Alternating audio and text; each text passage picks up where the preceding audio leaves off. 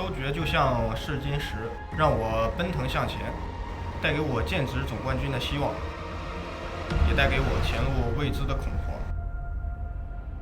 但你不上，怎么知道自己有多强？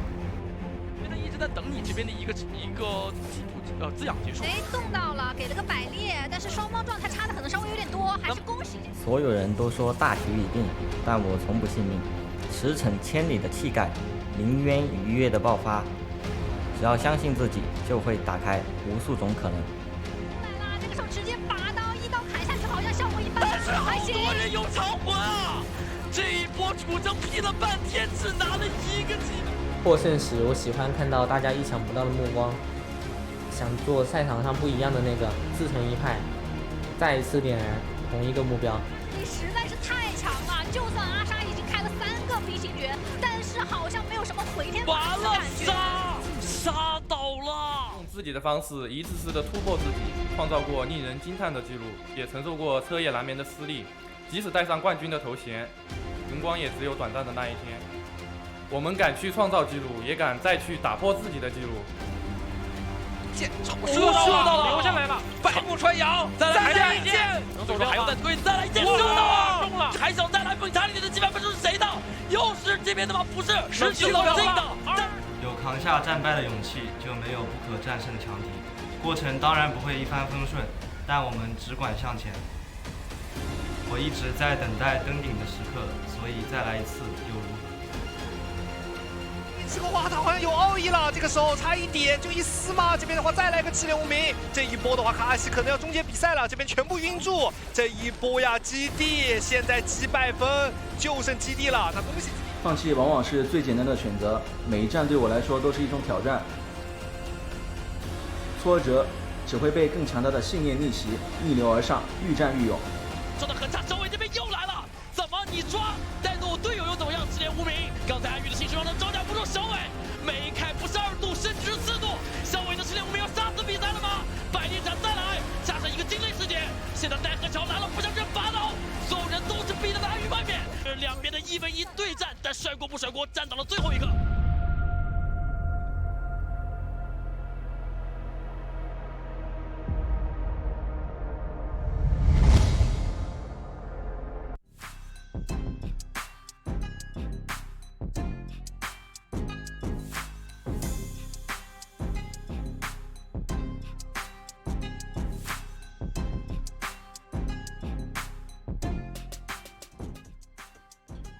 What's going on, ladies and gentlemen and Naraka fans? Welcome back to another week of the Naraka Blade Point Pro League Season 2. We're in our second bi-weekly split, and today is going to be our last day of solos before we get ready to head over to our bi-weekly finals. I'm your host and your caster, Runekeeper, and joining me today is my right-hand lady, the one, the only, got Moxie. How you doing?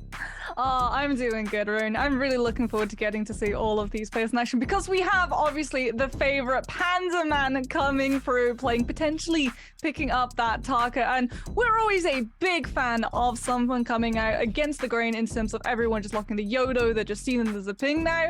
If you have that Taka in play, we really want to see it make it into that final circle because I remember last season Panda Man getting an absolutely explosive Taka Blackout build just by making it into final circle, absolutely wreaking havoc on all of the players remaining.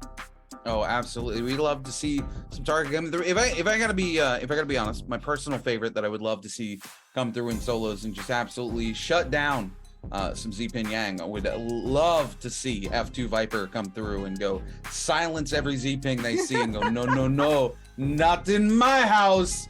Would lovely, would love to see it. Somebody, bring me the Viper meta. I need it. But it's going to be a very, very interesting day today. As always, we're going to be running 2 games of Morzile, and then on our 3rd game, we're going to be heading over to Holoroth, then back to 2 more on Morzile, and then we're going to round the day out on to Holoroth. And Holoroth has been very, very interesting to watch here coming into our second bi-weekly split. We talked a little bit in the first week, specifically you and me, Moxie, about how, maybe we thought some of these teams were kind of goofing up a little bit on Morzile because they had been practicing Holoroth so much. But turns out, I think maybe they've been practicing, the opposite. Maybe they've not been practicing Holoroth as much as they should be. But speaking of Holoroth, again, that is going to be 2 Morris, 1 Holo, 2 Morris, 1 Holo. Taking a look at the format here, you guys know what it's all about here. First place, second place going to be walking away with that coveted 1.6 multiplier. But of course, first place going to be getting those 4 ranking points. Second place going to be getting 3. A little different from trios. Trios, you're going to be walking away with 5 for that first place. So not quite as important. The kills, much more important here in the solos at the end of the day. Third place going to be walking away with that 1.5 and 2 ranking points. It's very interesting. You know, we talk about stats a lot here, and I know Moxie, you and me we'll get in calls and go for hours talking about different stats. That's true, we will. But one of the big stats you and me talk about very often is the average number of eliminations that our first places walk away with here in solos, which is 5. So when we see games like we saw during our last bi-weekly, where we saw, you know, Spider come in and absolutely, you know, Thanos snap half the lobby out of existence, 8 kills in 1 game, taking first place is a massive game for a player like that. Unfortunately, came through and didn't do anything in the bi-weekly finals. But we're going to take a look at the current standings. Fun Plus Phoenix all the way in the bottom. Moo only with a 3.2. They didn't get to play on the second day, though. So they've got today to make it up. But 3.2 is not a lot of points for 6 games.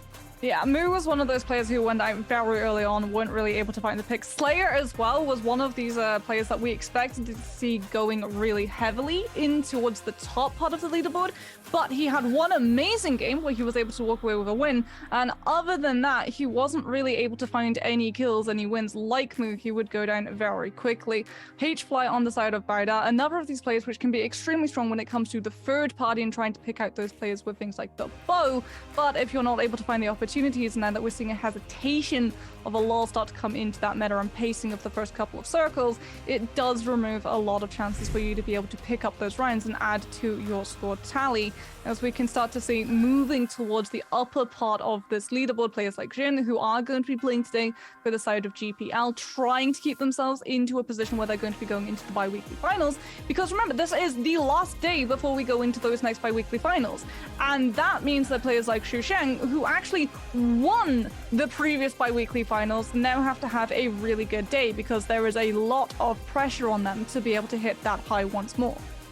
Oh yeah, absolutely. And you got to also remember, the placement going into bi-weekly finals means a lot too as well. It's not like grand finals where everybody's going in with a blank slate. You do carry over some points from the bi-weekly. So, you know, you really can't rest on your laurels no matter how many points you have put together, because you want to have that little nest egg coming in, because bi-weekly is only 6 games deep, right? So if something happens and you have a bad game, you need to have as big of a pile of points coming over with you to rest on, so that one bad game doesn't separate you from walking home with the big first place money and not walking away with that money.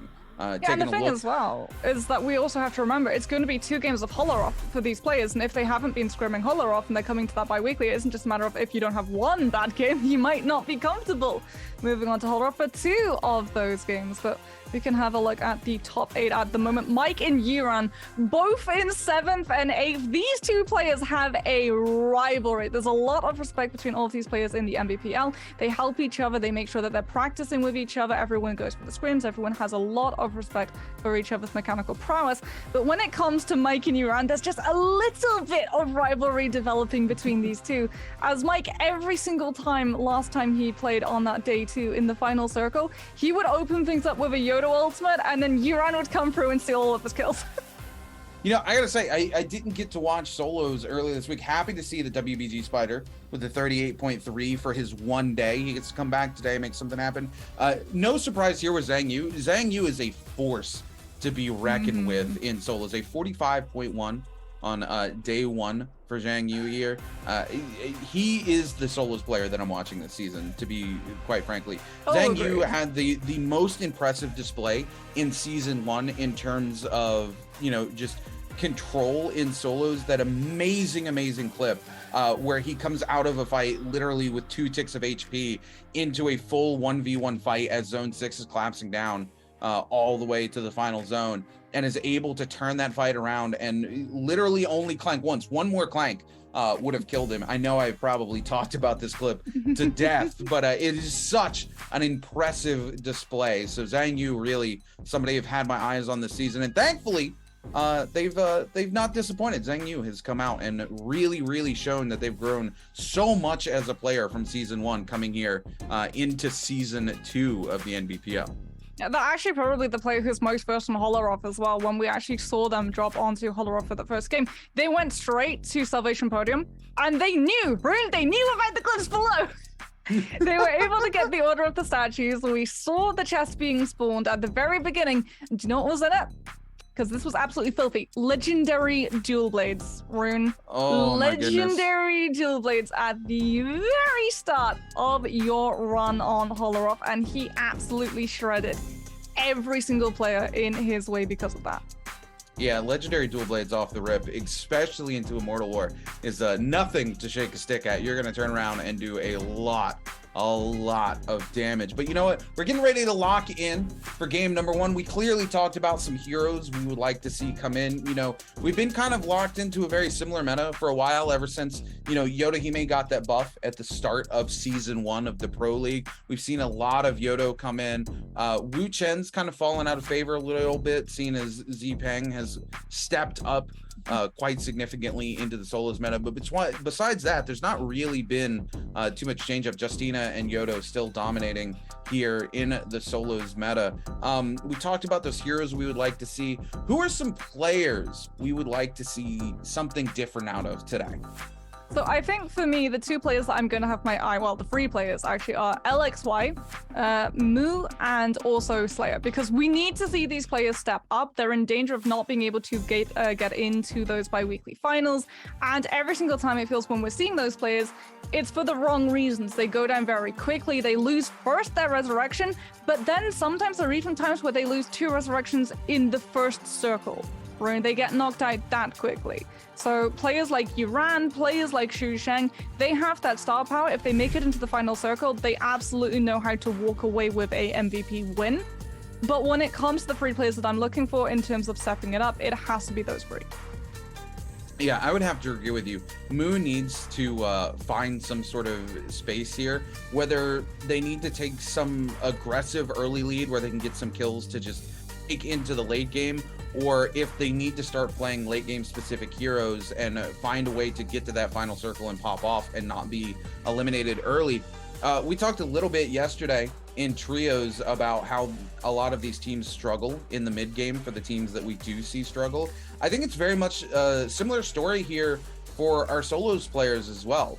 We either tend to see players who are aggressive very early, and then into the mid game they just can't escape whatever curse is looming over their head, and they almost always go out, you know, early with 7 kills. And yeah, you put points on the board, but you're not getting that multiplier that you need to make the most out of those points. Or we see players who are trying to play for that late game, get to those final circles with no eliminations under their belt, and then only get 1, maybe 2 eliminations and go out in 2nd or 1st place. And it just isn't enough to do anything for them, because that multiplier only matters if you have kills under your belt. Yeah, and as much as I would love to see some of those players maybe change up the place of the heroes, or even the pick of the heroes that they come out with, I think a lot of these players are actually going to be conditioned today, especially to try to stick to what everyone else is doing. Because what we saw 2 days ago with DAY5-SOLO, actually he picked the Tarka, and he would get 3 kills in the first circle, and then he would play for late. So he would literally stick to the edge of the ring, deliberately not engage into these fights, wait for that final circle so he can come through with the ultimate. But the second that he was spotted out trying to move into position to be ready for that final circle, every single player, I do not kid you, every single player, there could be 11 players in the lobby left, they would all zero in and focus down on that Tarka. And it's also something that we're starting to see come through from the Yotos and the Zipings. If there are 2 Zipings left, or if there's 2 Yotos and 1 Ziping left, both Yotos will have a truce where they don't use their abilities or their ultimates against each other. Instead, they zero focus down the Ziping so that they can both rely on the ultimate when that final circle starts to close up. Oh, I mean, absolutely. You have to focus threats in the lobby. And one of the unfortunate things about players playing non-meta heroes like Tarka is that you have to remember, from our perspective, we get to see all the lovely cosmetics that these players, have grinded out. The game looks very pretty for us and the spectators. But for everybody else in the lobby, every single hero is completely default, right? So you can't really tell one Yodohime from another. So if you're chasing a Yodohime down and they break line of sight and that health bar goes away and you turn the corner and there's 3 Yodos, you have no idea which Yodo you were just chasing down. But if you're chasing down the only Tarka G in the lobby and turn the corner, there's 2 Yodos and a Tarka, you know exactly who your target is at the end of the day. So it makes it very easy for you to get focused down. But we're getting ready to jump to game number 1. No surprises here. 3 Yodohimes and a Justina off the rip. Alex Y, one of the players you were talking about, going to be playing Justina here. 2 Justinas, a Yodohime, and another Yodohime. Very surprised we haven't seen a Z-Ping yet. Quite honestly, 4 Yodohimes. We're back to the Yodo meta. What's going on? Season 1!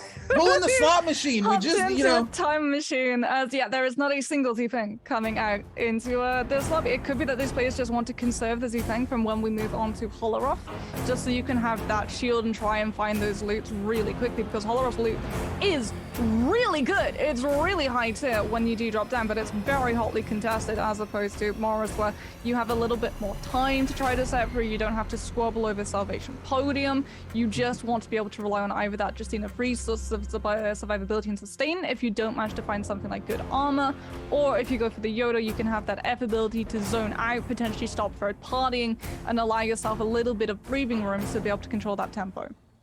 Yeah, absolutely. We're going to go ahead and kick things off here as we join OC's Zhang Yu at Eventide Temple all the way up to the north of the map. Zhang Yu struggling to find anything right now. A lot of players here at the top of the temple gonna move across looking to find a little bit of loot for themselves in a safer area, because they didn't really get the greatest of spawns top side here. Taking a look in on OUG's Luren King, gonna find themselves quite a nice little pile of soul jades there. AOW's Mike on the back foot here with no armor. They do have the blue dual blades here, but they've got to be very careful. They are able to find themselves a white armor. That cannon's going to shred half of it immediately, though, as Alliance's Jux gives chase here, trying to lock down Mike. Mike waiting in the wings, playing this very patiently. I like this style from Mike. Mike's usually very aggressive, but they know that they have the white armor here. They're actually at a disadvantage, so they're waiting for them to come in. And here we go, gonna play this very smart. Picks up a massive parry onto Alliance's Jux. Jux is just gonna heal his face. Mike's more than happy to stand right here.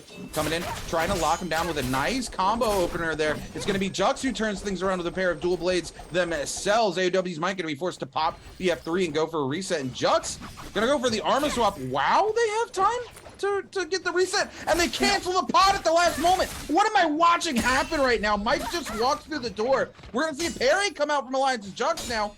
Mike a little bit on the back foot after that parry here, but Jux still very, very low. Now the F comes back up. They have time to get the reset. They have time to armor swap into the blue, thankfully.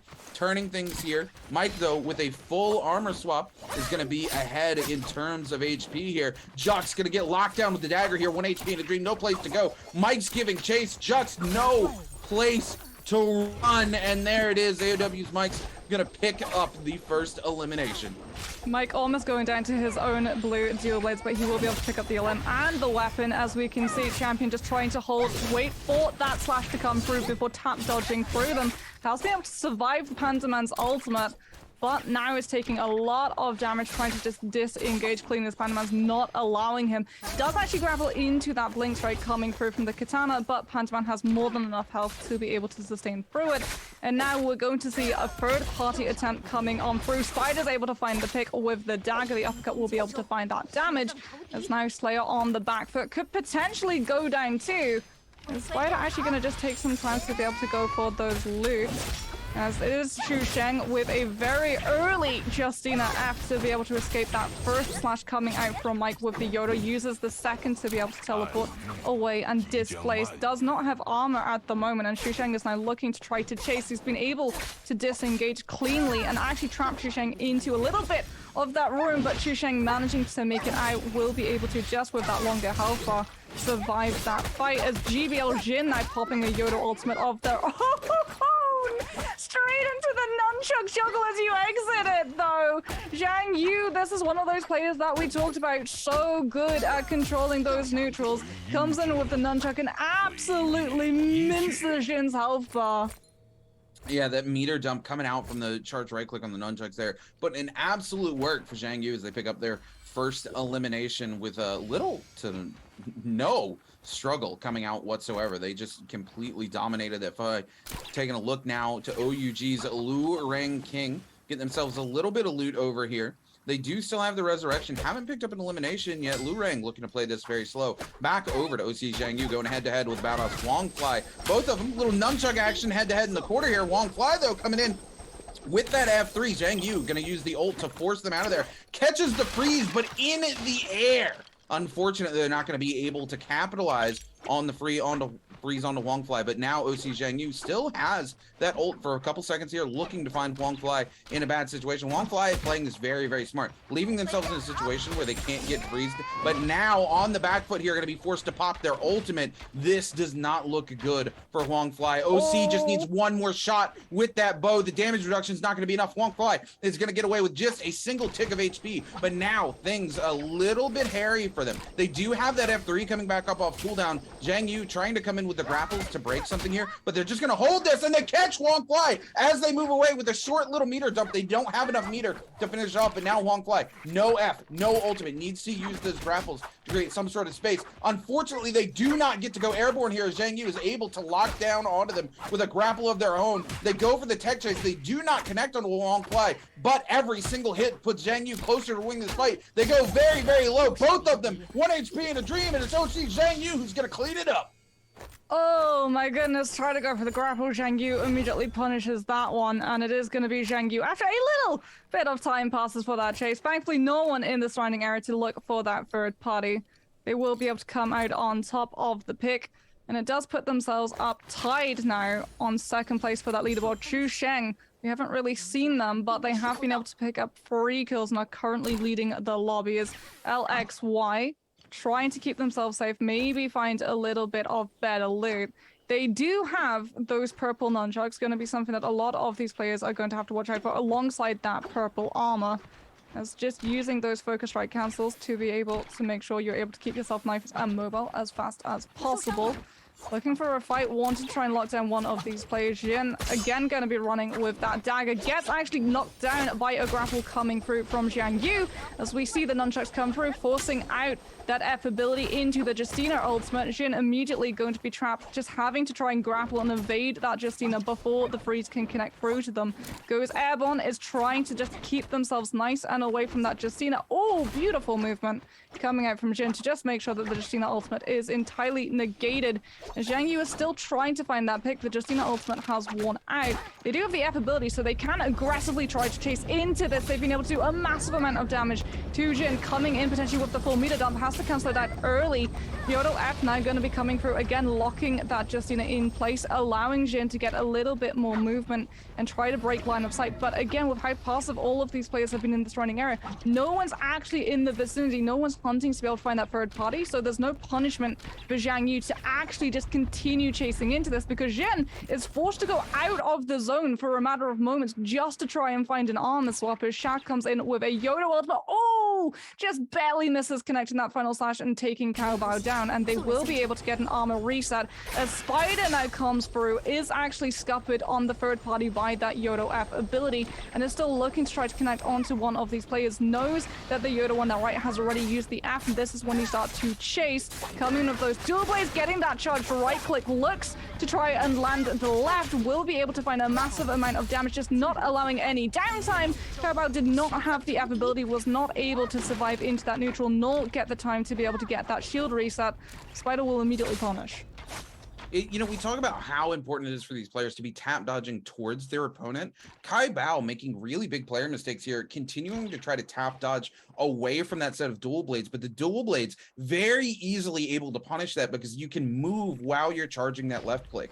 So turning your back to an opponent with dual blades is never the optimal response here. And unfortunately, Kai Bao extremely punished for it as WBG Spider picks up that kill. But it looks like we're going to have a three-way fight here between JDG's Chu Zhang and GG Sha, as well as WBG Spider. Spider looking to back off, maybe find some other loot, or let Chu Zhang do a little bit of the work before they come in. There it is, Spider opting to try to come in. We're going to see the F3 come out, but if bow shot is going to land Sha to the ground, it's not going to be enough to keep them alive, as JDG's Chu Zhang is going to come in and pick up the elimination of GG Sha. Now WBG Spider on the receiving end of some nunchucks from Q9's LXY and a pistol from Chu Zhang. Spider really stuck between a rock and a hard place here, as both of these players have their attention turned down onto them. Spider playing this well, though, doing the smart thing here. They know if LXY goes low, the target shifts from Spider to them. This is exactly what you need to do when you're being dogged by multiple players. Instead of trying to turn your back and run and being chased, you need to turn the attention to somebody else. Spider knows that, turns the attention immediately to LXY. Spider able to move away and get the full reset here. Chu Zhang gonna come in with the charge, left click from Dagger, get the uppercut. Q9's LXY very, very low here. Chu Zhang with ult available, F available. LXY coming in with the meter jump.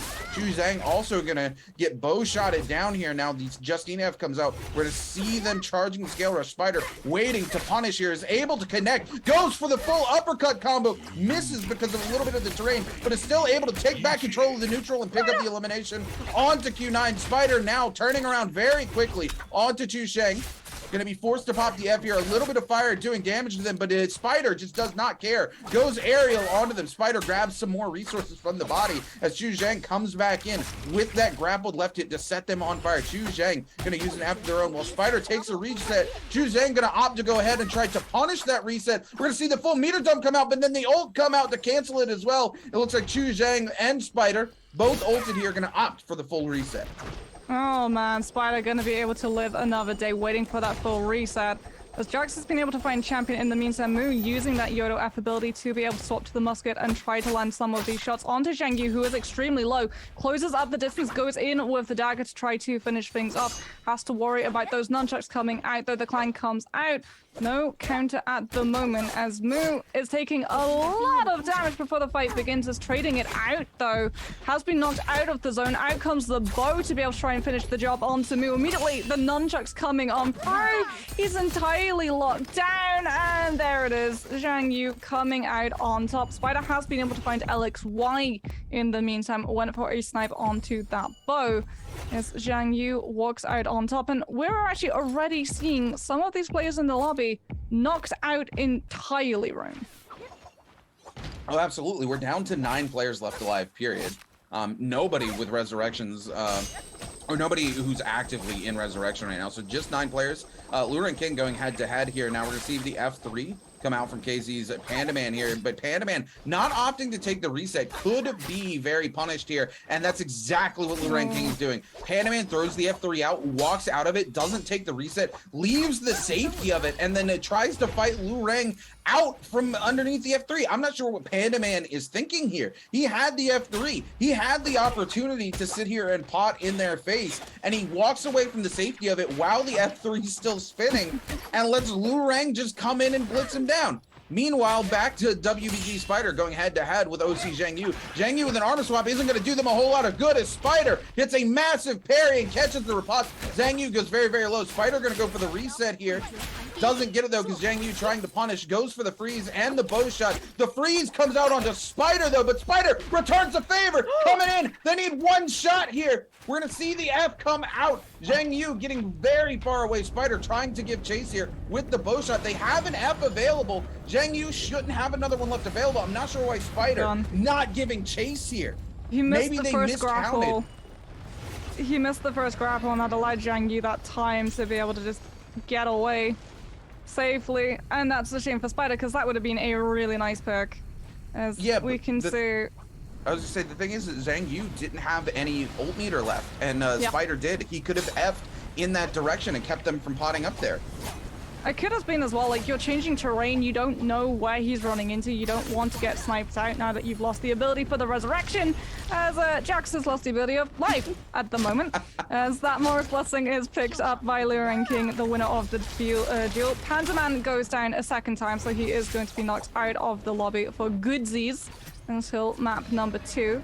As Yuan on the back foot, trying to just use that corner to be able to get a little bit of entry damage onto Xusheng, who does have that Justina F ability. Yuan charging up that scale rush, is able to connect on, and Xusheng, though, is taking a lot of damage. And now has to go onto that back foot. Zhang Yu with the nunchuck gets countered. The parry comes out from Spider immediately. The follow damage is there.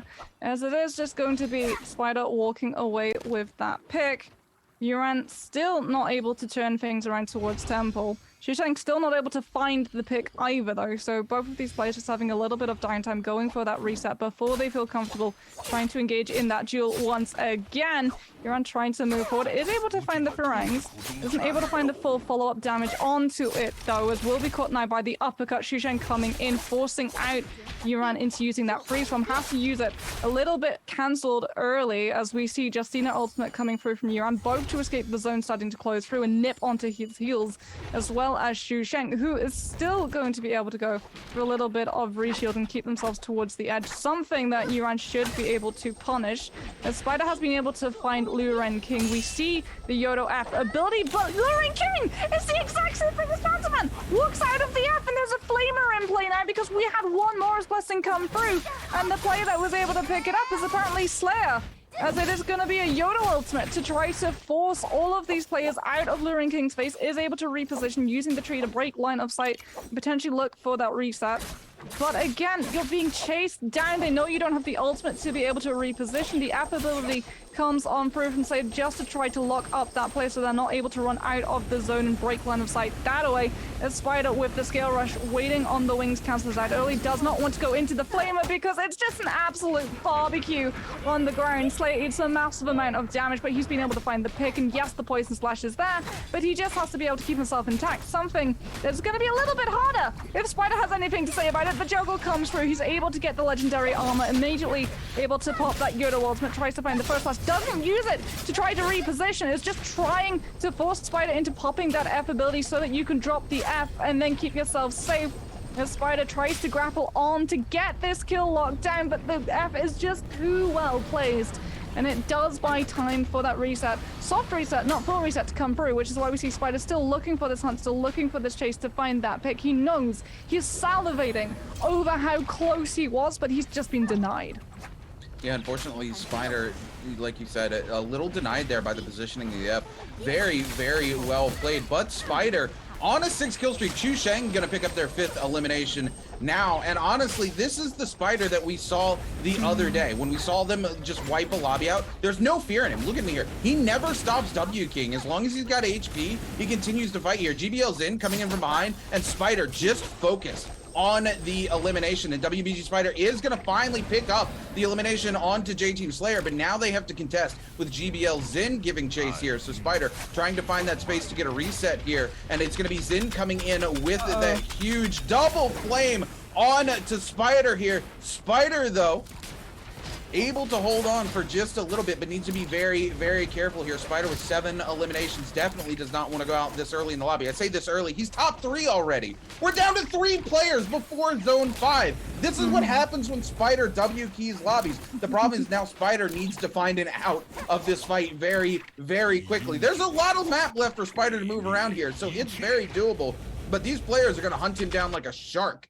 And every time he's going to drop that F, Zin's just going to come in and set him on fire here. Spider needs to get some health reset here, not just some shields. That's going to be it. Spider, thankfully, can't be reset on fire for a few seconds here. So they're actually going to survive that massive onslaught from the Flame Breath here. But all these players really trying as hard as they can to eliminate Spider from this lobby. GBL's in, going to go very, very low. JDG's Xusheng, though, not going to be fooled by the tactic this time around as Spider continues to weave in and out here. They know if they catch them on fire here, that's all it's going to take. And Spider does get ignited here. They're going to be forced to F here. The grapple's going to come through. There's no place. Spider is going to be eliminated by JDG's Xusheng. Xusheng goes to 6 eliminations in 2nd place here. here. It's going to be Chu Zhang versus GBL Zin. Just a straight up 1v1. Zin taking control of the situation immediately here with the dagger. Chu Zhang going to pop the F, but it doesn't matter. The flame breath comes out. Now you're locked in the zone. You're going to get caught up by the charged left click here as well. Chu Zhang goes so low. Yodo's got the ultimate. Here it is. Chu Zhang going to just immediately ult out, ult for ult, and Yodo cancels early, still has 75%. Just needs a couple hits here. Is gonna go for the no ult zone and make this an even fight. Says no, you're not gonna get away with it here. GBL Zin so hungry. They only have one elimination, but they do not want to give it up to Chu Zhang. Chu Zhang comes in. We see the F3 immediately popped by Zin. Zin gonna take the time to get a full reset. GDG's Chu Zhang on the run, looking for any place, a respite to call home. Just long enough to get a single pot up, but Zin does not want to give it up. We're gonna see the flame breath immediately come out, so it continues to pump down damage. Chu Zhang turns around with the dagger, catches Zin out, and completely strips the armor off of him. Zin now on the back foot, gonna be forced to pop the Yodohime ultimate here. Chu Zhang is just gonna F up in their face and hold it for as long as possible. Chu Zhang moving towards the safety of the no ult zone, but GBL Zin not able to connect. A weird grapple comes out from Chu Zhang, but he's able to recover and immediately turn things back on to GBL Zin. Zin just holding on for dear life here, but Chu Zhang is able to connect with the dagger. The F3 comes out. GBL Zin able to get one pot off, not the second pot though. The F3 is going to dissipate. Chu Zhang still has the F, able to get a reset if they want it here. Gonna catch them with the charge, left click uppercut from the dagger, continuing to give chase with the dagger dashes here. This is it. Chu Zhang needs to end this now before that F3 comes back up off of cooldown, but they can't seem to find their moment here as GBL Zin continues to give them the runaround. 2 seconds left on the cooldown. They're able to find a place to reset. They come in with the dagger now, but GBL Zin does have the F3 and is gonna find another place for a reset here. Chu Zhang looking to do the same in the face of that indomitable F3. Chu Zhang gets the full reset though. Jin with no armor is still in a bad way. Catches Chu Zhang out of the zone, but it doesn't matter. Chu Zhang still has all of that health, and that zone tick is just gonna wear Zin down. Then trying to find a pot, he's gonna get frozen out, and that's gonna be it. JDG's Chu Zhang is gonna secure game number 1 with 7 eliminations. Oh my goodness, Chu Zhang able to survive the entirety of that fight immediately out of the anti-ult area as well. Will be able to come in with that Justina ultimate. The freeze connects, and from there he is able to find that pick. This is what we expected to see from the guy. He walks away the MVP, the winner of the second bi-weekly, and this is why. We know he has that mechanical prowess. We know that he can survive going toe-to-toe as a Justina, even in a lobby where everyone in the final circle had fire tick. That was what was so worrying. That was why we saw Spider just hunted down relentlessly, not able to use that F ability, knowing that they just had to keep themselves mobile, knowing that they had to use those grapples to just widen out that distance and maybe throw those Justinas, throw that Yodo away from chasing after them, put the focus on some other player so that you can get the full reset. Otherwise, you're just going to be hunted down and absolutely slaughtered, which is what we saw. Spider was taken down very quickly, and from there it was just one Justina versus one Yoto.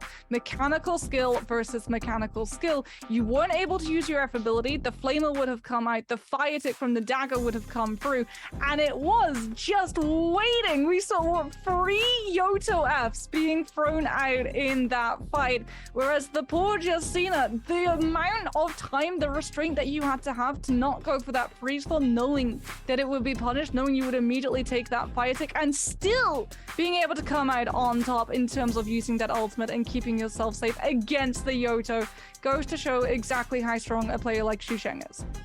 Yeah, you know, there's 2 schools of thoughts here at the end of the day, right? The problem here for GBL Zin is every second that he turns his back trying to find a space to reset, you're guaranteeing that JDG to have a reset as well. And it's not off the back of their F, like you said, because they could have immediately pulled the flamer out. The only time Chu Zhang could take a reset was when they were turning their back and Zin was trying to get away to take a reset of their own. And the problem is you're playing a game of losses, right? Because the second you start to create a gap, Chu Zhang goes ahead and heals, and you have to further that gap even more before you have the opportunity to start healing. So Chu Sheng can finish that heal and give chase before your first heal is ever done. And then again, it's just a case of diminishing returns. And as we saw, it just became a battle of attrition. How long are you going to keep running before I'm in a state where once you use that F3, you're just completely killable no matter what I do? And as soon as Chu Sheng gets them there, they go for that freeze form, they lock them down, they just completely annihilate them. And unfortunately for Xin, it's a tough situation to be in, because in your head, you're like, I need to be in a better situation. I need to take a reset. But we don't see very many true 1v1s like this coming out of solos. It's almost always 4 or 5 players left in that final circle, and just kind of a crazy dogma between all of the players, right? So when you get to these 1v1 scenarios, sometimes you have to take a fight at a disadvantage if you have any hope of winning it. And unfortunately for GBL Xin, they weren't willing to take that fight at a disadvantage, so they really had no hope of winning it, and JDG's Chu Sheng is going to walk away the victor here. But no surprises here. Chu Sheng going to be our MVP with 7 eliminations, 11.2 kill points, 4 ranking points, going to get themselves a game score of 15.2. But Spider, no slouch either, with 7 eliminations as well. They go out in, I do believe, 3rd place. They're going to walk away with a 12.5 game score. Again, we talk about that average being 5. 7 is pretty good. To see 2 7s in the same game is absolutely ridiculous. Both of these players just played so well, and Zhang Yu with 3 eliminations is going to be taking that 3rd place with a 4.9. But man, talk about setting a standard for today's games, Moxie. Yeah, I mean, it is going to have to be a standard though, because I feel like one thing that we just talk about so often, we need to have like a counter in the corner of the screen when we're casting together, and it's consistency. Because one thing that Xu Sheng and Spider, and Zhang Yu as well to an extent, they do lack is that consistency. Xu Sheng, if he makes it into final circle, he always has explosive games. We know that he has the mechanical prowess. We know that he's able to win out those duels, whether it is a 1 versus 1 or whether it is a 1 versus 5. The same for Spider. What we need to see though is them do it consecutively. So it could be for both of these players that they've already burnt out of having that one good game that allows them to retain their positioning in these standings. Absolutely. Again, consistency is always going to be the name of the game. Speaking of consistency, you know, we consistently see JDG's Chu Sheng here in the MVP circle. But here we go. 7 eliminations, 23,000 damage, 1 counter strike. I want to talk about this just a little bit here, because I wish we could pull up WBG Spider stats next to this. In the end, Chu Sheng comes out on top because Spider is the one who gets caught out in that 2v1 situation when there's 3 players left alive. But Spider consistently hits parries all the time. I feel like every time we cut back to WBG Spider this game, he was parrying somebody, at least 7 parries, and he does so much damage off the back of those parries here. But we see Dagger being the main weapon for JDG's Chu Sheng, doing 14,000 of their damage off the back of the Dagger and playing a very, very strong game here. I mean, they've just got to be happy about their performance in game 1, Moxie. Yeah, Dagger is always one of those really strong weapons. It does a lot of damage. It can stun lock your opponent down very easily if you're able to get them up into the air, but it also allows you a lot of mobility, right? And that was the aim of the game in that, well, not really final circle, but final fight, the final showdown. You could hear the boss music playing as both of those players were just looking to outmaneuver each other and try and keep the distance as much as possible. For Jin as well, we actually saw when he went for that last reset before taking that 1 versus 1 and losing, he tried to do it without using the F ability, in case he was collapsed upon and he needed to have it to be able to outmaneuver and force out that Justin into using that F ability, so he's able to again widen that distance. And it cost him. It meant that he lost that distance fight because the Dagger gets on top of him, it gets the uppercut into him, we see the juggle come through, you don't have the F, you had to panic use it when you get collapsed upon via Justina, and you weren't able to actually survive the sunlock combo that came through when you were out of the uppercut, because you don't have the F to drop through and allow yourself to buy the time for that reset. And that is why the Dagger is so strong. If it starts biting into your health, it's usually going to finish the meal. Oh yeah, absolutely. The Dagger has some very, very sticky combos that do a ton of damage. As soon as it gets its teeth in you, it is going to take a big chunk of your health. And that's why we saw that kind of war of attrition break out the way that it did, is because Chu Sheng was playing the dagger. They needed to find that moment where if they could get their fangs sunk into GBL Xin, that it was going to be the killing blow. Because if they didn't, Xin was just going to F3, they were going to get the opportunity to reset again, or their ult was going to come back up. So they needed to take that opportunity that they had. They were able to catch that uppercut, like you said, and that spelled complete disaster for GBL Xin. There was no recovering once that uppercut from the dagger landed onto them, unfortunately. But I mean, sometimes that's just the way it is. Again, you either have to force a way to get the reset and get a full reset, or it comes back to those diminishing returns where you're just fighting a battle of attrition you're never going to win. At some point, you have to turn around and go, hey, the only reason I'm losing this fight is they got one good combo on me. If I can get one good combo back on them and take the risk, then I'm going to be the one who has the upper hand now, and you flip the script. But unfortunately for GBL Xin, he never found that opportunity or was able to create that opportunity for himself, and it comes up Chu Sheng. And I mean, to be honest, Xin only had one elimination up to that point, so there was no question who was going to walk away the MVP at the end of the day here. But for Xin, you know, coming down to that 1v1 in the end, that's really an opportunity to shine as a player and be like, okay, hey, look, I'm the defending world champion in terms of solos. I should be mechanically gifted enough to win this fight. So the question I think I have on my mind is GBL Xin mental fortitude going to be able to withstand the blow that it just took at the end of this first game, and will he be able to bounce back coming into game 2? I think as well it might influence the picks that we see coming up into this next game, because you said there's like 2 solutions you can have, right? The third is you run the ping. You just drop that F ability if you're in the uppercut, and you're like, oh, what's that? I can't be interrupted. You got a dagger combo. Absolutely no sweat off my shoulders. I'm just gonna turn around and slide you back. So we could actually see it influence a massive influx of the ping in coming through in this next lobby, as players see that it is going to come down to those mechanical 1 versus 1s, and if you're taking that fight, you want to have that shield on your back. Absolutely. And speaking of influencing those decisions, we're going to influence a break real quick before we come back for game number 2.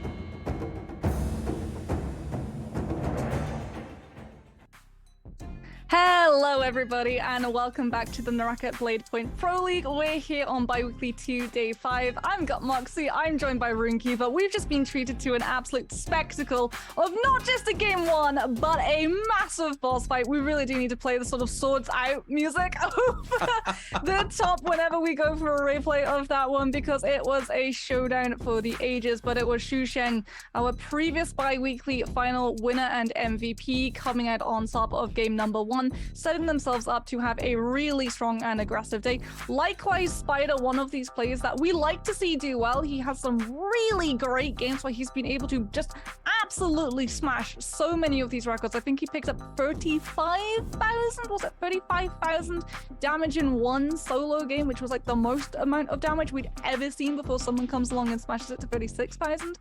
But Spider is one of those players, when he's having a great day, he's having a great game. We need to see it be a great day, and we have 5 more games to see if it's going to happen today. Look, okay, look, WBG Spider is a player that won my heart in our first bi-weekly split in the end. And then he went to the bi-weekly finals and very much disappointed me as a player. He did nothing off the back of that game. And I almost had written him off coming into today. And then I saw his score. I didn't get to watch the solos earlier this week. Came in, see his score, and I'm like, all right, Spider's performing well. Did not expect him to come in and W-key the lobby in game 1, where he just turns around and puts a 7-kill game up on the boards. But so does JDG's Xusheng. This was a super fast game. I don't think we can talk enough about how fast that game really went down. We had so much space. We had a 1v1 come down to zone 5. Yeah. That is so much space for these players to move around and to make decisions. We also saw a couple players make some very, very poor decisions as well. Some, I think some panic setting in here in our first game. So maybe in game 2, we'll see a little less of that panic and some more calm, cool-headed decisions being made. But I'm gonna tell you right now, if I don't see Spider absolutely W-key this lobby like they did in lobby 1, if we see a repeat where he W-keys the first lobby and then like usual goes into the next game and just plays super passively, I'm gonna be disappointed. I'm not gonna lie, because the only time he performs is when he comes in and he does W-key. Somehow, against all odds, you know, everything we've learned about the pro league, right? This is not a league you get to W-key in. Yeah. But against all odds, WBG Spider, that's when he performs, right?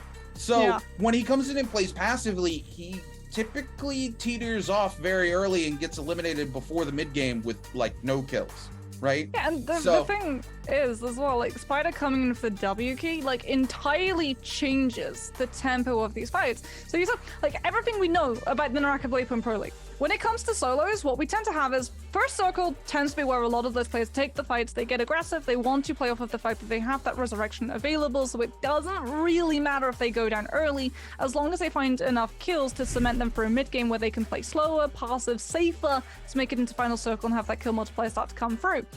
If you have one player in one lobby just W-keying into everybody else, it forces all of these players who are used to either taking 1v1s in first circle and then playing super safe into mid circle to not play passive, to not play hesitantly, because they have to match the kill score. They can see, they may not be able to see the names, they may not be able to see the skins that these players are using. What they can see is the kill feed. They can see coming up in the bottom right corner, Spider, Spider, Spider, Spider, Spider, and it forces them to try to match that aggression and go for the W key, which is why we saw Xusheng also posting 7 kills to Spider's 7 kills. None of those players had the downtime. None of those players had the squirreling phase. We didn't see cannons come through. We didn't see muskets or bows or any of that poke phase. Everyone was just going for the 1 versus 1 melee weapon fight. So if we're going to see that same aggression coming through from Spider, it forces the same aggression from everybody else in this lobby. And that, I think, is why we saw the panic coming through from some of these players, because they are not used to playing that aggressively that long. Exactly. You know, we're going to talk a little bit more as soon as we come back from a video before we get in for game number 2. 其实拿完这次第一双周的周冠之后，并没有什么影响，还是跟之前一样的作息，该怎么打游戏怎么打游戏，然后想着怎么打好后面的比赛吧，然后并没有什么太大变化。其实火罗国这个地图吧，它比较大，然后模型比较多，比较复杂，不像巨库州，那样子我们已经熟悉了。然后这个地图太难追死人了，杀不掉，然后很难把自己的装备给拖起来，然后就是会比巨库州难打很多吧，就是因为太大了，目前还不是很熟悉。其实我第一把火罗国打完之后，我就想过回去之后，因为地图不是很熟悉，回去之后就一直锁定火罗国去玩，然后多去练习一下，然后，说不定能有什么好的发现呢。对，这样的。JDG's Chu Shang giving us a little bit of insight into his game plan and his mental, especially in terms of Holoroth and how much of a different map it is from Morrisile. You know, we talked about this before the start of show, Moxie, just how drastically different Holoroth really is from Morris Isle in terms of being a map. There's a lot more verticality, there's a lot more traps. You really have to think about your positioning so much more in a map like Holoroth. And we talk about how important that decision making is already when we just had Morris Isle into play. When it comes to Holoroth, it's 10 times more important, right? Yeah.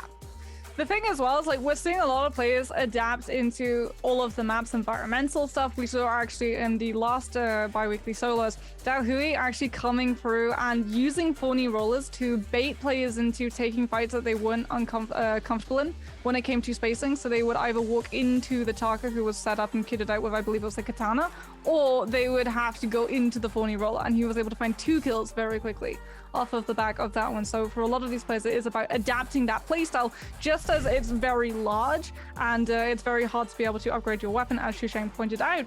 You also have all of these traps in position, some on the floor, some on the walls, so that if you try and grapple away, you can actually find yourself being stunned out and taking a massive amount of damage, which players are then immediately going to be able to pounce on. Oh yeah, absolutely. And you know, speaking of adapting, I don't think we're gonna ever be finished talking about WBG Spider today. But you know, you were talking about how these players have to adapt to that different sort of play style where it's like, oh hey, he's W king the lobby, we can't just have those sort of poke phases, we can't slow down, we can't do the thing. It's something a lot of players very much struggle with. You know, the greatsword being a weapon that players for a long time in North America were like, I hate playing against the greatsword because it forces you to change your tempo, right? And at the end of the day, if you're uncomfortable in the tempo that you're playing, it makes a huge difference in your performance. And I think that's why WBG Spider is able to perform so well when he W keys the lobby, is because, like you said, he's forcing that tempo change in all of these players, and now they're having to play a different game, and it's Spider's game. Yeah, this is when you pull out the zipping. This is 100% when you pull out the zipping, either the zipping or the Justina, so that if he W keys into you, you have control. We're seeing that the Yodo F is not really working out for a lot of these players, nor is the ultimate, because it leaves you open. The second that those utilities are gone, you are a sitting duck for these players. So we're going to see Ataka come through from Pantomime. That is his usual pick. Hopefully we're going to see him be able to survive into that final circle, as it does hinge on that effect, but it all comes down to Spider. At the moment, it's Spider's world, and all of these other players are just living in it. As it is going to come down to, if he plays aggressively, they're going to have to go out of their comfort zones. They are going to have to take these fights aggressively rather than squirreling away. And that is why I'm really happy that we are seeing the Justina, because she's really strong in being able to go aggressive. You have that F ability. It becomes a lot easier to be able to use until the Morris Blessings come through, but that's not until we see a couple of circles go through. So you're going to be able to have a lot more control in terms of if the lobby does get aggressive, and you have to find those fights face to face rather than in the poke phase.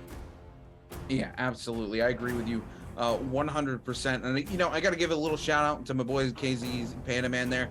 Absolutely feeding us a meal as we get to see some Tarka G coming through from them. But like you said, this is WBG Spider's world. And the question is will he continue the pattern where he plays super aggressively and then comes in very, very slow into the second game? Or will Spider continue to control the momentum? And speaking of controlling the momentum, Alliance's Jux a little in the back foot as Luren King comes in, but he's going to find his footing here with the use of that Justina's Frost Core. But it's a day AOW's Mike here, giving a chase to J-Team's Slayer. Slayer, almost no HP, has gone into the white armor swap here. Mike gonna find a white armor swap of his own, gonna pop that F2 here. One of the few Z-pings we've actually seen in this lobby. Mike going topside here with the dual blades, trying to make a little bit of action happen here, trying to get some shots off with the bow, just not able to find any of that action here. Slayer continues to just tap dodge out of the rain, but the parry finally comes out from AOW's Mike, who's gonna punish it and absolutely send Slayer back to the soul altar. But now it's about us. Huangfly coming in here with a purple armor and a blue set of nunchucks. The question is Huangfly going to commit to the fight? And it looks like they're not going to. They wanted that third-party potential. They slid in, tried to pick up the kill, didn't get it, and just decided they're going to go ahead and get out. Over to GG Shaw, who's extremely low here, rocking those nunchucks. Got a little bit of meter built up here, but Alliance's Jux and a couple other players giving Jason Moo not far behind either. This does not bode well for GG Shaw, who's going to find himself forced to use the Frost Core in the face of all of this. Luren King waiting with the bow. GG Shaw able to avoid all of these long-range shots. Goes topside here. Going to hold the scale rush, hoping somebody comes into the building. Nobody does, so he's going to look for an opportunity to take a reset here as Alliance's Jux comes through and is going to cancel that pot off the back of GG Shaw. Shaw going to catch some uppercut combos, though, onto Jux. Jux going to go a little low as Fun Plus Phoenix's move waits in the wings. Jux finds that F, gets the Frost Core up here, and Shaw able to get a reset off, as well as Luren King finds their way into the building, and Shaw finds their second Frost Core of this engagement. Spider coming in with a Yoda ultimate. It's emergency though. He's extremely low. Has just used 2 slashes to keep those players off his tail. Preferred to be able to teleport away. He's not on that Justina, so he won't be able to use that freeze bomb. Will be able to use the F ability to potentially get a reshield. Does manage to find the reshield. Doesn't manage to find the re-health. So he's still trying to lose his Taylor Jin, looking to try and find that chase and follow through. Has spotted Spider's head peeking out onto that left, and now looks to try to capitalize. Comes in with those daggers. Has been able to find the pick.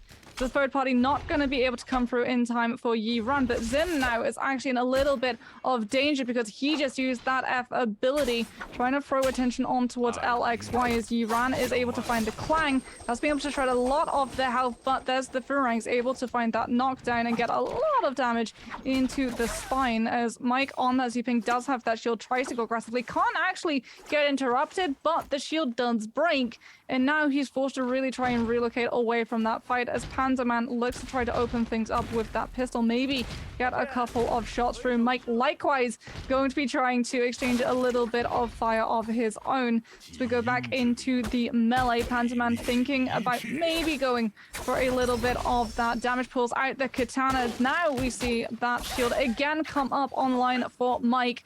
Does get ripped away pretty quickly. That charge left click coming through from the katana. Panzerman able to chase away the Z-Ping, forcing a soft reset from both of these players. As we go back to the poke face, grapple shot comes through onto Mike. He is able to circumvent the stun. Doesn't manage to follow up on that second one though. Forces out the ultimate from the hands of the Z-Ping, just trying to find an opportunity to maybe use that full meter dump. Shield comes through to make sure he's going to be able to grapple away nice and safely. As Pandaman's still looking for that chase. He does have the better weaponry, something that Mike is very much aware of, and he hasn't really had that time to be able to get that full reshield as Pandaman's just being absolutely relentless in hunting down this Z-Ping. Tries to go for that grapple cancel, will not be able to stun Mike in place, and he has been able to loot into that. Ken hasn't found anything nice off of the back of it though. No new reshield going to be picked up for the Z-Ping.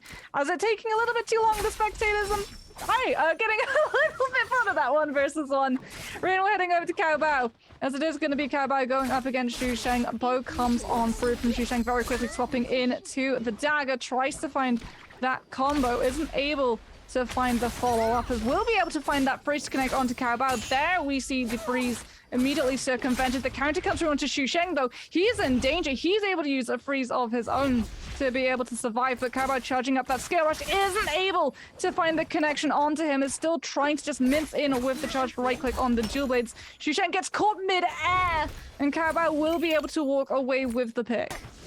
Yeah, absolutely huge here for Kai Bao. Able to break the freeze with their ultimate there and just turn things around on its head. Completely able to get a full reset while Xu Sheng gets sent back to the soul altar. As we take a look here, as J-Team Slayer now going head-to-head with Ace's Champion here. Champion moving away, gonna let them go ahead and take that frost score, looking to find a bit of a rush here to find a reset away from the fight breaking out here, because I do believe it was Q9's LXY coming in. KZ's Panda Man gonna find himself onto Kai Bao here. Really unlucky for Panda Man here. Every single fight he's find himself in is against Z-Ping. There's only 2 Z-Pings in the lobby here, and he's gonna be very careful because he's playing for that infinite on Tarka, right? He's not playing Fireball Tarka right now, and unfortunately, Z-Ping is the one target that he can't really afford to infinite, because she's just gonna pop that ultimate and break the infinite. We're gonna see the infinite come out, but terrain actually gonna play a huge part in canceling that out. Super unfortunate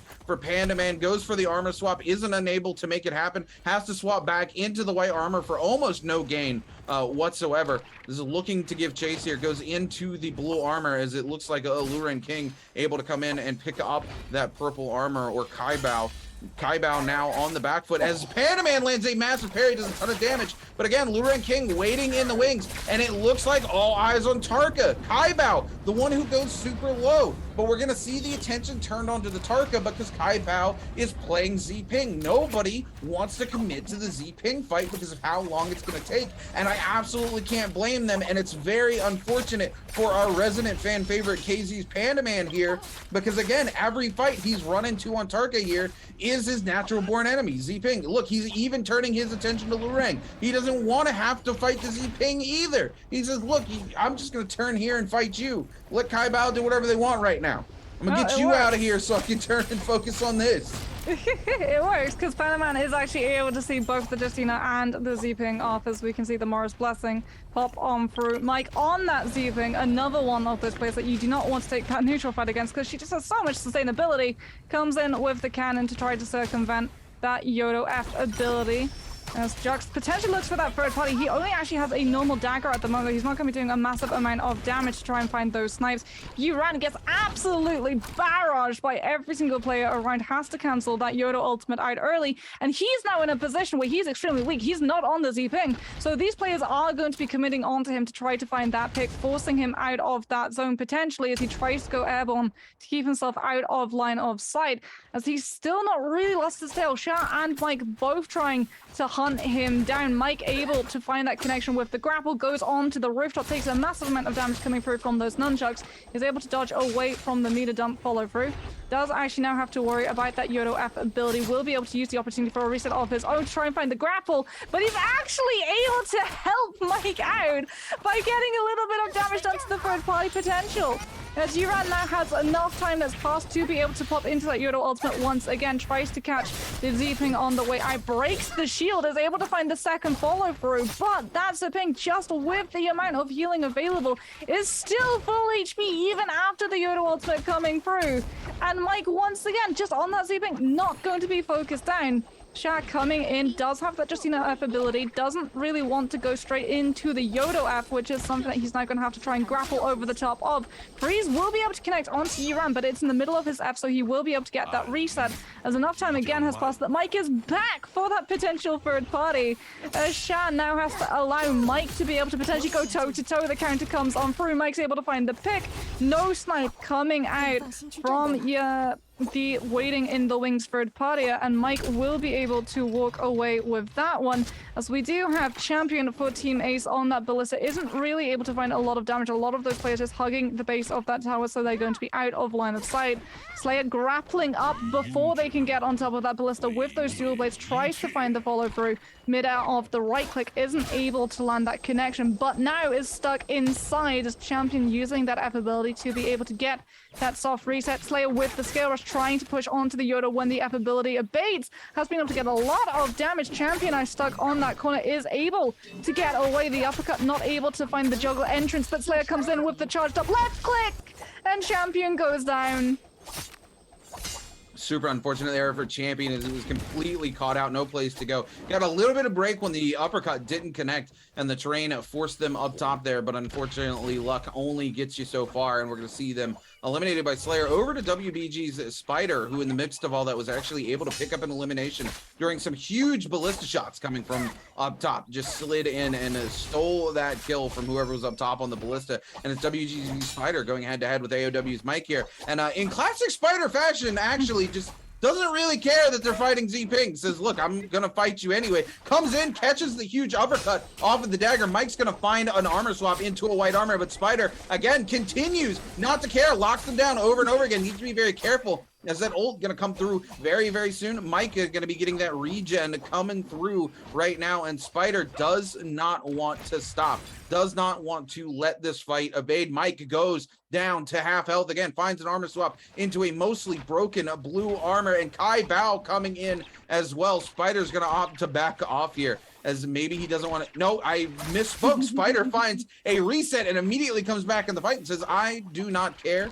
I'm going to continue to W key every single player I see. I don't even have that resurrection anymore. Still don't care. The chase will go on. I want you out of my lobby, says WBG Spider, trying to find some damage down onto Mike with those cannon shots. Mike hoping this no ult zone buys them a little bit of a respite as they continue to be chased quite literally across the entire Isle of Morris, looking for just a moment to catch a breath. But WBG Spider is not a player who wants to let you breathe. They want to continue to chase until there's nothing left. Taking a look here as we get ready to see Zone 2 collapsing down on to Zone 3. That next set of Moore's Blessings about to appear with 11 players left alive. A lot of players here at the temple just to the west of Celestra. Most of them kind of waiting for the Moore's Blessing to come up. It looks like it's going to be one heck of a fight to contest this Moore's Blessing. I'm convinced Spider just doesn't have an SQ existing on his keyboard, as Mike is looking to try and pick up that Moore's Blessing and deny any of these players the potential to pick up that Flamer going into that final circle. Flamer is extremely strong. Panzerman still alive in the lobby on the target, does have a purple katana, is looking to try to find the connection onto this Z-Ping, who's doing a very good job of just keeping herself mobile. Shat tries to come through with the uppercut, not able to find that connection. Panzerman now going to just be backing away a little bit, allowing Shat that movement on the Justina to just back off. It is into the sights of Luckjux, though, coming through, getting a lot of range onto that pistol. Not a lot of damage, though. It's still just a normal. So not really chipping into those half bars as much as this player wants. Jux trying to just pin them down before they can use those windows to be able to escape cleanly. But line of sight has been broken, and Jux now is just going to be hunting down, using the time of a lull to get the repair onto the pistol so he can continue to use it and hound some of those players down from afar. As Mike with the greatsword, with the new greatsword skin as well. I know we're both jealous about that one. Rune is going to be able to control a lot of how those players around him are close and potentially try and push some of those Yodas out of the F as well. Oh, absolutely. I mean, Greatsword actually has a lot of potential into solos, depending on the situation you're going into. And Z-Ping above all others, because they can take control of that neutral and not be affected by the hit stun. They have a lot of options to make some plays with those Greatswords if they time it with the use of those F2s. Mike also rocking the purple katana here. You know, we talked about we might think that WBG Spider doesn't have an S key. I think it's the opposite. I think his W key is broken, and as soon as he presses it down, it's just depressed the entire time. It never comes back up. He can't do anything about it. He's just forced to keep going forward. And we love to see that here. Spider coming in here, doing a little bit of shopping. You know, getting his Christmas shopping in early before the holiday season, as it were. Gonna find himself. What is he not? Spider, why are we not in the bush? What are we doing? I mean, he's Spider. If he's in the bush, that would actually like show that he's hiding and waiting. He's literally just looking for those fights. He can't crouch. He can't slow down. That's stopping. This guy has no slow. This guy has absolutely no chill. We're not on Holoroth yet. That's why he doesn't have a chill meter. As it is going to be, again, the zone starting to close on through. A lot of these players starting to contest towards that Moore's Blessing. Is going to be an absolute slugfest in a moment when that chest pops up, especially with Spider entering the fray. As Kaibai will be able to get early control of it. Should be able to keep themselves nice and safe and potentially drop down that Yoda up ability to keep the Moore's Blessing in that possession. As we do see Kaibar coming in with that app ability straight into Moo, who comes in with a Flamer absolutely barbecuing and then chasing into the side of that Zipping, who is spotted out. They've used the app, they've used the ultimate. They're taking a massive amount of damage, and this is when players do not mind ganging up and taking a Zipping out of the lobby. So they don't have to worry about when that F ability is going to be coming back online. But Kaobao with that shield will be able to keep themselves safer for a little bit longer. Still hasn't broken line of sight though, and with that only being 2 Zippings in this lobby, it's extremely easy to be able to track the opponent down when you've got them nice and low. Slayer looking to move to break that half as Pandaman now comes in with a 4th party. Kaobao still on the back foot, will be able to once again pop that shield and get the heal. As you can see, even with the damage that the Flamer did, there's just absolutely no follow through. That's a light to tear into that Zipping before those abilities are back online and allowing her free passage around the entirety of this map. And now with that health bar going all the way back up, no one's going to really want to start the contest against the Zipping. Everyone's going to turn their attention towards either the Justinas or the Yodos, who are going to be left around in this lobby. As it is going to be Honkai just controlling a lot of the tempo towards the entrance of Courtyard, making sure that if anyone does try to scrounge a little scrap from the Morris Blessing, they'll be able to punish them with that cannon. Mike looking to try to move forward. Does actually manage to spot out Pandaman. Doesn't want to take the engagement at the moment. Knows that there are a lot of players very near, and that they are going to allow Pandaman the time to be able to get that reset. Dual Blade's going to be online for the Tarka, still running that Infinite, so again, not really relying on that full final circle, just wanting to try and find one of those Justinas and burst them out of that affability. The poor Pandaman, he's had some really bad luck this game. He's never really run into a Justina to be able to abuse it. Yeah, no, absolutely. Pandaman has had the worst luck. Again, the only character that Pandaman doesn't want to run into is Zping, and unfortunately every single solo player he's caught out and been able to engage in a fight with has been Zping on nonstop.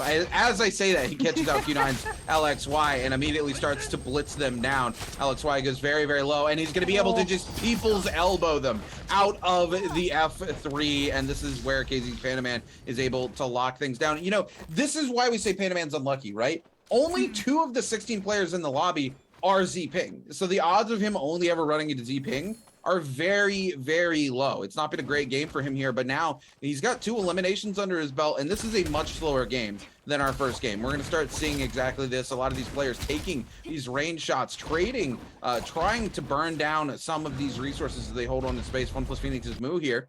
On the receiving end of that right now is 2 players sitting there with Flame Breaths, trying to force them out towards the edge of the zone, and Moo is going to be continued to be chased here as they go extremely low. Kaibao, Pandaman, both coming in to try to punish this. Kaibao using that Flame Breath to punish the F3. And of course, Pandaman trying to use the old people's elbow to get in there and abuse it as well. Moo continues to go low, but it's Pandaman who hits a massive parry and is able to secure the kill here. But now Kaibao, not where he wants to be going up against Zping. He's got his ult here.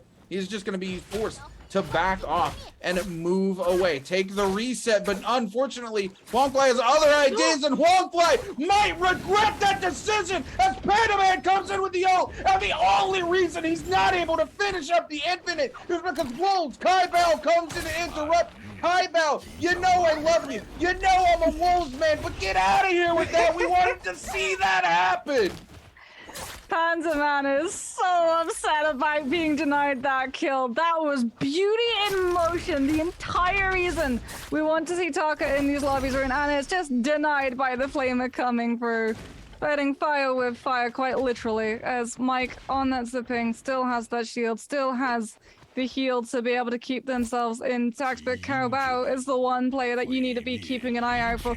That is a Zping with legendary armor, and that is absolutely terrifying because you are going to be able to sustain in these fights long enough for all of your abilities to come back online.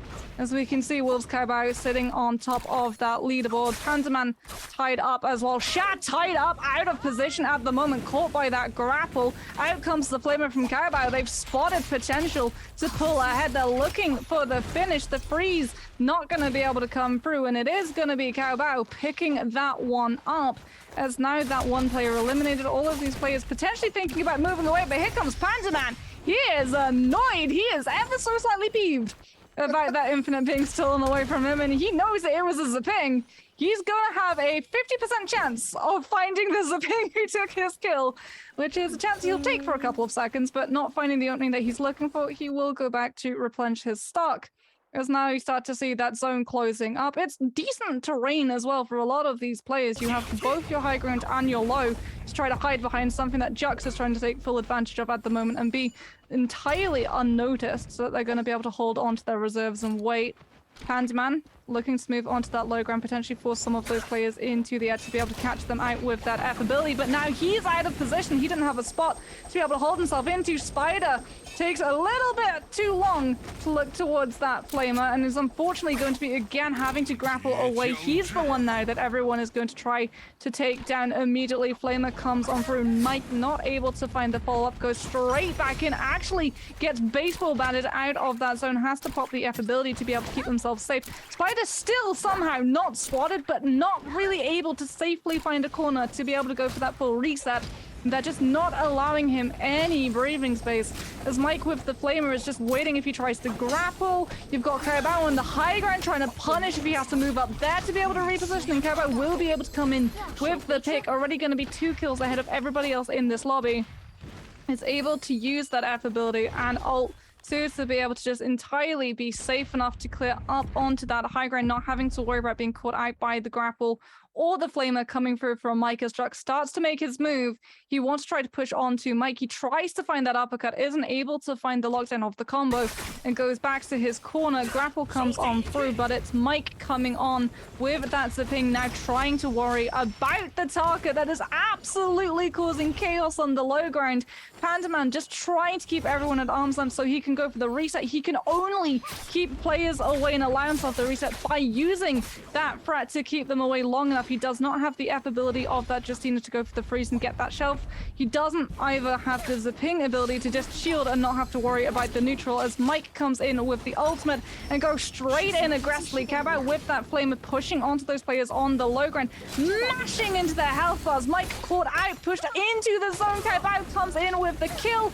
Great sword coming through from Pantsman, isn't able to connect onto the Zaping, just trying to control that neutral. Scale Rush charged up, but Cabot actually uses the opportunity to try to find an uppercut onto the Taka above him, as Pantsman still alive on that Taka, is able to get onto the high ground. Zin not actually wanting to push onto those players, now tries to take to the high ground himself to keep himself away from the Flamer that comes through from Carabao, as Pantsman gets potentially locked against the zone. Carabao goes aerial, gets caught out by the Justina freeze because of it. Flamer comes through, so no capitalization. The counter is able to come out from Carabao, but still no kill, as the grapple escape is there. Slayer caught out on the tree. This zone starting to close up really quite quickly, as all of these players now just on the back foot trying to keep themselves away from Carabao, who's using that zone to hostage situation these players into the Flamer damage or away from his face, as Jux goes extremely low, is potentially going to be caught out by that zone, is able to get the reshield off of the back of the freeze, but goes down to Slayer, who's able to find that final pick. Pantaman with that Scare Rush not actually going to be able to get it off, just keeping himself on the wall, a little bit like a Spider that isn't currently in the lobby, as all of these players start to go aerial. Carabao with that Zaping, and the Flamer absolutely melting everybody around him. The greatsword comes through. The freeze that comes out from Slayer is massive, but Cabao's able to survive through it. The greatsword comes out from Pantaman.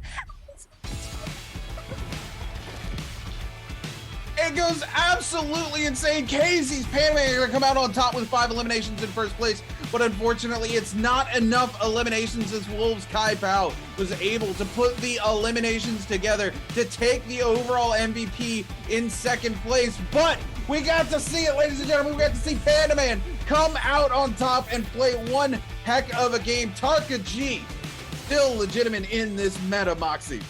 Tasty, tasty Taka. We love to see it. We got to see the infinite. I'm so happy we got to see the infinite. Granted, it didn't find the flashy pick that it was looking for. Kaiba comes in and absolutely scuppers the chances of that. But Pantaman has got to be so happy. He was able to survive. He was able to go toe-to-toe in a 1-versus-1 against a Zaping, his direct counter, and come out on top in the moment. Not on top of the entire map. Kaiba does with the amount of kills he was able to pick up off of the bat of a disgusting disgusting positioning coming through from that Flamer, aided by the fact that Ziping can literally just hold those angles. There's nothing you can do to force her off. The second that you get contested towards that high ground, or those players try to reposition you so that the Flamer doesn't have anywhere near its bite, you just pop the ultimate of the shield, and there's nothing you can do to break it. Yeah, absolutely. I mean, BIWEEKLY played that final circle so well. Like you said, it all came down to their positioning there and utilizing that flame breath. They put in so much work, and it looked like every time that KyBao was about to have one of their kills stolen out from underneath them, they were able to position with the flame breath and lock it down on that kill, securing it from other players. Panaman 3 times almost able to thirst kills away from them, but KyBao just able to lock it down. But in the end, Panaman comes through and is able to lock down those 2 final kills of the lobby and play it very well. Very, very unfortunate. I gotta, you know, we got to talk about the moment with the Infinite with Panaman, because it's not like Panaman chased after that kill, right? Panaman goes low, GBL Xin sees it and goes, hey, that's gonna be my kill, and almost immediately regrets it as Panaman turns it around into the Infinite, pumps them so low. And was it not for Wolves KyBao, I don't think there was any way that GBL Xin escaped that situation. But Panaman would have absolutely landed the complete Infinite and picked up the elimination there. Would have been one for the highlight reels. I'm willing to bet coming into game number 3, Panaman is going to be glaring daggers into the back of KyBao from Team Wolves, because Panaman wants that revenge. Yeah, absolutely. I mean, if he'd been able to pull it off, it would have been highlight of our top 5, like #1. In fact, we would just have given it all 5 spots. We would just have been like, hey, Prod, we know we normally have 5 different plays, but can we just see that moment? And every single time we see it, just from either a different angle or a little bit of a slower speed, so we can just appreciate it a little bit more. And as we pointed out, there was a reason that Panaman then started turning his attention towards those pings instead of avoiding those fights. He was angry. He was annoyed. He was rolling the dice, and it being KyBao that he was able to actually pick out and get his revenge. It is actually Mike who goes down live because Panaman turns his attention to them, and then KyBao immediately capitalizes. Mike is forced out of the zone, has to then try to tap dodge back into the zone, right into the Flamer. So immediately KyBao is able to remove his competition, the only player that could have used their abilities to contest that Flamer and push him off the high ground. He's gone. He gets Spano snapped out of the lobby instantly, only comes in on 5th spot with those 2 picks. And on the mean side, we get to see the extremity of a Ziping left alive in a final zone with a Flamer, sitting at #1 with 7 kills. It's so rare we get to see 7 kill solo lobbies, and we've just seen 3 7-kill scorelines. Yeah, I mean, it's absolutely insane to think that we've seen 3 players pick up 7 eliminations across 2 games in solos. Again, the average is 5. The record is only 8. We're talking about 3 players being 1 shy of the current record in the Pro League in our first 2 games. That's absolutely insane. And I mean, Wolves going to walk away with a 14.2. But Panaman, not shabby whatsoever, because they're able to take that first place, pick up that extra ranking point. They walk away with a 12-point game score off the back of that, only 2.2 points behind.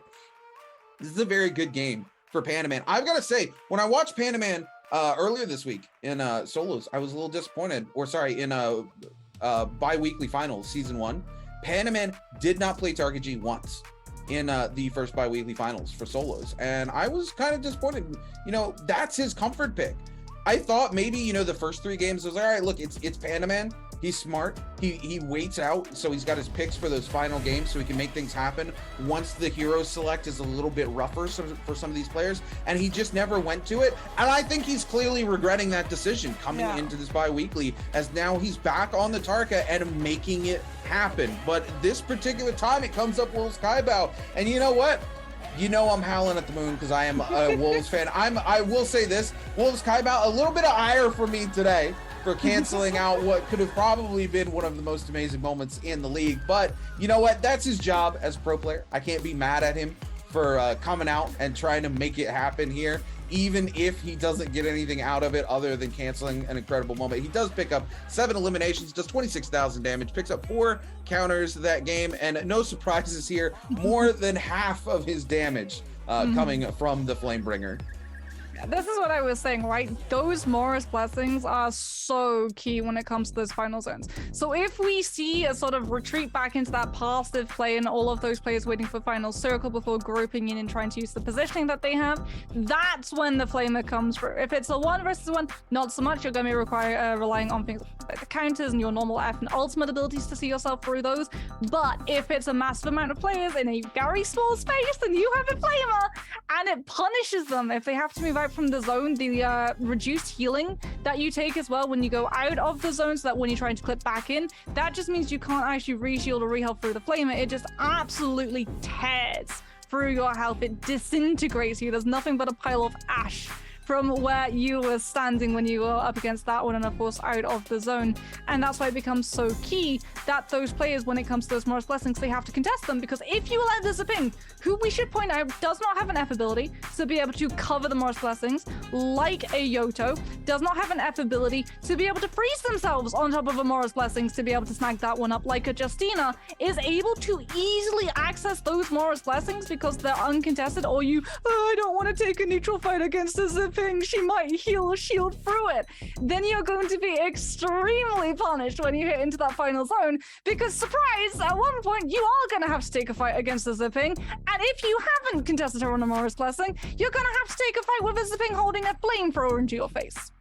Yeah, absolutely. Especially Zping holding a legendary flamethrower with a legendary armor, absolutely dominating the entire final circle like Bao was. Man, at some point, you just have to take those fights. I gotta give it WBG Spider. Spider doesn't care if they see Zping or not. They're just W keying the entire time. Unfortunately, it doesn't work out for Spider this time. Every single time they would get one of those Z-pings low, the other Z-ping shows up into the fight, and they're so it's got to be so frustrating already to go into a single Z-ping. Imagine the third party is another Z-ping, and now you have to restart that process all over again while the other one you just got down is now getting the resets on their ultimate and their F. It's so frustrating for a player, I'm sure. And Spider, despite that frustration, just continues the W keying and trying to make it happen. Just unfortunately, he wasn't able to find his footing in this game. But I'm happy to see that he didn't return to the passive playstyle and that he kept the W key going, because if he can get that momentum rolling and take control of the pacing of the lobby, that is where he does succeed. Yeah, you have to have that confidence. Like, if you have a very aggressive playstyle, you're either going to be able to flourish into final circle, which is what a lot of these players really hinge on. That's why we see usually such a range when it comes to these players' scorelines that they're able to post in all of these different games, right? We see even the players who come in #1 in terms of the bi-weekly finals, or just these usual qualifiers for the bi-weekly finals.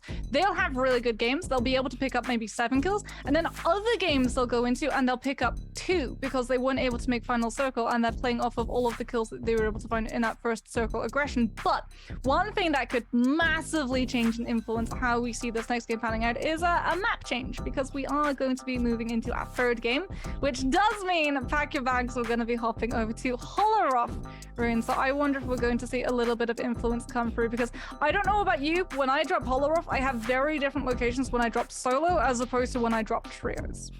Look, my theory is in the hero picks. I think Wu Chen comes back into the meta in Holoroth. Absolutely, his ability to just be able to move, you can teleport to another place, you can do the old swap-a-rooney. Imagine you're taking a fight on top of literally any of the traps, and you can just swap another player into the trap, and you take control of the neutral off the back of that. It's so massive for somebody like Wu Chen. So I think he brings a lot to the table already. And the only reason he really fell out of the meta was Z-Ping just kind of did a little bit more, but into a space where, okay, hey, now all of these abilities that I have that control this space and allow me to jump around and swap places with people have that much more utility. I think we see a little bit more Wu Chen come into the meta, but we'll find out after this break when we come back for game number 3.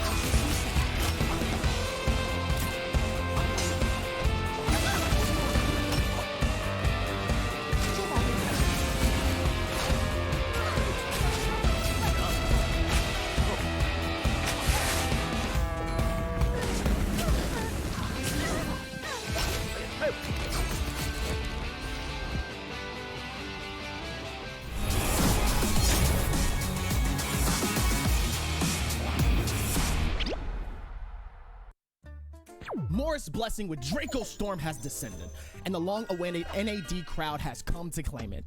Just as Morris Blessing was about to unlock, the NAD trio was blown away by an explosion. Who was sneaking around in the dark? It turned out to be XCG's NiHQ, who was sitting on a high platform manipulating Ballista. Poorly conditioned NAD had to retreat in suffering. In the end, XCG cleverly utilized Ballista and easily captured Draco Storm. Ballista is a powerful strategic weapon that has been around for a long time on Morris Isle. In the current meta, the Ballista has a range of 100 meters, and the crossbow it shoots will cause a 4-meter radius explosion to the target location with a damage of 600 and an incendiary effect that burns the target subject by 40 points of HP per second for 5 seconds. Furthermore, if the crossbow arrow hits the target right in the head, its base damage will double. In addition, crossbow arrows are affected by attributes such as long-range resistance and general damage reduction. Finally, here's another tip. Ballista's crossbow arrows also receive a bonus from Desperation. We can choose to set up the Ballista on the plane or a high platform, which has a better view and a more comprehensive striking range. So wisely using the Ballista on the high platform can play a significant role in a game. Before shooting Ballista, we should open the map and mark a distance of 100 meters to get a good grasp of Ballista's range. Then, use the right mouse button to aim and let your prey have nowhere to hide. Although Ballista has enormous power, the maximum reserve is 6 rounds. A weaponry chest only contains 3 crossbow arrows, so the consumption of the weaponry chest will be massive. Special reminder that Master Tianhai's The Divine Bell can also reserve the shooting crossbow arrows. So, you need to be a bit more careful before facing him.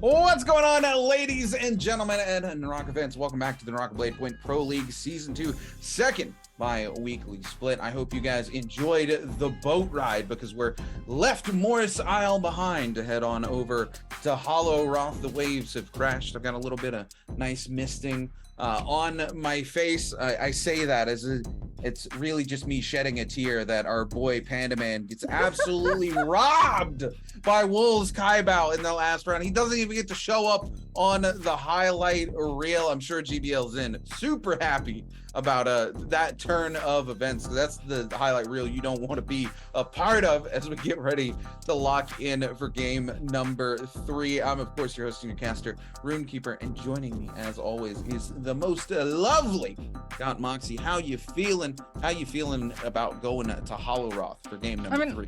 I'll admit my eyes, they're a little bit misty too. Maybe I've seen something in the ghostly mist a little bit too long. Purple hands might try to drag me down in a matter of moments, but I'm really looking forward to Hollow Roth. I absolutely adore this map. It's my favorite. I mean, I love the Morris Isle, don't get me wrong. It's really beautiful, very pretty. I've had some really fun memories there. But Hollow Roth with all of its environmental boons and hazards, I mean, we've already had a patch which changed the 40 rollers. The amount of times you can get hit in one rotation has been reduced to just the 1. I'm still thinking that we're probably going to have some hazard signs showing up, dotted around where they pop up.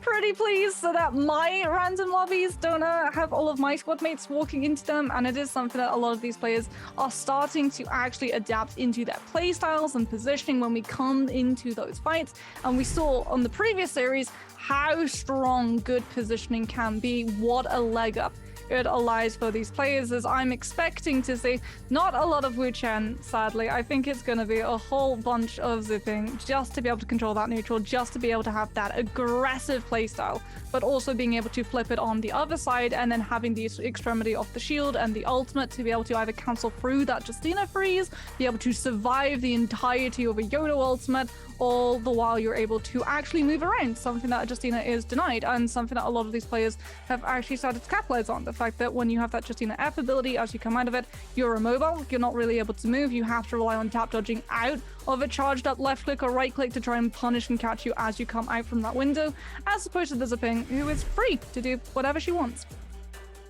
Oh yeah, you know, we are going to see a lot of Zipping. I have absolutely zero doubt about that coming into this game. I mean, you talked about it at the very beginning of the day. You know, we didn't see any Zipping players coming through in the first game because you think a lot of these players are going to be holding them off here for Holoroth. And I have to agree with your assessment, right? I mean, she just brings so much, and she definitely excels in a map like Holoroth, where there's so much verticality, so much place for her to move around and really maximize the utilization of those abilities. It's going to be very, very interesting coming into Holoroth today. You know, the last couple of solos that we've seen going into Holoroth, a couple of players may be a little confused about some of the mechanics coming into the new map in terms of it being a competitive space. Hopefully, most of those issues locked down, but Holoroth is a very, very big, expansive map. I mean, I haven't even had an opportunity to explore all of it, and I have played a lot of games exclusively over into Holoroth. Speaking of which, as we take a look here at Baodao's Huangfly, we see here actually in game 3, Huangfly actually kind of excels towards the middle of the day. You know, he gets those first 2 games in where he gets his jitters, he gets those jitters out, and in the middle of the day, he really starts to find his pacing, and then it teeters off a little bit into the end there with his average scores across the board through the games there. But I mean, it's going to be interesting to see if that particular statistic continues to carry over as we get ready to head into game number 3. Unfortunately, 5.4 still kind of puts him in the middle of the pack there, considering we've seen 3 7-kill score lines in our first 2 games today. Again, just 1 kill shy of the overall record for solos. So it's been a very, very W key heavy day. And I wonder if we're going to see that heading into Holoroth. Yeah, Panzerman can be happy about one thing. Carabao might have denied him coming up in those highlights with the failure of the Infinite. We actually saw Panzerman deny Carabao, equalizing the solo record. So a little bit of give, a little bit of take as we move over to Holoroth. And here is absolutely no surprises. One surprise is Takeda. This is actually something that we did see some of the players experimenting with as we moved into having control towards that first game of Holoroth. They thought that Takeda would be really strong. The fact that there's a lot of buildings, you want to maybe use a little bit of mobility that the Takeda affords, as well as being able to control that neutral going into things like the Zipping or Justina with that Mythic Grab, allowing you to get that counter, as we do see Panzerman once again locking into that Taka. But another Takeda going to be coming out from some of these players. In amongst majorly, it is just going to be that Zipping. However, as I, for one, am going to be very interested to see how the meta has developed in terms of where these players want to drop. Because if the Zipping is very strong, it's very strong early game, it's very strong mid game, it's very strong late game. It's really good at making you actually be able to drop into those hotly contested high loot areas where straight up from the bat you're either going to be able to find purple armor or purple weapons, or sometimes even, if you have control of Salvation Podium, that legendary, as enough time has passed that these players should hopefully now know about the glyphs below the statues. Sometimes we see players who do understand it, other times we see players just hammering away at the statues, randomly testing all the different directions the chest could potentially spawn. As we are going to be following along first with Carabao, but immediately moving over to a very saturated fight going on in Yuran, trying to push into Chusheng. There is their Zipping F ability to be able to keep themselves safe, but Yuran can actually try and chase this, knowing that theirs is going to be coming online in a matter of moments. Chusheng not wanting to stick around. The bubble does pop, and unfortunately for Chusheng, so too does that interruptible focus start to come on through, as the grapple will be able to connect and cancel onto them, but they have been able to keep themselves out of line of sight as Spider, with an F of their own, tries to look for that chase. Sin wanting to see whether or not they are going to be pushed down, as again we hop back to Carabao, who's fighting a fight up against Jux. Out comes the dual blade right click charge through the counter as well to absolutely mince Jux into the wall, as purple dual blades off of the bat is a gorgeous loot pickup for Takeda. Yeah, absolutely. You know, I gotta agree heavily with these Takeda picks, and it's something I didn't really think about coming into this.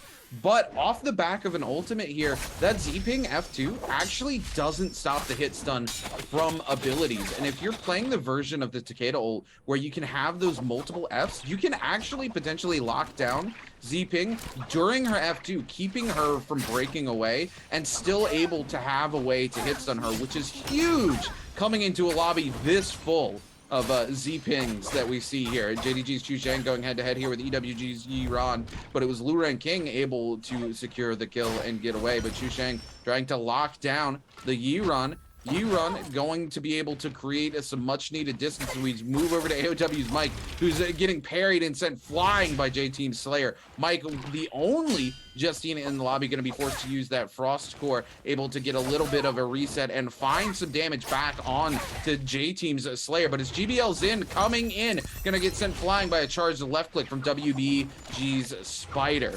Now, all these players going head-to-head, hungry for a little bit of action here. GBL Zin gonna catch a massive carry onto WBG Spider. It's F2 on F2 on F2 actions, but it's AOW's Mike who's able to play the waiting game, has the patience to be able to come through and secure the kill. WBG Spider going very low, has Zin locked in the corner, but now Zin with the F2 up. Not a whole lot Spider can do here. AOW's Mike comes in from behind, though, and is going to get knocked up by the ultimate, but he's more than happy to continue to give chase with how low both these players are, and Mike has all of his abilities up. This could spell disaster for WBG Spider, because Spider needs to have that early aggression, needs to have a couple of kills under his belt so he can continue the double key. We're going to see a parry come out from Spider, but Spider almost gets locked down. The freeze just barely doesn't connect. The freeze coming out for Mike again. No, Mike's going to let him go. He doesn't want to waste the F if he doesn't have to, but it looks like Spider might get away. No, AOW's Mike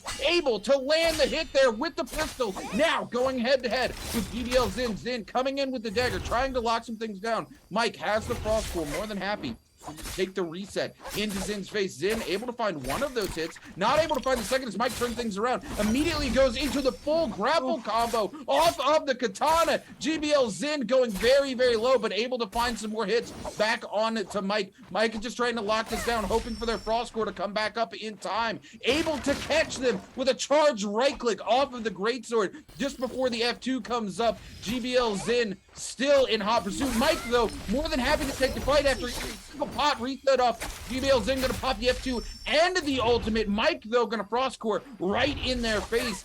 Zin's bubbles now gonna be running out of time. If Mike can turn this back to the neutral, he can stand a chance to win it, but GBL Zin now with the full reset. Mike needs to find a place to find a reset of his own. Continues to keep moving on foot here. Zin will not give up the chase, though, as they play ring around the rosy, and Mike finally is able to break line of sight.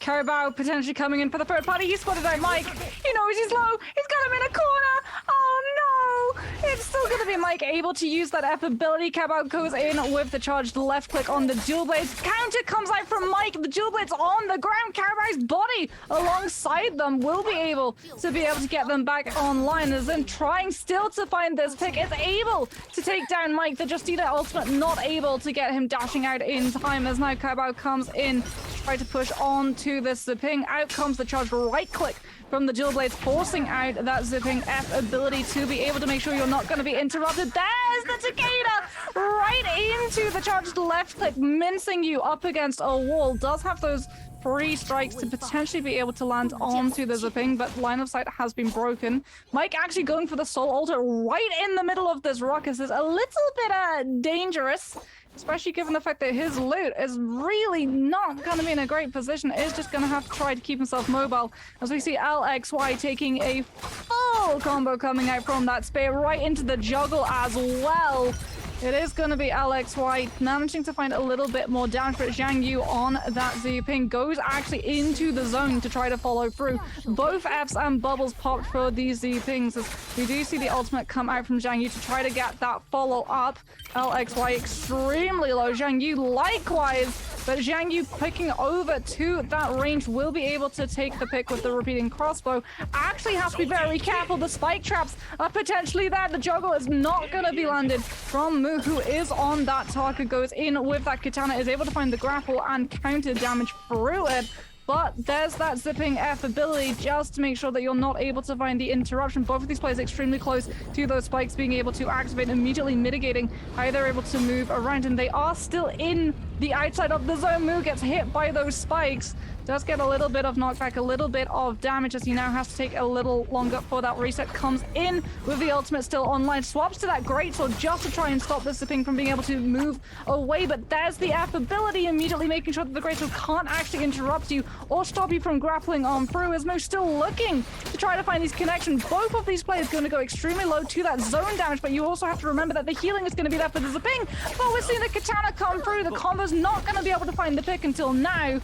Mu walks away an absolute sliver of health. Has to be so worried he doesn't go down to the zone. He's not able to get in time. This is the threat you take when you're trying to play Target G in Zipian Yang, especially with an elongated fight in the zone. Mu might have been better off just cutting their losses and heading back into the zone, but they wanted to prove that they could take the Z-Ping down even in the neutral, even in the zone, and they prove it, but it's not gonna do them any good as they eliminate themselves from the lobby off the back of the kills. We turn over to GG Shah, who's also playing Takeda. And now, speaking of Takeda, back to Wolves. Kai Bao giving chase to AOW's Mike, who came back looking for his loot, but Wolves, Kai Bao still in the area, going to be giving Mike a run for his money. And now Wolves, trying to get the elimination he missed out on earlier, is trying not to lose line of sight. This is a very drastic area where there's so many places to hide. Mike has been able to find a way to break that line of sight, find a way to get into this space, get the full reset. And look at this, just threatening the edge of that, knowing those traps are there waiting for the player to come in. Speaking of which, we hear a trap set off just above. Kai Bao must have narrowly avoided taking the damage. Coming in from behind, AOW's Mike there looking to set up and throw Kai Bao into the wall. Doesn't find the opportunity, goes down and is going to be forced to go airborne once again. Now AOW's Mike with all of their abilities back on reset. Kai Bao has to give chase once again and get those Fs and ultimates re-popped if he has any hope of taking this fight. But he does have his ultimate, so when that F2 comes down, he has options here to keep Mike locked down. And we're going to see Baodao's Huangfly joining the fray here, as we're going to see Mike go very, very low, forced to pop the Frost Core. Our only Justina into the lobby, going head to head as Baodao's Huangfly with his legendary nunchucks going to put in absolute work onto AOW's Mike, completely mincing that white armor in one hit. Mike needs to find a way to get out of this. These two players very, very hungry to pick up this elimination. Oh, it's going to be even harder as well to break line of sight. He's gone into these buildings, trying to just keep them off his back. Will be able to actually start to backtrack his steps, but he's been spotted by Kai Bao, who is now going to potentially try to push forward onto, but no, it's GG Sha.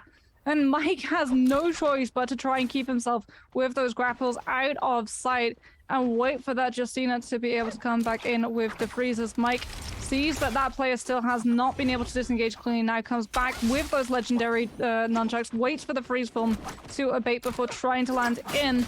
And it has to be careful, could potentially get picked up by the spikes, is able to negate through the trap. 12 seconds reset time now going to be on clock, as it is still going to be Mike on the low ground trying to go into Sha. Sha does have that Takeda ultimate, could potentially pop it if he wants to, but is holding on to the nunchucks now, going toe to toe as Mike finally goes down, as Hongfly and Sha now going toe to toe. But legendary nunchucks versus blue nunchucks, legendary tends to come out on top.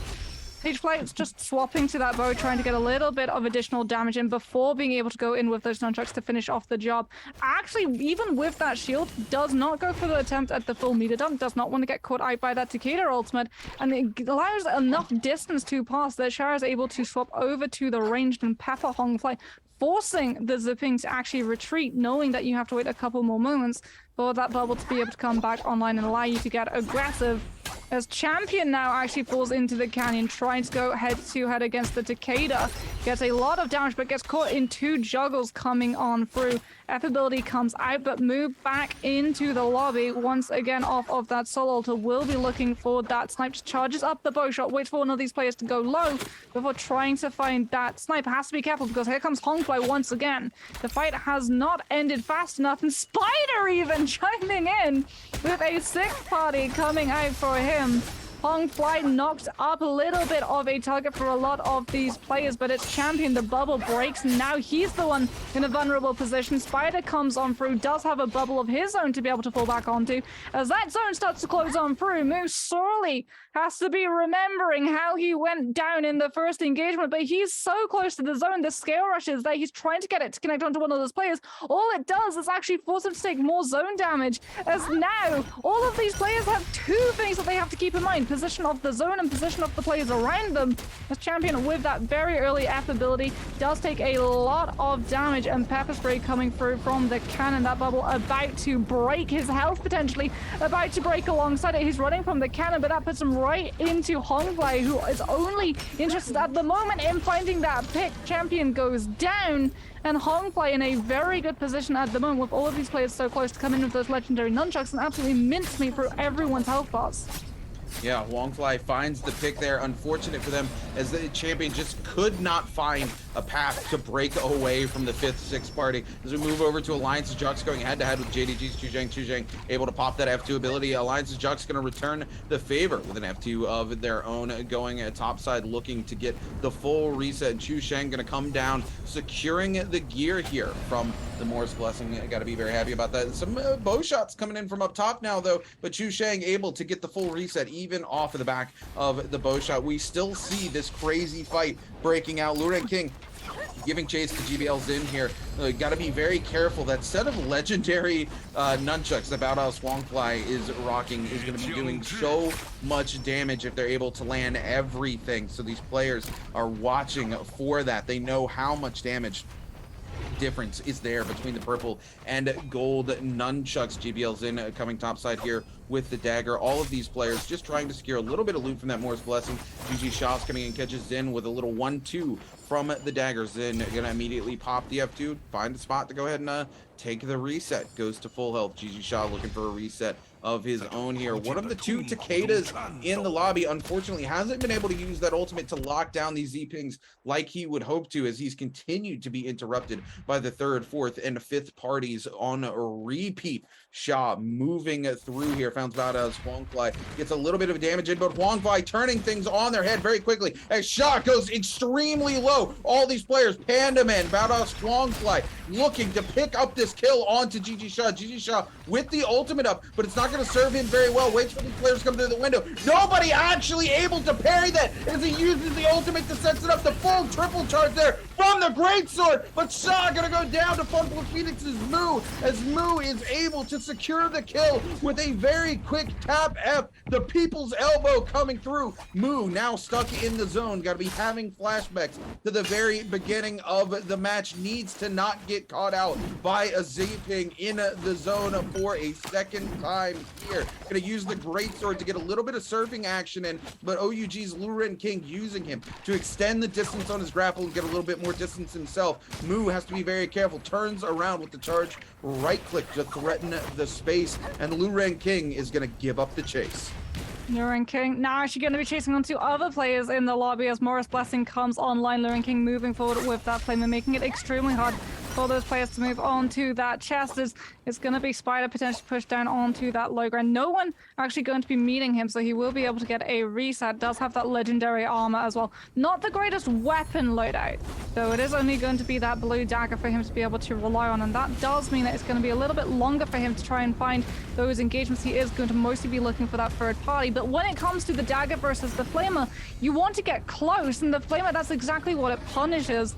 The zone's starting to push those players one on top of each other. Chuzheng with that flamer just trying to pin Spider down into position. They've spotted out that legendary armor. He is going to be public enemy number 1 so that one of these players can try and swap into it themselves. Cannon comes through just to try and keep him up in the air, not allowing him any respite to go for that reset. Panzerman looking to try and find that connection, still relentlessly hunting down this spider, trying to swat it with that cannon fire before swapping up into the dagger to be able to finish off the job. Bane's Breath coming out just to make sure that some of these players aren't really able to reposition where they want to.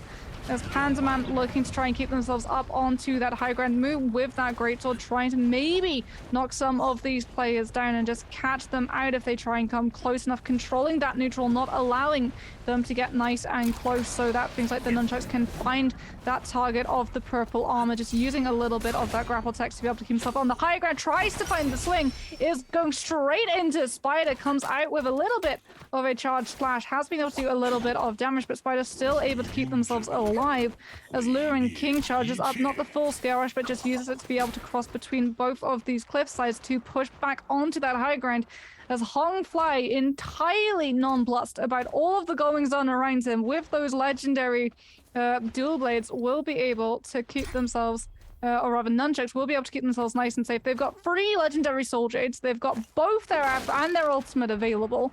This is very much, if you want to come towards me, I'm more than happy to take the beef. Until then, I'm more than happy to look for those snipes, as this player is very adept when it comes to those bow shots, looking for that third party, but he isn't really actually in range or sight of any fight going through. He is having to close up that distance as Moo trying to charge up that greatsword. Takes a little bit longer though, and you don't have, like that Z-Ping, the ability to be able to pop the shield and guarantee that you're going to be able to get the full charge off, as all of these players potentially pushed into that buildings, into that cannon fire. Cao Bao is actually the one to go low, will be able to break himself out of line of sight, get into that building, using that Takeda ultimate, placing those players. If they try and contest him, he can come in with the ultimate and catch them all out, as Moo once again on the fringes of that zone, just trying to keep himself mobile, gets caught out by the cannon fire, will actually have to pop the ultimate just to be able to try and push onto those players around him, pushing them away and charging up that greatsword. Immediately moving forward into Xu Sheng, breaks the armor,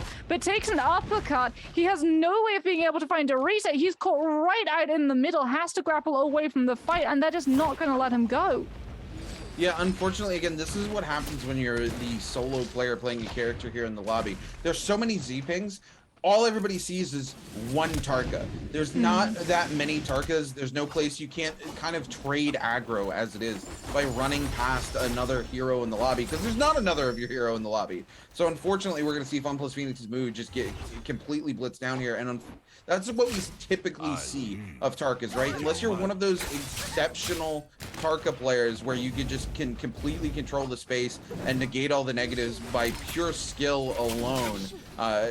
This is where we see Tarkas go down. As soon as they get low once in a lobby with this many players left alive, they get completely hunted down by all of these sharks who happen to be playing the same hero right now. We're gonna see just a lot of resets coming through here. There's so much Z-Ping here. It's very hard for anybody to commit to a fight. Say that as Huang Fly finds a fight to commit to with a massive parry onto OUG's Luren King, not only doing a ton of damage with those nunchucks, but just kicking them into the zone, completely negating any hope that they were going to survive that whatsoever. As we now move over to WBG Spider on the receiving end, going to be able to avoid most of that damage and the stun coming out from the pistol there, but not the Soul Jade stun, mind you, coming from the pistol. That stun still coming through the F2.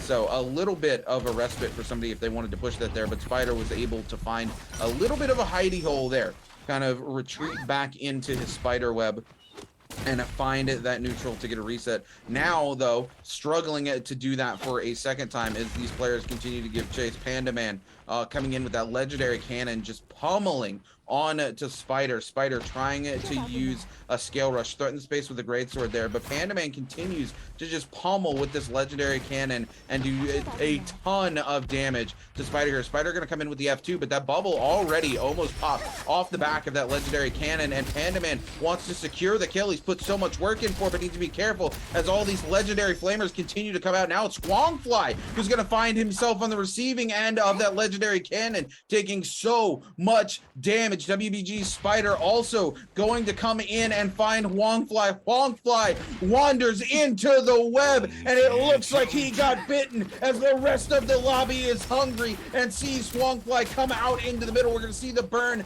come through. Huangfly able to get a tiny bit of a reset, but it isn't going to be enough as they back off here. JDG's Chu Zhang going to stop with the Flamer. Huangfly looks to be able to find just a little bit of a zone, gets a reset, and lives to fight another day. Ziping with the affability once again able to outlive the pursuit. And now it's going to be Spider out of position, taking a lot of damage. Pandaman with the uppercut will actually catch them. Swaps over to the Greatsword coming out from Spider just to try to push them away so that they can maybe get back up to those cliffs and keep themselves. But the grapple chase comes through from Pandaman. So much damage. Pandaman trying to just force Spider out of that zone, not allowing that full reset from both Zipings to be able to come on through. Grapple chase comes out. Pandaman gets caught out by it. Spider goes in with the dagger, gets a lot of damage, forces out the ultimate on the side of Pandaman. But the fight's gone on so long that Xu Sheng with that flamer is now looking to find that pick. Cao Bao on that Takeda still going to be around as well as the zone starts to close on through. That's where it's going to be a little bit worrying. It's going to start to move away from the high ground first. So everyone's going to be forced to take those slashes coming out from the Takeda. These things could potentially get stunned up, allowing Cao Bao to come out on top as an MVP twice in a row. Surely they have to note that there is one Takeda left. They have to try to gang up on him, but they're so occupied with trying to just go for those fights, find the picks, force out that shield and the ultimate out early, that they're allowing the Takeda to live, and this could be their undoing, Rune. Xu Sheng waiting to swap onto that legendary armor, will be able to pick it up if he feels pressured. Xin up on that high ground has that very early bubble, just trying to keep himself up. He's used the bubble to be able to keep that high ground so that he can stay away from when these players start to move forward towards the middle. Anyone who comes out into the middle is instantly going to become the target focus for all of these players remaining. Cao Bao still on that Takeda, still just waiting to make his move, goes for that grapple, is immediately going to try and pressure Xin, isn't able to find them off that high ground, will keep themselves nice and safe. Both the F and the V going to be available for this Takeda, as everyone is just dancing around, waiting for someone to make a move, waiting for someone to go a little bit too aggressive before you punish. No one wanting to move towards that Takeda in case they get Mythic grabbed and lose the ability of the weapon, have to pop the ultimate to be able to survive that stun that comes on through, and that's allowing Cao Bao all of the time to be able to set up the positioning. The zone starting to close on through. Here comes Cao Bao. He goes for the verticality. He'll be able to keep himself nice and safe away from all of these Zipings, waiting on the ultimate to be able to catch them out as they take that zone damage as well, stun them into the zone, and then come in with the following blow. No one has been able to push onto the Takeda, but now we see the action come through. Dual blades onto Cao Bao immediately. He's taken out of the fight, has to swap onto the Greatsword. He's the focus. He comes in with the ultimate. He catches Pandaman. One slash comes through, doesn't manage to find the damage that he's looking for, but he's knocked up all of these players. He's taking so much damage from the zone without that self-sustain that's available for the Zipping. He goes down, and now it's Hongfei versus Xin. It's Xin that comes out on top. What a crazy final zone there. It's super unfortunate for Takeda there in the very end. Kai Bao, he was really banking on the ultimate, but that parry, sending him flying into the zone, really set him up to fail. You're just not able to get the ultimate off in the time that you wanted it. The space where he would have been able to connect onto most of the Z-Pings in the lobby taken away from him off the back of a parry, and that's the risk you run when you run those dual blades and you constantly come in with that charged left click. Somebody is going to get tired of that and eventually parry it. Yeah, you don't see the blue flash, but these players know what's coming, especially when you've done it 3 or 4 times in the face of the exact same player. It might have been more beneficial for Kai Bao to just go and pop the ult a little bit earlier when those 3 Z-Pings were in his face and just continue to ult them out through the zone, hold on to that space for as long as possible. Unfortunately, that's not the way it plays out, and it costs Kai Bao this final circle that he worked so hard for. Every single second of this final circle was spent him just zoning space so he could set up that ultimate, only to have it yanked out from underneath of him because he gets greedy as he continues to throw those charged left clicks off of the dual blades. Yeah, I think as well, like a lot of the time for positioning coming up from all of the Z-Pings around him, they're very aware there's a Takeda in the lobby. There is one amongst us who has that potential to be able to still stun us. So what are we going to do? We're going to position ourselves into all of these different spaces. It's not out of respect. A lot of it is like wanting to conserve the resources, keeping yourself nice and safe, forcing those Z-Pings to try and come to you, because if they do have to move into that mid-center, they become vulnerable to everybody in the area. But the massive thought behind that positioning coming through from all of those Z-Pings, while we wait for the zone to start to climb through and immediately just force all of those players to move forward, it's the Takeda. They know that the ultimate's going to come out. They know that they want to keep themselves out of an area where the Takeda is going to be able to immediately collapse onto all of them and allow that Takeda to instantly walk away with a win. Because they know if they only get hit by one slash, they're going to be able to heal through it. They're going to be able to survive. He's not going to be able to collapse onto you even with that stun being there, and absolutely be able to punish you and move forward, especially with those dual blades, which do require you to be a little bit closer. So they all put themselves into different pockets. There's a sort of Mexican standoff as everyone has a separate angle, waits for that Takeda, and as you pointed out, Carabao gets greedy. He tries to open things up with the dual blade so that when that stun off the ultimate comes through, it finishes off the kill and doesn't allow the Z-Pings the ability to be able to, as they come out from the stun, potentially use the ultimate to heal back up and then go into the bubble form, allowing them to survive when the zone collapses out, and that Takeda, without any ally of sustainability, goes down just to the zone chip damage. But what that means is that he moves forward, and dual blades, the fact that it doesn't have that blue flash immediately shown when you're going with the left click, you take advantage of it in chaos of fights when there isn't a lot of downtime, when there's no lull, when it's too frantic for those players to be able to track the movements of the dual blade. Because he opens up the fight with it, everybody is still coming out of downtime, everyone's still coming out from lull, so they see him coming from a mile away. The counter comes through, he's forced to swap onto the greatsword. It's a panic ultimate as he tries to win the fight before the Z-Pings can actually react, and he goes down just due to the fact that he doesn't have that sustainable bubble form. Yeah, absolutely. I mean, unfortunate for our boy Kai Bao here, the Takeda in the lobby. He really set himself up for success. He came into that final circle with 2 eliminations. He was only 1 elimination behind the very top of the lobby. I mean, it's going to be a very low kill lobby when you see that many Z-Pings come in the lobby in general. You know that's going to happen. I'm surprised we didn't see a 3 or 4-way tie in the end and just the Takeda get eliminated there off the back of the healing that Z-Ping really brings to those final circles. But unfortunately, that is the way the proverbial cookie crumbles sometime. And Z-Ping continues to come out on top here in Holoroth. Very, very interesting though. I think the Takeda pick is a very, very good pick into a lobby so full of those Z-Pings. You can really set yourself up to succeed, but you've got to take it when the opportunity shows itself. You can't be greedy like Cowbell was trying to guarantee that he was able to lock down the kill. He had an opportunity where 3 of those Z-Pings were in his face and he could have ulted, and instead he goes for the dual blades and it costs him huge. But it's going to be Badass Swankfly here. And I mean, I almost know no contest here. Badass Swankfly had those legendary nunchucks and continued to put in work the entire lobby. He had 3 eliminations going into the final circle. He picks up another here. He's gonna, tie for first place as it was, so he's gonna get those second place ranking points. Walks away with the 9.4. GBL Zin coming a little bit more alive here, clearly not letting that first game really ruin his experience here today as he continues to put points on the board. A 7.8. JDG's Chuzang with a 6.5. One of the things to keep in mind here, though, is a lobby so full of Z-Pings like this, you're not putting up enough points to compete with the likes of the first 2 lobbies we saw today, where multiple players put up 7 eliminations and walked away with almost 15 points per player, right? 9.4 is not going to cut it. A 5-point lead is huge between these games. Yeah, so the thing for Z-Ping is she's great in terms of sustainability and just when you want to play safe. What she doesn't have is an ultimate that is immediately going to kill everyone around her. So it basically becomes, if you're coming into those fights and you're able to find the pockets with the 1v1s, you're looking for that third party, you're looking to sweep in and steal that pick. You don't have a way of being able to go for multi-kills unless you're able to lock them down with either a fully charged up greatsword or you come in with the spear of the Nezhars. But we can have a look at how exactly that game of Holoroth panned out for Hongflay. And you can see the fact that he only picked up 14.7k damage. He didn't do a whole bunch. He was mostly coming in and taking advantage of his surroundings. A lot of it as well was off of the back of how that final circle closed through.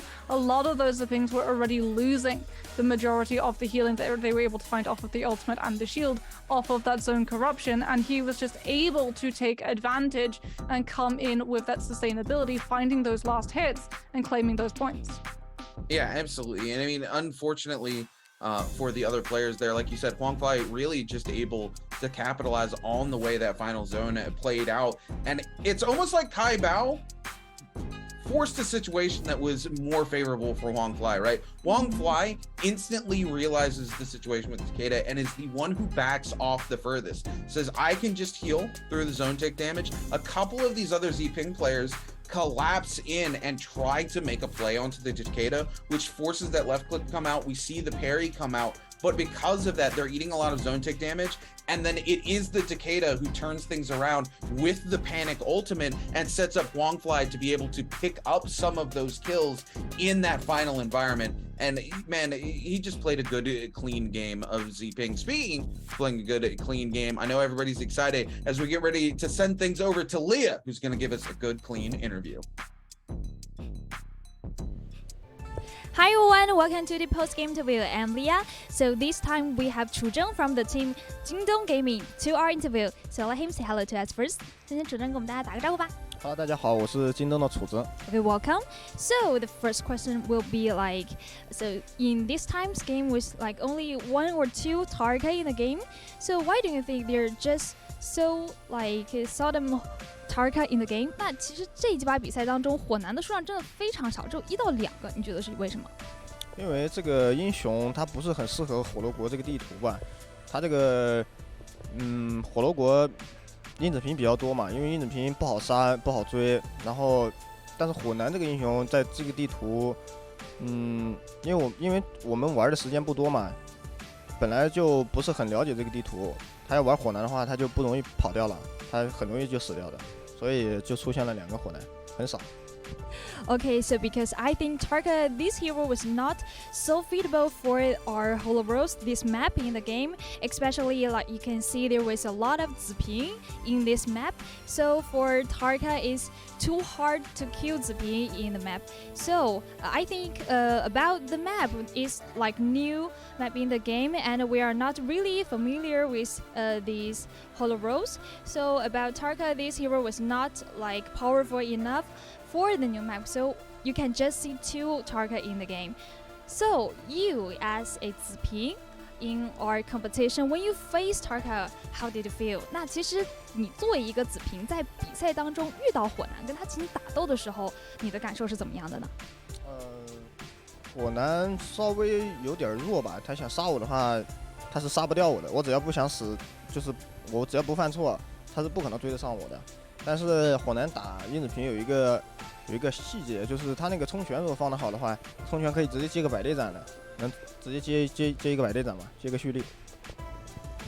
Okay, so I was a Zping in the game, and when I was faced a Tarka in the game, I think he was like too hard to kill me when we have a fight. But there was a detail about Tarka, like if he used his skills, his F was well, and it was like he can follow a like charge attack after his skill, and it can kill me easily than like normal attack.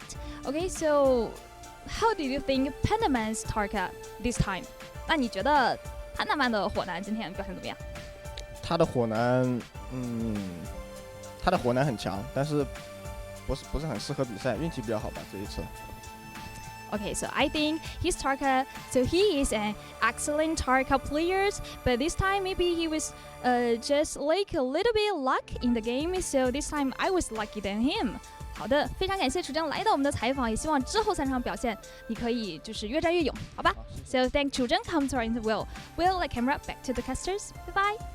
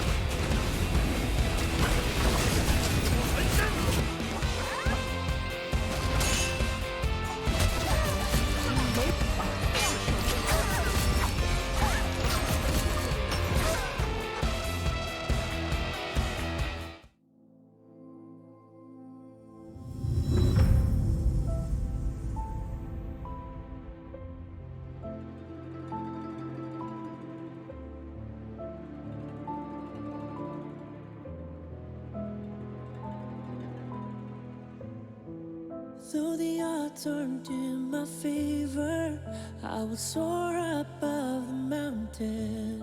I won't give in nor surrender. I'm the phoenix in my head. All the scars beneath my armor, I will wear them like an honor. They remind me to be stronger, like the phoenix in my head. And they can try to bring me down or push me to the edge, but it won't work. Oh no. And they can try to bring me down or pull me to the deepest grave, but I will rise 1,000 times. Oh, rise 1,000 times. Oh,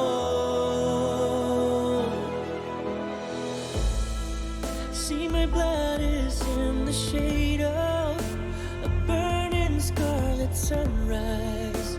The end is my beginning. I will rise 1,000 times. I've fallen and rise from ashes. This time I'll come back stronger. I know life is getting harder, not like I would choose another. My tears leave healing powers, just one drop to recover. Can't stop me cause I'm the phoenix. Rise 1,000 times. I've fallen and rise from ashes. This time I'll come back stronger. I know life is getting harder, not like I would choose another. My tears leave healing powers, just one drop to recover. Can't stop me cause I'm reviving. From the ashes, from the brokenness, whoa, and all the pain. They can try to bring me down or push me to the edge, but it won't work. Oh no. They can try to bring me down or pull me to the deepest grave, but I still see my blood is in the shade of a burning scarlet sunrise. The end is my beginning. I will rise 1,000 times. I've fallen and rise from ashes. This time I'll come back stronger. I know life is getting harder, not like I would choose another. My tears leave healing powers, just one drop to recover. Can't stop me cause I'm the phoenix. Rise 1,000 times. I've fallen and rise from ashes. This time I'll come back stronger. I know life is getting harder, not like I would choose another. My tears leave healing powers, just one drop to recover. Can't stop me cause I'm reviving. Rise 1,000 times. I've fallen and rise from ashes. This time I'll come back stronger. I know life is getting harder, not like I would choose another. My tears leave healing powers, just one drop to recover. Can't stop me cause I'm the phoenix. Rise 1,000 times. I've fallen and rise from ashes. This time I'll come back stronger. I know life is getting harder, not like I would choose another. My tears leave healing powers, just one drop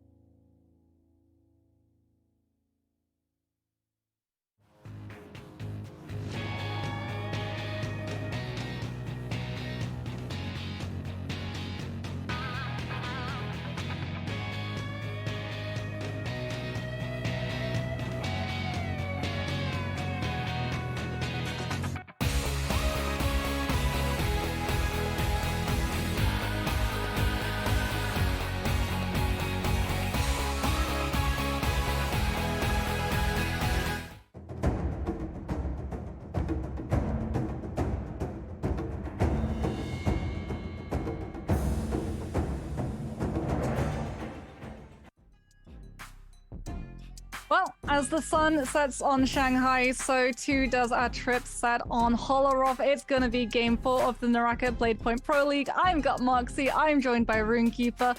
We've just had game number 3, so you know the drill, Rune. We're going to be back to the Morris Isle for the next 2. Oh yeah, hold on. Let me pull out my canoe real quick, get a paddle as we slowly head our way back across to Morris Isle. Really interesting. Something we don't get to talk about on the Pro League at all, really, is the lore behind Naraka Bladepoint and how deep it actually is for something like a battle royale game. And the fact that Morris Isle is really only one island in a chain of islands where this combat for the Mask of Immortality takes place. So it's nice that we get to see a little bit of that travel, and we're going back and forth between both islands here as we take a look at our current overall standing leaderboards today.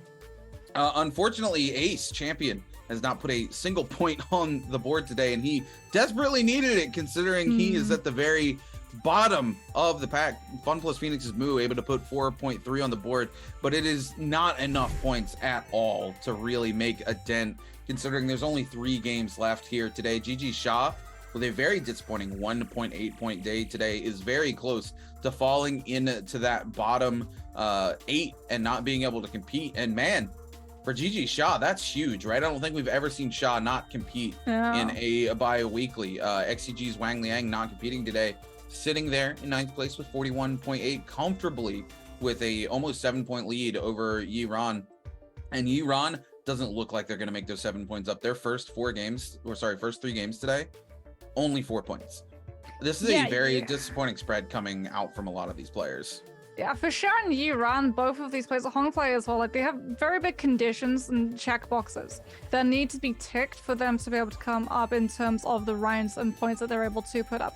For Yiran and Shah especially, it does hinge on them making it into Final Zone. For Hongplay, we see a lot of the time that he does like to go for those third parties, but we have to talk about it. Number 1, the player that we really wanted to see consistently be able to show that outwards aggression. Spider sitting up on that first place, already going to be 54.1, overtaking GD's Dongqing, who isn't actually playing today. So very happy to see Spider being able to pull off a consistent day of being able to come in with those pointers. Consistency is definitely something that we're looking to try and find that player that does come out on top in terms of solos. Like, we know all of these players have that mechanical prowess and skill as well as game sense and understanding to be able to be the best at solos in this region. Where we're really going to see the big difference that actually determines who is the number 1 in terms of those solo players is the consistency. Who is going to be able to post up onto the board the most amount of points the most amount of times in a row? Because we know that there are the players like Mike, there are players like Shah, there are players like Duran King, Wang Liang, Dongqing, all of those players absolutely on their best A game can walk away with record-breaking rounds. But can they do it multiple times? As much as we talk about consistency, something we haven't talked about is how a player stays consistent, right? Because like you said, we've got a lot of these players that have these big explosive games, right? When that switch is on, it's on, right? But the consistency really comes from players who find themselves in a bad situation. You're off the drop, you don't have the loot that you want. Maybe you're eliminated early, you don't have that safety net, so it's hard for you to chase down those early kills. Maybe you find yourself like KZ's Panda Man, where the hero picks you're running into are not the heroes you really want to be running into, given your current hero selection, right? It's the players who are able to overcome that adversity and still put some sort of points on the board and stay alive to the end game despite those situations coming up in the face that's not in their favor, that play so consistently across the board. One of those players, of course, being GD's Dongqing, who's unfortunately not playing today, so can't really use him as an example. But another one of those players is gonna be JDG's Chu Zheng, right? Chu Zheng, a player who, even when he's having a bad game, he's not having a terrible game. He puts points up. He doesn't let it affect his mental, and he doesn't let it affect his strategy for the game. And that's the big thing, right? You have players like WBG Spiders who, when they have those big pop-off moments, they're able to take control of the momentum of the lobby. But players like JDG's Chu Zheng, as we saw in the first game today, doesn't care about the momentum shift he can play it all. And that's where the consistency really comes from. Yeah, Chuzheng, one of those players who definitely impressed moving into Season 2, walked away the last bi-weekly MVP and #1 spot. We're really yet to see him, though, being able to consistently post up high-scoring rounds. So we know that he can keep that mental, that endurance. As you can see from a lot of these graphs as well, just the flowchart, really tracking how these players pop off. A lot of them starting to pick up as we head into the second half of the day, taking a little bit longer to find that footing, get that confidence, being able to put themselves in those positions where they are able to look for those fights and make those right decisions, because we do have to talk about it. There have been wrong decisions made from some of these players today. And I think, first of all, we have to talk about Mew. Right, Mew coming off of that first drop, goes into a zipping, goes outwards of the zone, allows free bubble resets to come through from the zipping, gets hit by a trap, still chases after for that pick, and on that Tarka goes down after picking it up to zone damage. Honestly, that's not even the biggest mistake I think Moo made today. Moo, one of those players who can play Tarka G well sometimes, Hollow Roth was not the map to play him into. These players, you have to know that it's going to be a majority of Z-Ping. You know, we even talked about it behind the desk here with a little bit of analysis at the start of the day that going into Hollow Roth, we're going to see a ton of Z-Pings. And that is the exact matchup that hurts Tarka the most. So going into Hollow Roth, why would that be the game that you pick up Tarka G? It just doesn't make sense. Moo set himself up for failure going into game number 3. Yeah, that's why we saw the Takedas as well. They were expecting that zipping to come through. They were hoping that the Takeda ultimate would be able to stun the Z-Pings out of the majority of that toolkit. Is now moving back to Morris Isle. We're seeing a lot of Yodos, a couple of Z-Pings making it through. Some Justinas yet to see a single Tarka, not expecting to see a Takeda, as it is just going to be back to the usual. There's a surprise, though. It is going to actually be a Valda coming through from Champion. I have a little bit of mixed feelings about this. I like to see players trying to make that Valda work, but Valda is so loop dependent. And Morris Isle, unlike Holoroth, does not really allow you to instantly find those legendary chests. So even if you're able to land that stun, that guarantees a hit off of the opponent who is CC'd out. If you don't have the loadout to make that hit count, they're just going to be able to drop either the Justina F or the Yodo F to be able to survive through it. Look, here's my biggest issue with players who are playing Justina. They throw down that F1 ability, that bubble, and treat it like it's Yodohime F3, and they get consistently punished for trying to heal in players' face, because this is the Pro League. They're just going to instantly swap to a ranged weapon and punish the heck out of you. There's better ways to use that bubble. Retreat to a space where you can force it through a doorway, so they have no way to approach you or punish with ranged weapons, right? Don't just stand out in the middle of the field, drop the bubble, and try to heal like you're standing in a Yodo F3, because you're going to get punished for it every single time, and that's where we see these players fail time and time again, walk into a space where they use that resource, get nothing from it, and now they're on the back foot with no way to recover. Speaking of no way to recover, Funplus Phoenix's move, gonna find a little bit of a space here as he picks up a kill onto EWG's Yiran, and Yiran gonna be sent back to Soldier. GG Shah with a massive parry onto WBG's Spider, now gonna reset in the face of Spider. Spider doesn't want to let it happen, but that F2 is gonna come out, and unfortunately Spider doesn't get a choice in the matter as GG Shah, one of the few Z-Pings in the lobby, able to take that space back. KZ's Panaman going head to head here with the likes of GBL Zin. Zin gonna use that F3, and instead of going for the reset, is able to find a set of armor to swap into that's full health, but it doesn't matter as Panaman rips it off. But no, we're gonna see a parry come out onto Panaman, and maybe it does matter, but the F3 gonna buy Panaman enough time to flip the script back onto GBL Zin. Then gonna have that F3 momentarily as they find an armor reset. Panaman really needs to take a reset of their own. And here comes the Valda, Ace Champion, coming in with the charge left click off the dual blades. This is their opportunity. Panaman's not gonna have that for too long. That bubble goes way too vertical, unfortunately, for Ace's Champion here. But it looks like they might be able to find this kill if they can get onto it. But it's gonna be GBL Zin who's gonna lock them down and pick up the kill onto KZ's Pandaman. Okay, Champion with the dual blades already got the purple. I'm a big fan of this. if you're going to have one hit to be able to come into it, it's going to be a charged up click from the dual blades, which immediately is going to mince the health bar. As Moo with the nunchucks gets countered. Oh, Jux with the follow through will be able to find the pick. They're extremely low though as Slayer tries to move forward and punish the fact that the climb comes through. We hit 2 of it Echo, but there's a follow-through counter. Jux is on absolute fire. Being able to pull those ones off. Will be able to open up with that Yoda ult, just trying to get that damage to connect onto Slayer with the dual blades, who's waiting below to catch Jux as they fall. Has to actually drop that F to be able to keep himself safe. Swaps on to the pistol. As Moo comes in with the Justina ultimate, looking to freeze, can't really try to use that Yodo F ability. Will be able to get the freeze, immediately swaps onto the bow to be able to find that pick. As Jux unfortunately has it stolen out from below their fingers. As Moo now Nunchucks versus Nunchucks going up against the Yodo. Has the F ability in case they find themselves going a little bit too low. Actually takes the dash disengage as Jux now looking to try to move forward. They don't have their F ability. This is dangerous, but what they do have at the moment is the better health. As we see that Justina F ability come through, the reshield allowed for Moo, but Jux still with that follow-up, using those katanas to chase. Climb comes through, no counter. As Moo goes extremely low, forces into using those horizontal blocks. Jux trying to find with that charged up left click. Will actually go down to Moo, even through that Yodo F. Yeah, Moo really clutching things up there and able to pick up their 3rd elimination of the game. Man, what an actual play for Moo. Moo had the patience to just wait that out here. JDG's Chu Zhang here going to be forced to pop the ult. WBG Spider just going to back off. Let him go ahead and get the ult out. Says, go ahead, burn the gas in the tank. I'm chilling right here. I'm in range. I've got an ultimate pick here.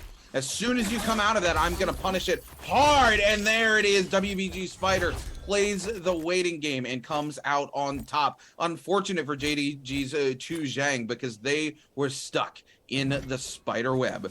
Spider more than happy to pick up that set of purple dual blades and to keep it moving here with their 2nd elimination of the game. And this is where we see Spider start to pick up that momentum with some early eliminations. Hopefully, we're going to see that aggression coming out as we are Zone 1 collapsing on to Zone 2. We're going to see those first Moore's Blessings start to show up in about 60 to 70 seconds. Q9's LXY going head-to-head here with Badass Huangfly. Huangfly with a purple set of armor, though, on the back foot as the F3 comes out as we move over to take a look at EWG's Yi Ran, who tries to continue the combo with the F3 and is able to counteract the F3 from the enemy player using a jump cancel into the pistol. Yi Ran picks up their 2nd elimination here. Now to Fun Plus Phoenix's Moo, our kill leader currently in the lobby, going head-to-head with WBG Spider, but being the kill leader just means you're in the sights of Spider when he's on fire like the Spider. Gonna take multiple musket shots there from Moo.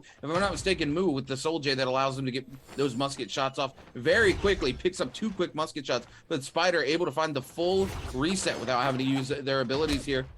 Gonna come in and continue the pressure onto Fun Plus Phoenix's Moo. Moo trying to come in, but it's a little bit of nunchuck on nunchuck action. Moo wants to continue into this space with those musket shots. Spider with the legendary nunchuck Soul Jade, though, is gonna be able to meter dump as much as they want. AOW's Mike now frost cored up in the face of Ace Champion here with the F1 down on the ground. Mike not going to walk into the bubble, and Champion going to back off and look for a better opportunity to strike. Back to WBG Spider, locked in on Fun Plus Phoenix here, but Moo doesn't want to give this up. They go super low. Spider trying to come in, but the F comes out. They both need to be very careful. EWG's Euron waiting in the wings. Spider looking for their opportunity, going to freeze up and give chase here to Moo, who's running away on their own Justina ultimate. Will WBG Spider be able to close the distance and secure the kill? Spider's looking for it. He really wants to try and find that distance gap, and we'll keep an eye in the kill feed. As it is going to be Champion trying to just use that Valda bubble to block that repeating crossbow. Out comes Champion to close up that distance, but out comes the dual blades. Mike still trying to find that one. Will be able to pick down Champion before the repeating crossbow can snipe away his goods. And with that pick, can look to try and grapple away as Zhang Yu actually taking a lot of damage from that poison splash tick. doesn't have a good health bar to look for this engagement, is trying to keep themselves safe. Grapple tech shot not going to be able to come out from Xiao. Zhang Yu knows that they're not going to be able to disengage cleanly, has that Yodo F ability now available, will be able to get a little bit of a heal off in the face of Xiao, who on that zipping does have the F ability to be able to grapple through the Yoto sword and can now look to move forward and take that fight into the close quarter. Xiao with a juggle, unfortunately, takes a massive amount of damage. He doesn't have the bubble to be able to break out from the stun, and Zhang Yu will be able, without that zipping, to be able to break the interrupt, find that pick. Because now we're going to move over to watch Q9's LXY, a player who's been a little bit quieter today, does have those nunchucks fully charged up if they want to go for the full meter dump, but unfortunately their health and the shielding is just not really available to allow them to look for that a couple of shots away from going down, especially with Kaibai rocking that purple dagger and purple armor. Going to give him a lot of aggression chasing in. The counter comes through though. The follow-up kick going to get a lot of damage as Kaibai not able to actually pick up that dagger. It's now in the hands of LXY, looking to block out that grapple disengagement. LXY not able to grapple away because of the Yodo F above their head. As now we see the ultimate from Kaibai trying to chase after LXY, who takes one slash, doesn't manage to land the third. The snipe not going to be available for Carabao as he swaps over to that pistol, just trying to lock down LXY's movement and not allow him to get out cleanly. The grapple shot does manage to find him, and LXY will be able to, with those blue dual blades, pick up that kill. As Mike and Zhang Yu are still duking it out, the repeating crossbow still from up high being the absolute bane of Mike's existence. Panzerman is peeved after getting denied that infinite. He's still angry. He's coming in with an absolute vengeance. That Shaq not allowing coverage from the repeating crossbow, able to just chime in from the window. Because Zhang Yu has to use a little bit of a soft reset. Pandaman looking to chase these Yodos, and Justina out into the open. Freeze very early, forced out from the side of Mike, as now Pandaman knows that it's not going to be available. They've caught the attention of the Justina, swaps over to those epic dual blades, as it is going to be Mike happy that they've been able to lose their tail and put the focus now onto Pandaman, allowed out as Zhang Yu tries to move forward into Pandaman. A successful counter coming on through as Mike comes back with a flamer, catches all of them on the low ground, forces out into that freeze form, tries to find the follow through damage with those nunchucks, gets a lot of damage from the uppercut, gets counted onto the ground 6 feet under, as Zhang Yu will be able to try to find the follow through. Mike just on an absolute sliver of health, able to keep themselves alive and look to try and lose, using those huts to break line of sight. The problem is the Sankyu is there. Zhang Yu knows that they have not gone too far. They're still looking to try to collapse in, whether they're on the third ground, whether they're on all the way up into the high. They've been able to spot them out, but here comes a potential third party as Zhang Yu still having to go toe-to-toe with Mike. We've got a little bit of an intruder coming in on the flank. Cao Bao now spotted out a little bit of that ruckus, not going to be able to look for that engagement, keeps themselves nice and safe with that purple epic dagger picked up from a successful counter from Mike. And we go back to the lull. Yeah, Mike here coming in, not able to get the kill he really wanted there, as Zhang Yu was actually able to secure it. He threw the flame breath there, and then Mike forced to go on the run, at least able to get the reset and not be eliminated off the back of that. We turn our attention to Boundhouse Huangfly here, forced to pop the Yodo ultimate, but WBG Spider with a perfect freeze comes through with the charged right click, the full meter dump, and the Dragon's Roar comes out, and Boundhouse Huangfly is going to be sent back to the Soul Altars. WBG Spider picks up their third elimination in the match, turning our attention back to Alliance's Jux, who had a very good showing at the beginning of this match, hasn't been able to re-find their footing since their first elimination. Gonna back off and look for a reset after this fight with OUG's Blu-ray and King. AOW's Mike coming in now, trying to get the fight going onto the likes of EWG's Yiran. Yiran with the F3 immediately punished by the early game flame breath here from Mike, was able to secure one of those Morse blessings, and Mike's gonna pick up his third elimination of the lobby. Absolutely punishes EWG's Yiran. Mike now turning their attention to OC Zhang Yu, who he sees just chilling in the corner. Mike more than hungry as he continues the hunt here. Mike trying to turn in to that W key master that we see coming out from the likes of JDG's Chu Zhang and WBG's Spider. that Flame Breath, putting an absolute work onto these Yodo Himes. Funnily enough, the Flamebringer, usually the thing to counter Justina, and speaking of being counter, Mike gets put on his ass with a huge counter coming out from the likes of Oshi's Zhang Yu. A ton of damage comes out. Zhang Yu opts for the reset off the back of that parry. AOW's Mike finds a little bit of a reset as well. Zhang Yu finds another health bot here, going for the scale rush, just trying to create space. Doesn't really want to commit to this fight. I mean, he can't really. If you're Xiao Yu, you have the app ability on cooldown, but you don't want to use it because that just provides Mike a window to be able to swap to that Flamer. As you're more than happy to try and take this 1v1 with the Yotos. Then trying to just keep themselves up on that high ground so they don't have to worry about falling to the low and taking that poison slash to speak up very quickly over to Spider, who finds a very fast kill onto Jux, which means that we immediately move over to Lura and King. Another counter coming through. A lot of counters being successfully pulled off in a matter of moments on this map, as Bao has still got that purple dagger. Mike still looking for this pick to finish up onto Zhang Yu. Does have the freeze, does have the ultimate to try and catch them out if they want to fully commit in, as it is Nunchuck versus Nunchuck.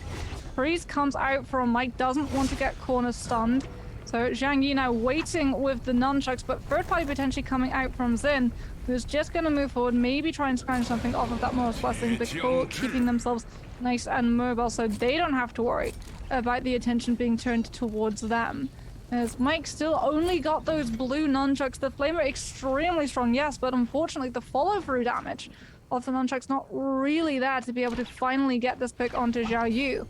As Spider does go for that grapple, tries to open things up with the bow to just chip down Slayer's health bar before you can come through and follow it up with the shots necessary from those purple nunchucks, but Spider doing a very good job of trying to keep themselves mobile. The Yodo app ability comes through. There's the Flamer immediately pushing the Yodo out of their best toolkit to be able to escape and get those clean disengagements, as now we see the second in the Yodo's toolkit. The ultimate comes through from Slayer, has to cancel it out early. They're going to be so vulnerable once that first slash wears off. Slayer knows this, and Spider takes the chase. Out comes the Justina ultimate. The Yodo caught out in that grapple. If she falls to the low ground, the nunchucks are going to punish. Slayer comes through, but Spider has had to cut off the exit. Still hasn't found the pick.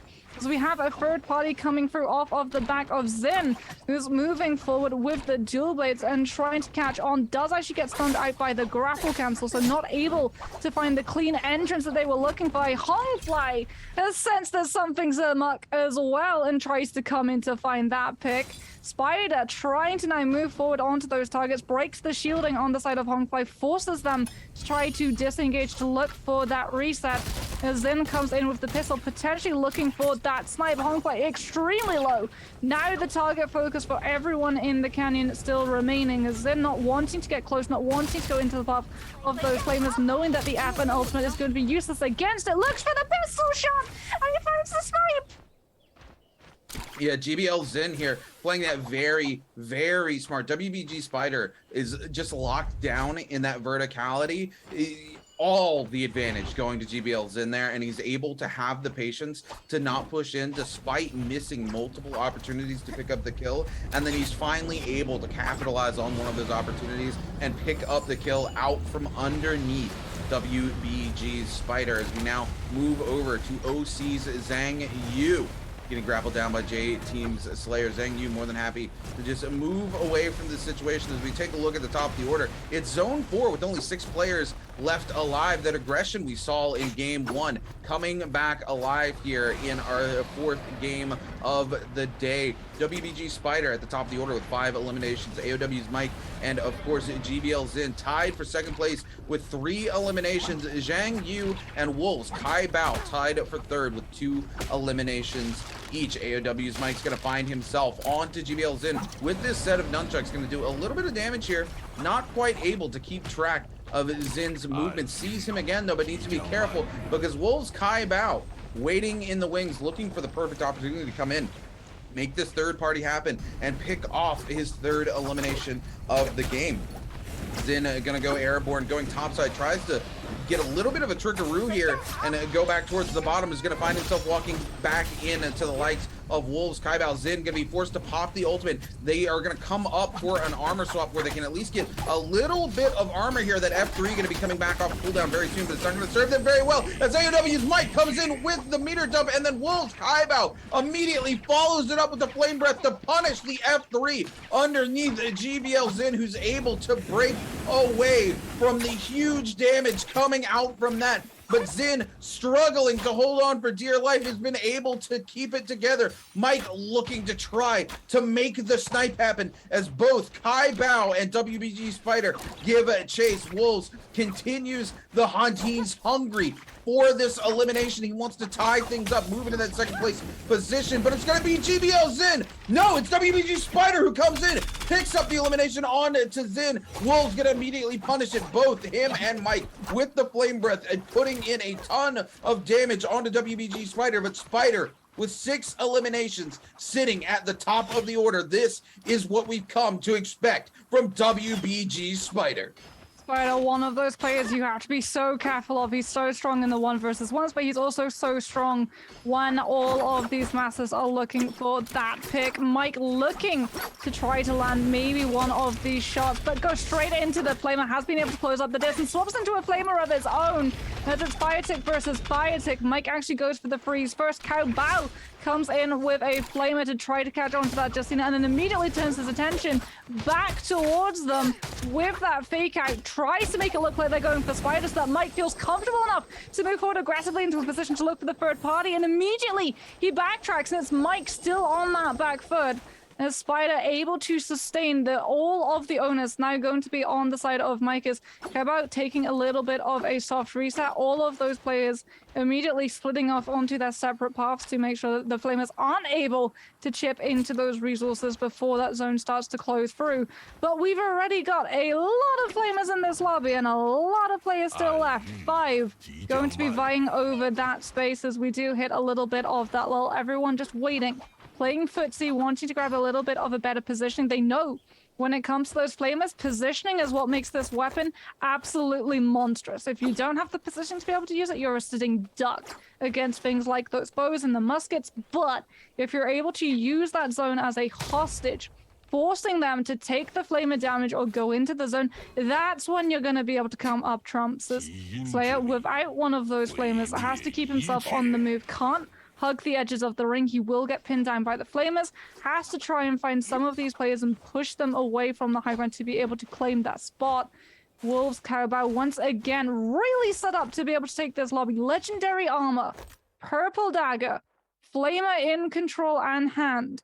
He should be able to police when this zone starts to close through, how these players around him. And once again, just as we saw on Holoroth, he's making sure that he's not going to be pressured. He's going to have control of the zone. He's going to be able to set himself up for victory. He just has to get the timing right. He can't afford to get greedy. Because now we start to see these players move. Spider and Mike both going in for that melee. Flamer comes through from Mike, pushing onto Spider's free shell form, trying to punish that Justina. Kaibao still keeping himself nice and safe, out of attention, so that he can look potentially to come in for the third party, but mostly he's going to be able to conserve those resources, conserve that Yodo F and ultimate to be able to use, as he sees one of those players going out of position, potentially could sandwich them between the Flamer and the zone, but doesn't want to give himself into an aggressive position where he could still be turned around upon, and he gives up the chase.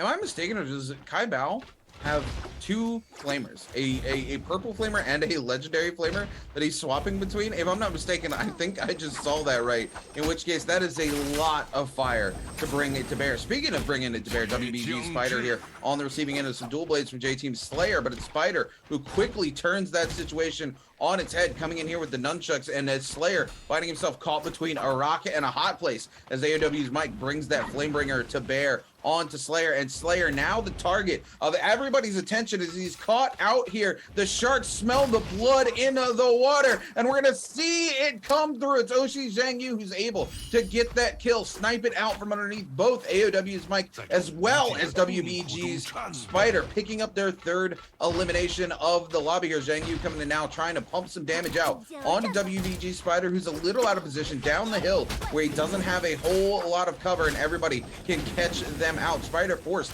to go into the zone. Spider going very, very low, forced to go into the zone a second time. The Flame Breath comes out from Kaibao. Kaibao looking for that opportunity. Zhang Yu going to be forced to pop their ultimate as well, taking a ton of damage as they continue to give chase to WVG Spider, who's able to get a little bit of a reset. The F comes out. Zhang Yu going to be punished immediately by that Flame Breath. Now it's Zhang Yu on the back, but the Flame Breath coming out from everybody, but it's AOW's Mike who's able to lock it down and pick up their 4th elimination of the game. 3 players left alive. WVG Spider, AOW's Mike. Spider gets sent into the zone. Mike picks up their 5th elimination. Now it's a 1v1. Wolves, Kaibao going head-to-head with AOW's Mike. Mike gets a uppercut combo onto Kaibao. Kaibao drops the F3, immediately turns around with the Flame Breath. AOW's Mike going so low. Mike trying to hold on with the Justina ult here, but we're going to see Kaibao return the favor with a Yoda ult of their own. The freeze potentially coming through. There it is, the full meter dump onto Kaibao. Kaibao with no F3, no way to respond. AOW's Mike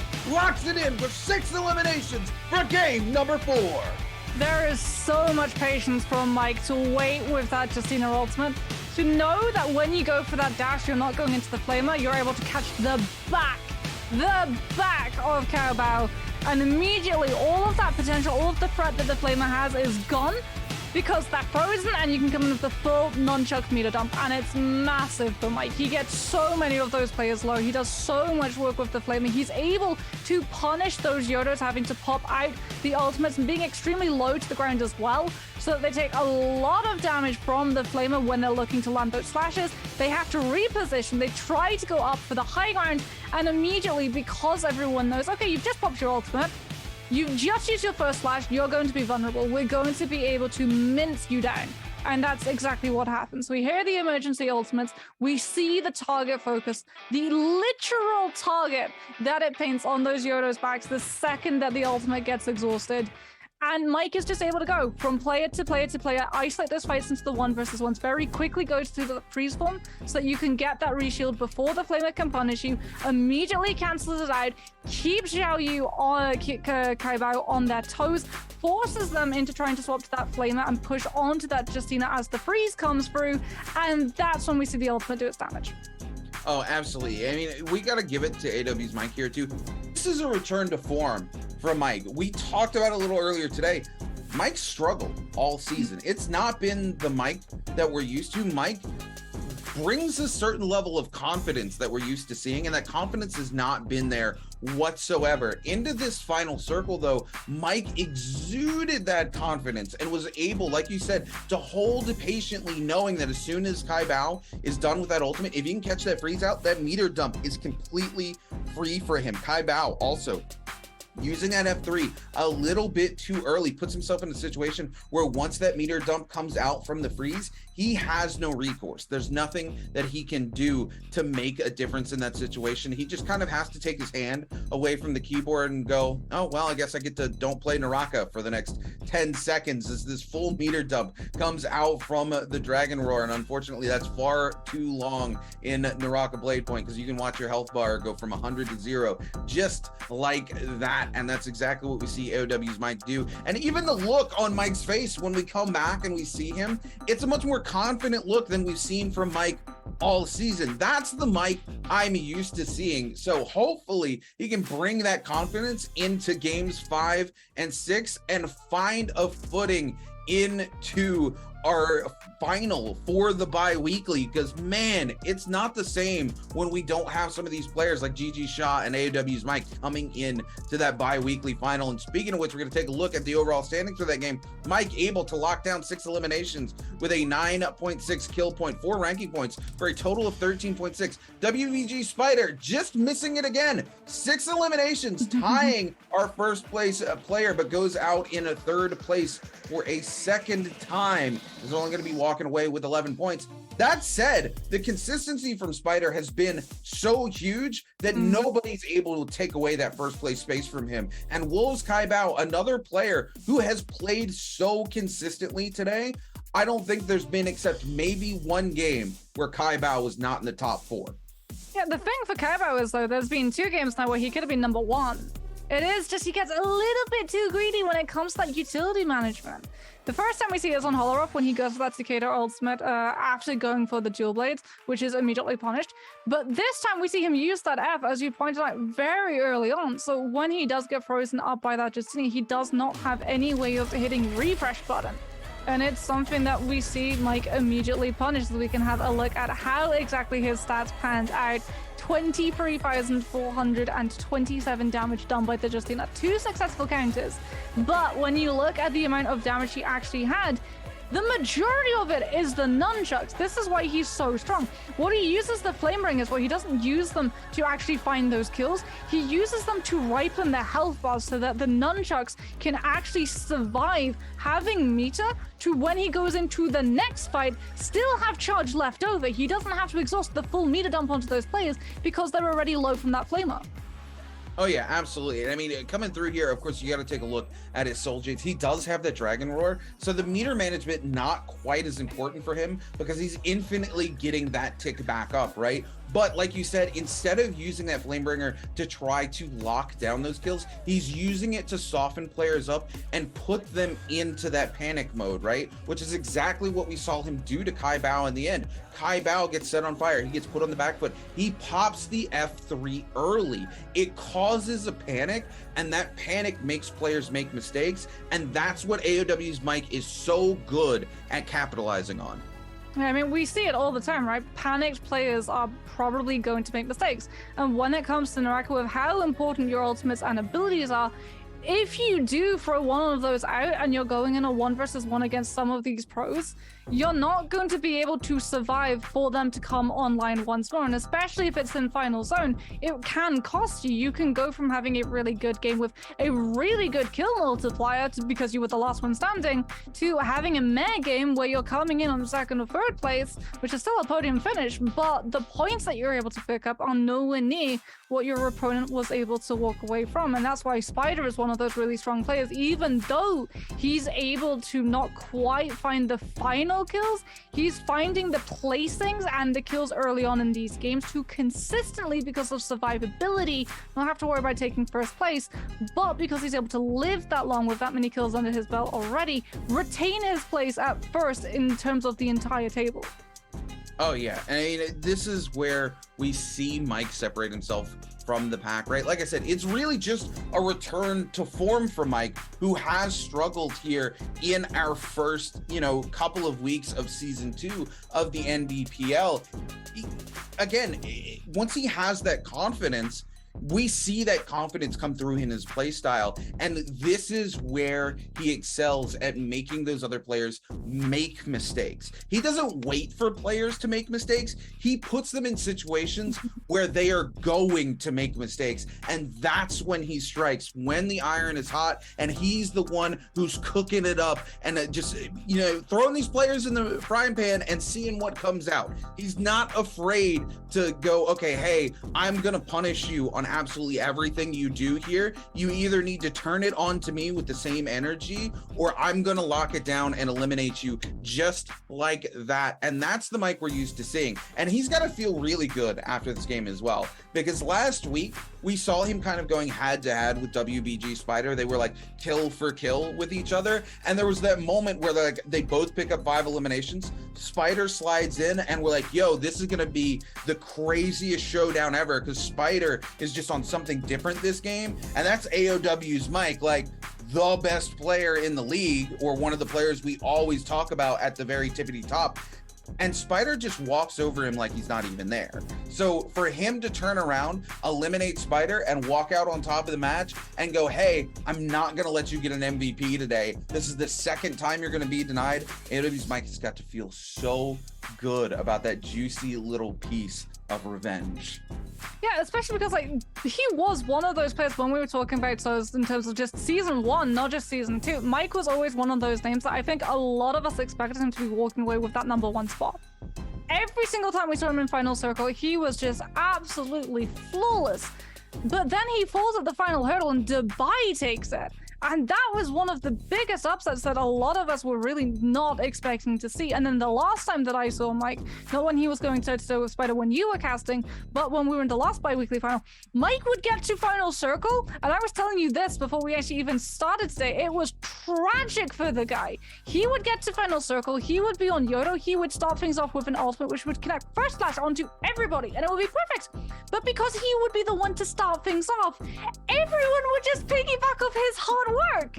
The amount of times I saw Mike post 15,000 damage and then the one player who walks away with MVP has below 10k because they're able to play off of all of the setup that Mike is able to put on the table. It was so many times and your heart broke for him. So it's so nice to get to see him come out on top. Yeah, absolutely. And speaking of coming out on top, we're going to see who's going to come out on top in game number 5 when we come back from a short break.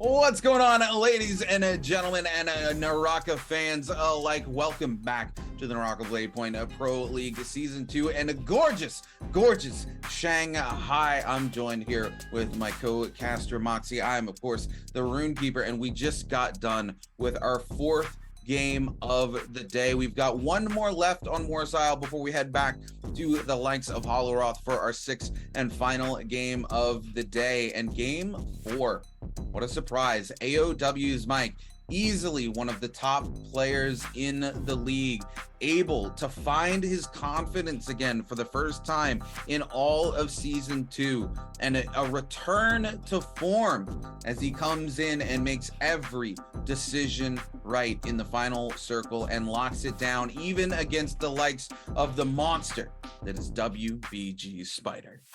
So this is actually something that we were talking about during the break.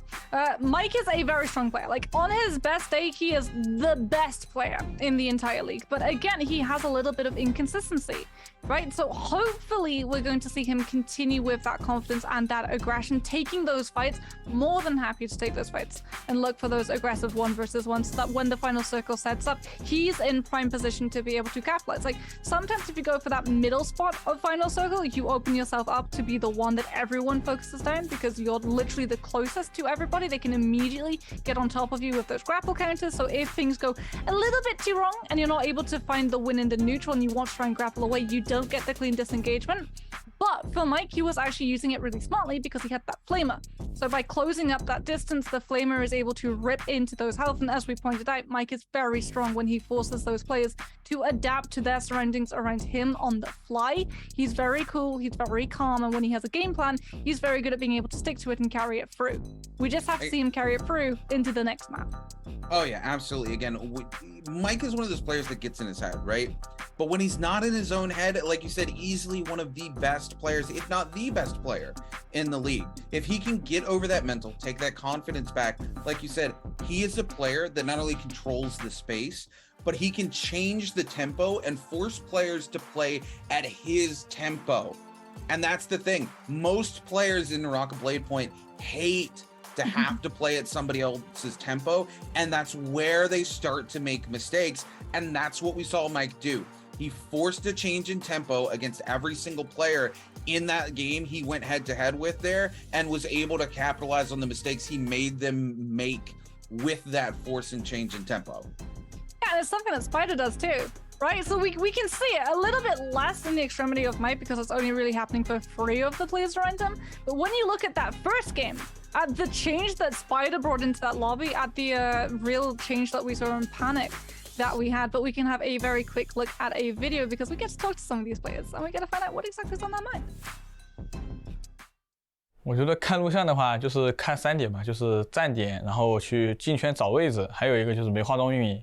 然后其他的基本你自己就是打多了也会学得明白，然后就这3个可能就是要去稍微的留个心眼去注意一下。然后我跟他说的就是你去多注意这个，然后还有一点就是他不是一个非常就是一个资深的匕首玩家嘛，就是跟小新一样，就是一个匕首高玩。然后他们2个是属于是小新是有极强的逃生能力，然后他的话就是属于是极强的战斗能力了。然后我跟他说的就是你多去研究录播，然后还有就是你可以在没事就是去赶路的时候去拿匕首，因为可能就是3排转过来的一些选手可能他们的刀不是很硬嘛，然后就可以去拿匕首去弥补这一点。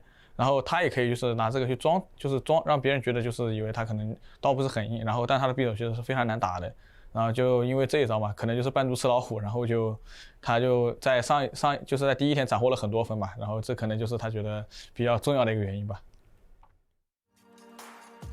AOW's Mike giving us quite a bit of insight into how he views some of these players and how he goes about playing against them. And just like we were theorizing at the start, coming back from the break here, Mike looking to capitalize on these players' weaknesses and when they make mistakes, and that's the zone where Mike really finds his confidence in, and I'm happy to hear that he agrees with our analysis, Moxie.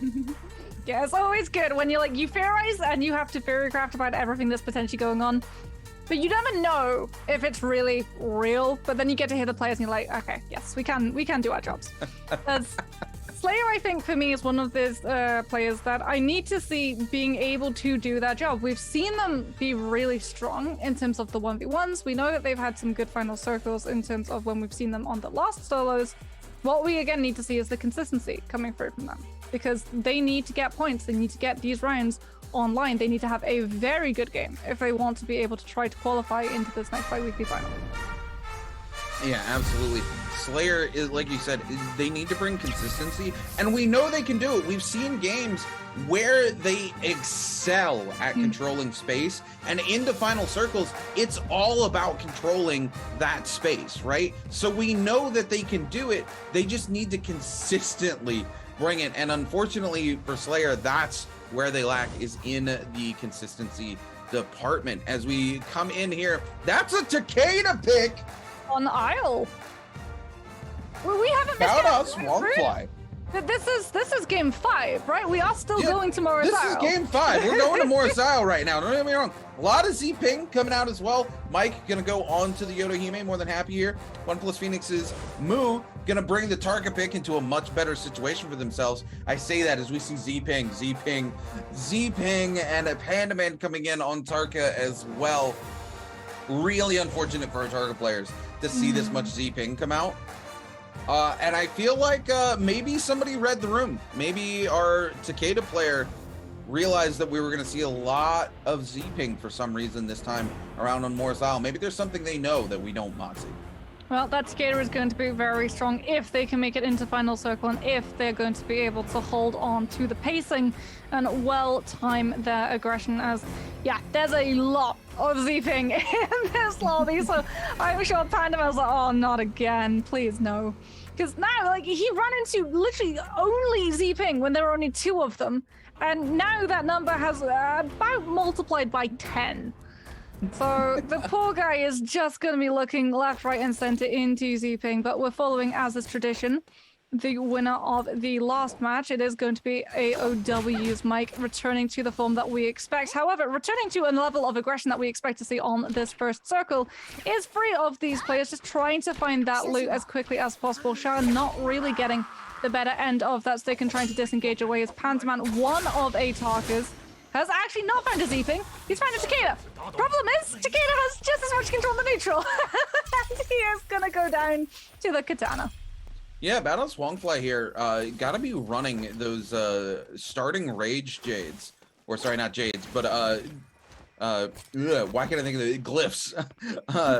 Something you don't see a lot of here in the Pro League either, because you don't really get a lot of mileage out of it post the beginning, right? But if you're a Takeda coming into a lobby full of Z-Pings, I can see it making a ton of sense, right? Because you're looking to pick up as many kills early as you can, and then in the mid game, just to stay alive till that final circle so you can control that space and then get into final circle where you're hoping to win the game with your ultimate. So having that rage early can be a huge boon for a Takeda into this lobby, and clearly it allowed them to go ahead and pick up an elimination early. So we're going to see if that pays off coming into the final circle. The question is, can Huangfly stay alive to make it count for even more? Alliance of Jux on the move here as J-Team Slayer coming in, trying to lock them down with the dagger here, as well as WBG Spider, who's looking to W-key absolutely everybody. Alliance of Jux goes super low. Jux turning things around with that Z-Ping ult, though, but needs to be very, very careful as everybody turns their attention to them, as it is a 6-man brawl. AOW's Mike and J-Team Slayer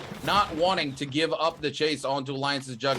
Mike using that repeating crossbow to huge effect after having it turned onto him by KZ's Panda Man all of the last game.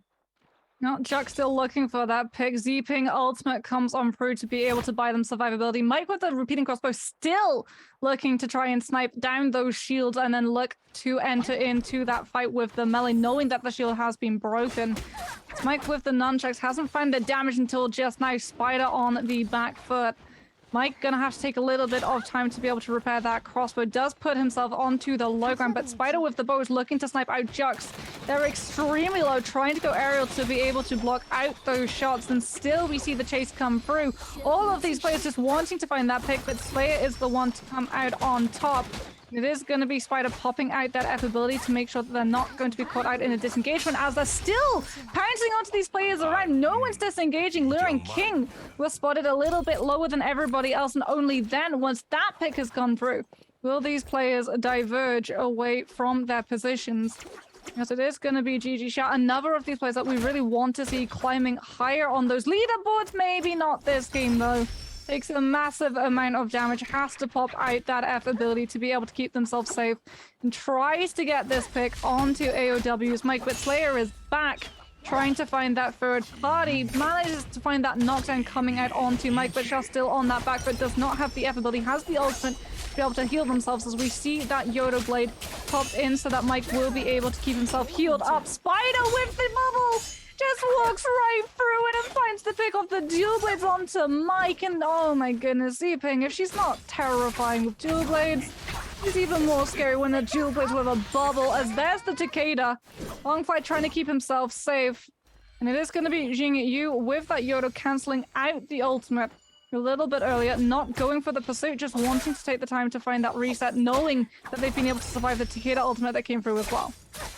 Now moving over to Ace Champion here, going head-to-head with OUG's Blue Ren King. Blue Ren King going to use that F2, going to be forced to pop the ultimate now as Ace continues to flip this fight on its head, sending Blue Ren King airborne. Ace now going to be able to use their own F2 and a Champion really in a great situation, but Blue Ren King going to move away and Ace gonna completely opt into the full reset, not wanting to commit too much here. About us, Huangfly going head-to-head with OC Zhang Yu once again. We're gonna see a jump parry come out from Zhang Yu onto Huangfly. Huangfly forced to pop the ultimate just to stay in it here. Zhang Yu gonna pop the ultimate again. Both of these players trading ultimates for ultimates. Huangfly gonna try to pop the no ult zone. There it is. Zhang Yu continuing to give chase. Huangfly in a bit of a sticky situation, able to cancel out that ultimate, but Zhang Yu locking them down, and they're gonna slide right between that pair of dual blades with the nunchucks and secure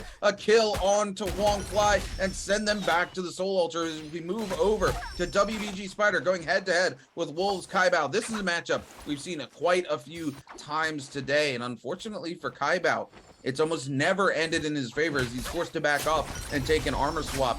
Now over to Ace Champion, still going head-to-head with OUG's Blue Ren King. They've moved much farther north into the likes of Celestra. Champion gonna throw quite a few parries out there, trying to read the room, but unfortunately not reading it correctly as Blue Ren King turns around with the dagger, is able to get a ton of damage off onto Champion. Blue Ren King with an ult of their own is gonna lock Champion down into 2 left clicks. Champion gonna flip them up airborne with the nunchucks, able to get an F2 off of their own. Will Champion be able to escape? Will Blue Ren King be able to secure the kill? Doesn't look like they're going to be able to, as we see 2 Z-Pings reset for the 3rd time here in game number 4.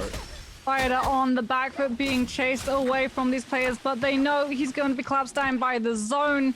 He's gonna be weak move with that greatsword, trying to connect on with that grapple, not able to find the damage that they're looking for. It takes so long to charge up that weapon. That's why we see a lot of those players look for the scale rush charge up off at the back of it. There it is! Massive charged up left click coming through from the greatsword to be able to secure that pick and move, trying to control that neutral, pushing onto Zhang Yu with those nunchucks. Pops out the ultimate, trying to chase after, potentially get the lockdown onto their opponent, but allows the time for that reset to come through before finding the chase. And we've got a little bit of a ring around the rosies of Bridge as Moose still trying to find any lockdown that they can. Does have a little bit more added momentum of the ability to be able to keep themselves safe, trying to lock down Zhang Yu into the shack, but the Yodo F comes through. Ataka not really able to move forward, especially off of the back of that ultimate. Is able to find that flame tick, but that is all you'll be able to find. Zhang Yu has bought themselves time of survivability. Kaibao may be out of that, as it is going to go down to Pantaman coming through with that katana. Everyone scrapping over that Morris Blessing. As it's Chat trying to move forward, trying to look for an area that they can move in with those nunchucks. The shield going to be broken immediately. It's Pantaman just waiting, biding their time, using that charged up left click from the katana to keep this zipping on her feet so that the bubble's going to run out before the fight comes back online.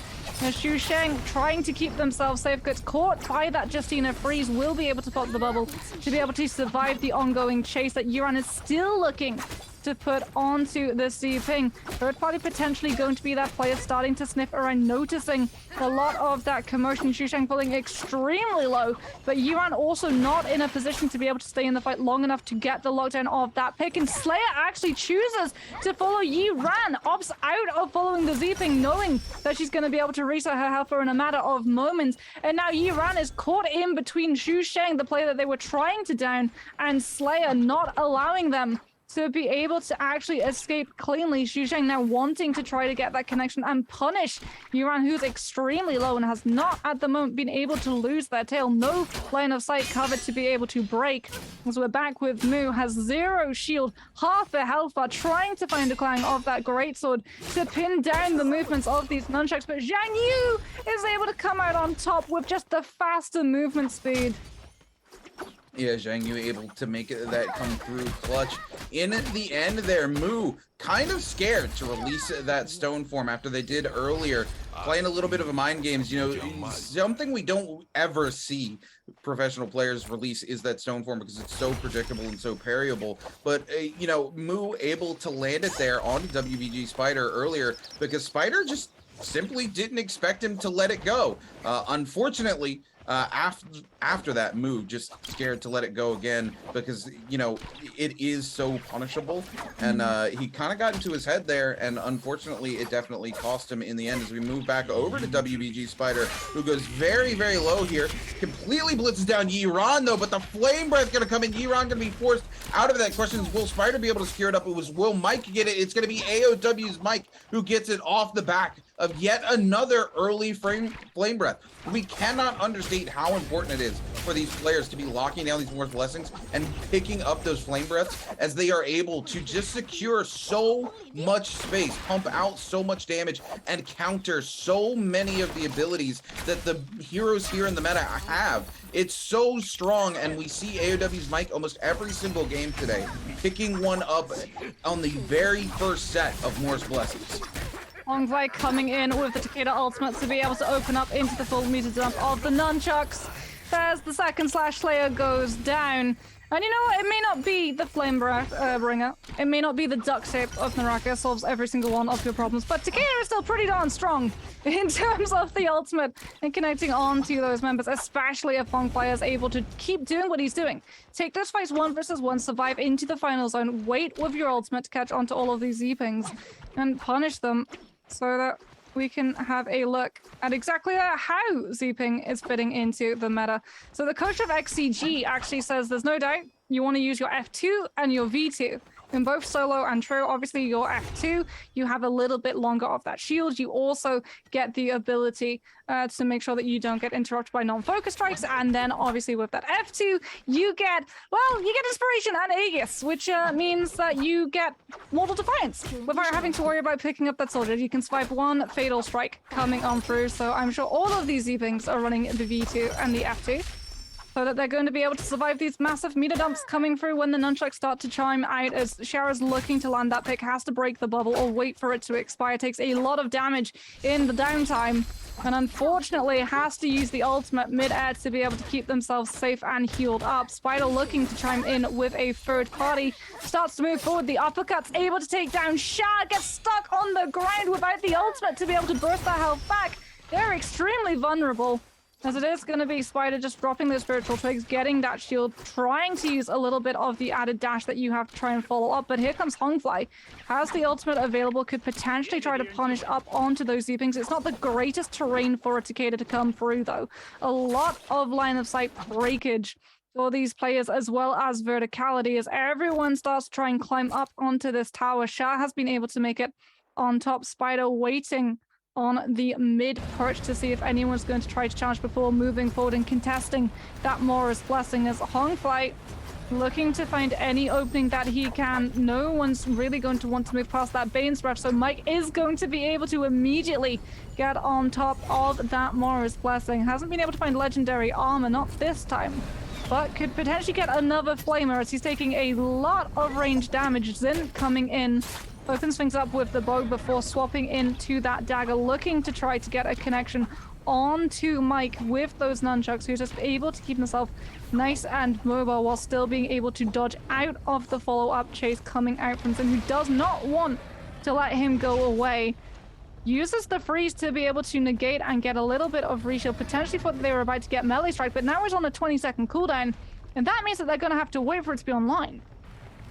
Yeah, you know, GBL's in there, making a really smart decision. He wanted to stay and fight on top of that Morris Blessing, because that purple armor that got traded out really only had a couple ticks there. So if he went on the back foot, he could have swapped out there. He saw that AOW's Mike was thinking the exact same thing and backed off, because he wanted to take that fight so far away from the armor that he had no hopes of going into the armor swap. Just decides, okay, I'm not going to burn the resources. I'm just going to use my F here, get my armor back, and wait for more opportune moments to take a fight, because Mike clearly knows what he's doing in this particular situation, which, I mean, is there really any doubt after coming off of the last game that Mike knows how to separate himself and create the appropriate amount of distance? GG Shah with a huge jump parry into WBG Spider. Spider going to be forced to pop their F2 as well. Probably going to pop the ultimate here in just a minute as we see most of these Z-Pings just reset in the face of one another. KZ's Panaman going to catch out Oshi Zhang Yu here. The question is, will they pop the ultimate and try to go for the infinite? Will they be able to make it happen? The nunchucks come out from Zhang Yu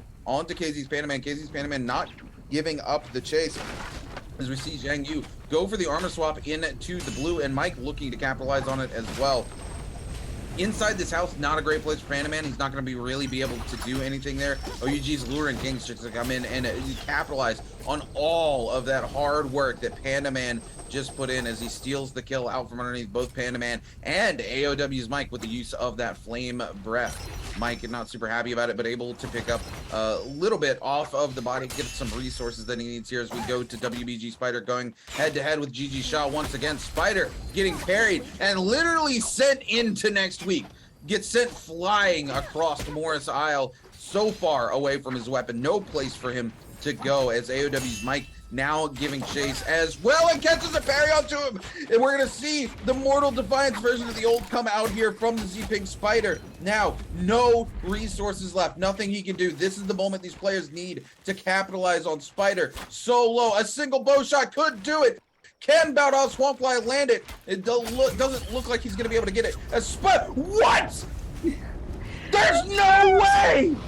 That's not... Okay, so we can answer the question of where Spider ended up here. He got sent flying so far that he'll be on Holoroth on the next map, but it is going to be on the next map because the sled coming through from Hongfly is absolutely massive. He lets the bow fly. I didn't think we were going to be able to top the snipe that we see in the bumper to the run-up of the opening, but I think we just found one. As now it is going to be Cao Bao still on that zipping, still with that flamer, making it extremely difficult for those players to try and collapse in and pull out any sort of punishment for having used that F ability very early on. Pandaman, the only Tarka available. We've seen what happens when you're playing on one of those lone heroes. It's so easy for them to pin you down and keep chasing after you. There's no one else that you can really swap in as your body stunt double. But Pandaman's still going to be able to stay alive. Mike likewise going to be able to keep himself alive, has the flamer still, but he's taking a little bit of damage, just wants to break line of sight, doesn't want to put himself into taking a lot of chip damage coming out from those ranged utilities. Might be able to push onto Hongfly as well, who is keeping himself nice and towards the edges of those rims. Has that rooftop to be able to keep himself out of line of sight in case attention does start falling into the way of the Takeda, while also being able to use that building to nip into to try and push on those players, pop the ultimate out when they move out from the door frame and into your position so that they're not able to tap dodge through those strikes. As we see Hongfly actually being pushed into the open, chasing after one of these players. Tries to go for the snipe, will be able to break a little bit of damage, but now he's put himself into a position where he can get caught out, has to use the ultimate to try to chase after Zin and put himself back into this building, daring these players to come after him, but then comes the flamer, and he's immediately forced out of Shack to be able to negate the flames coming through from Mike, using the window to be able to chip the damage of the flamer in. Hongfly extremely low, gets caught out, can't tap dodge away from the Ring King, otherwise he goes into the zone, and the Takeda is removed from the lobby. As Luren King now on the back foot, has used that F ability, going to have to keep himself disengaged from these fights before it comes online, before looking back in. As Zin, one of our Justinas, still left alive, once again taking control of that high ground, making sure that he's going to be able to have room to keep himself towards so that he can save that freeze form for when he's going to need it, as opposed to having to burn it out early because you've been pressured in the poke phase. Slayer with their Z-Ping, having that bubble, does have a little bit more freedom in how they're able to traverse this space. That's another thing that Z-Ping has over these other heroes. The fact that you can just pop that F ability and take whatever space you want, and it forces the players around you to adapt to your playstyle rather than you having to bank on adapting around theirs. As Pandaman, the only off-meta hero in our lobby at the moment, could potentially come through. Mu as well. 2 targets against a whole lot of Z-Pings. Are we going to see the Infinite find its course, or are they going to be thwarted by the F and Ultimate? We're going to find out as we continue to go deeper into game at number 5 here. Zone 5 going to collapse on Zone 6 in the next 34 seconds with 8 players left alive. J-Team Slayer forced to pop their ultimate here as AOW's Mike gives a chase. Their shields completely blitzed off of them. Some bow shots coming through to do some massive damage as well, but it looks like Slayer gonna find a free reset here off the back of their abilities. As we turn our attention to GBL Zin being chased down by AOW's Mike, immediately going to be punished here with the Flame Breath as Mike comes through and sees Zin pop that Frost Core. Zin backing off. KZ's Panda taking some shots from up top as well. AOW's Mike wanting to give chase here, but playing very cautiously, knowing there's so many other players waiting in the wings, and Mike doesn't want to end up in a situation where he doesn't make it to final circle here. GG Shaw moving across the map, looking to come through, see if there's any resources left on some of these Karens here. They're able to find looks like a fresh blue bow for themselves, as they aren't able to find a repair kit. That's one way to repair your bow. Just go ahead and trade it out for somebody else's.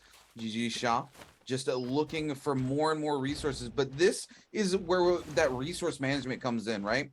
If you don't have resources at this stage in the game, everything's been picked. Immortal War, there's so few resources available to begin with. The only place you're going to find those resources are on a body, and you've got to be quick onto that body, because if you come last, all there's going to be is scraps, and that's if you're lucky. Most of the time, there's not going to be anything left here in the pro leagues. These players want to hold as many resources as they have. Moo here coming out with the Earthshaker, looking to lock down onto somebody very, very parryable.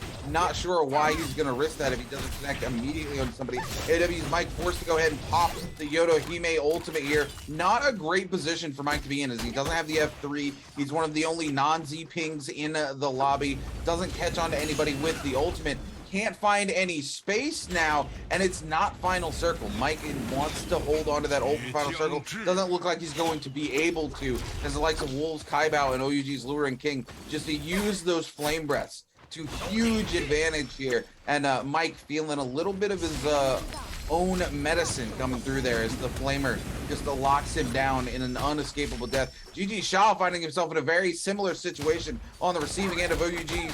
Luren King coming in. He's going to find a chance to get the full meter dump onto Luren, though, and KZ's Panaman trying to come in and capitalize on it, but turns his attention back to GG Shaw. Shaw trying to trade bow shots here with Panaman might not be the best decision for him. GBL Zin coming in with a full meter dump as well. Catches out Wolves. Kaibao sends him into the zone. Kaibao gonna be able to use that ultimate and that F to get a reset here. Moo continues to charge and let this Earthshaker rip here, and hopefully he can connect onto somebody, because this would be huge. Right here, this meter dump, this could be the opportunity that he needs if he catches anybody, but he doesn't. Unfortunately, he just goes straight through the Z-Ping as they use their F2. Could have been a massive moment for Moo here. Could have sent all three of those players flying into the zone, but it just doesn't happen. It doesn't come out in his favor. Both Moo and Pandaman, the only two Tarkas left in the lobby. Moo sitting here with 3 eliminations under the belt, really trying to make this Tarka work into the Z-Ping meta and show us that Tarka is still a force to be reckoned with. The Flame Breath just pumping out damage left and right from the likes of Kai Bao and of course OUG's Luren King. I do believe Moo holding on to one as well. 6 players left alive as Zone 7 will collapse all the way down to no zone in the next 35 seconds. Moo somehow amidst the chaos finds the opportunity to repair that Flames Breath. GG Shaw goes so low, and the Sharks smell the blood in the lobby. Shaw 1 HP and a dream. J-Team Slayer trying to grapple up to Shaw, ends up going through multiple flame breaths, and this is not where you want to be if you're Slayer, trading places with the likes of GG Shaw, as you just take so much damage from those 2 flamers breathing down the back of you. Fun plus Phoenix's Moo just trying to find some sort of space, misses the people's elbow, still holding on to the ult, but can't hold on for too long as he goes extremely low. The Flame Breath comes out from Kai Bao. That's gonna be it for Fun plus Phoenix's Moo, but it's OUG's Luren King who's able to secure the kill out from underneath Kai Bao. Kai Bao with that legendary armor in the final circle again. Will he be able to clutch it out this time? We're gonna find out as he continues to put in work with that flame breath. The final circle coming in, collapsing down hard. A massive parry from KZ's Panaman. Kaibao coming in with the meter dump, able to catch a couple of players, but not complete the full meter transformation. Wolves coming back in again with the flame breath, just trying to do as much damage as they can. They said, the heck with melee weapons, I'm just gonna lock people down in the barbecue. Picks up a kill onto Panaman, and then finds themselves going down to OUG's Lunar King, who secures every single kill in the lobby here for game number 5. Okay, I love Taka, but we have to say, there are certain heroes that just come trumps in that final circle. Yoda if the ultimate is up, Justina if the ultimate's up. If you're a Z-Ping and you have either your F or your ultimate, you just back into zone. And that's exactly what we see happen as opposed to poor Panzerman, who's just trying to keep himself in the middle so that he can stay out of that zone as long as possible without it just biting through his health, as opposed to all of the other Z-Pings who can just back away from the flamer damage. That's exactly what Lurin King does. He backs away and then he's able to just come back in with that flamer and catch onto all of the Z-Pings. And once again, it comes down to that utility management. Were you able to position yourself when Panzerman starts to come through and find those parries and start to really chip and chunk away that damage? Did you hold on to your F? Did you hold on to your ultimate? If not, you're not going to be able to survive the war of attrition that comes through when you're waiting in that zone. And Lurin King, he does. He has the bubble, he has the ultimate, he has the flamer, he outlives everybody, and then he gets to go aggressive. Yeah, absolutely well played by OUG's Lurin King there. He's also able to secure 2 kills out from underneath other players' flamers before that final circle collapses down, able to come in with, I do believe, 3 eliminations before that collapse. Picks up multiple players in the final circle, like you said, is able to just kind of win that war of attrition, able to hold on to the space, has set himself up for success with the gear that he's been able to secure. And unfortunately, like you said, for Panaman,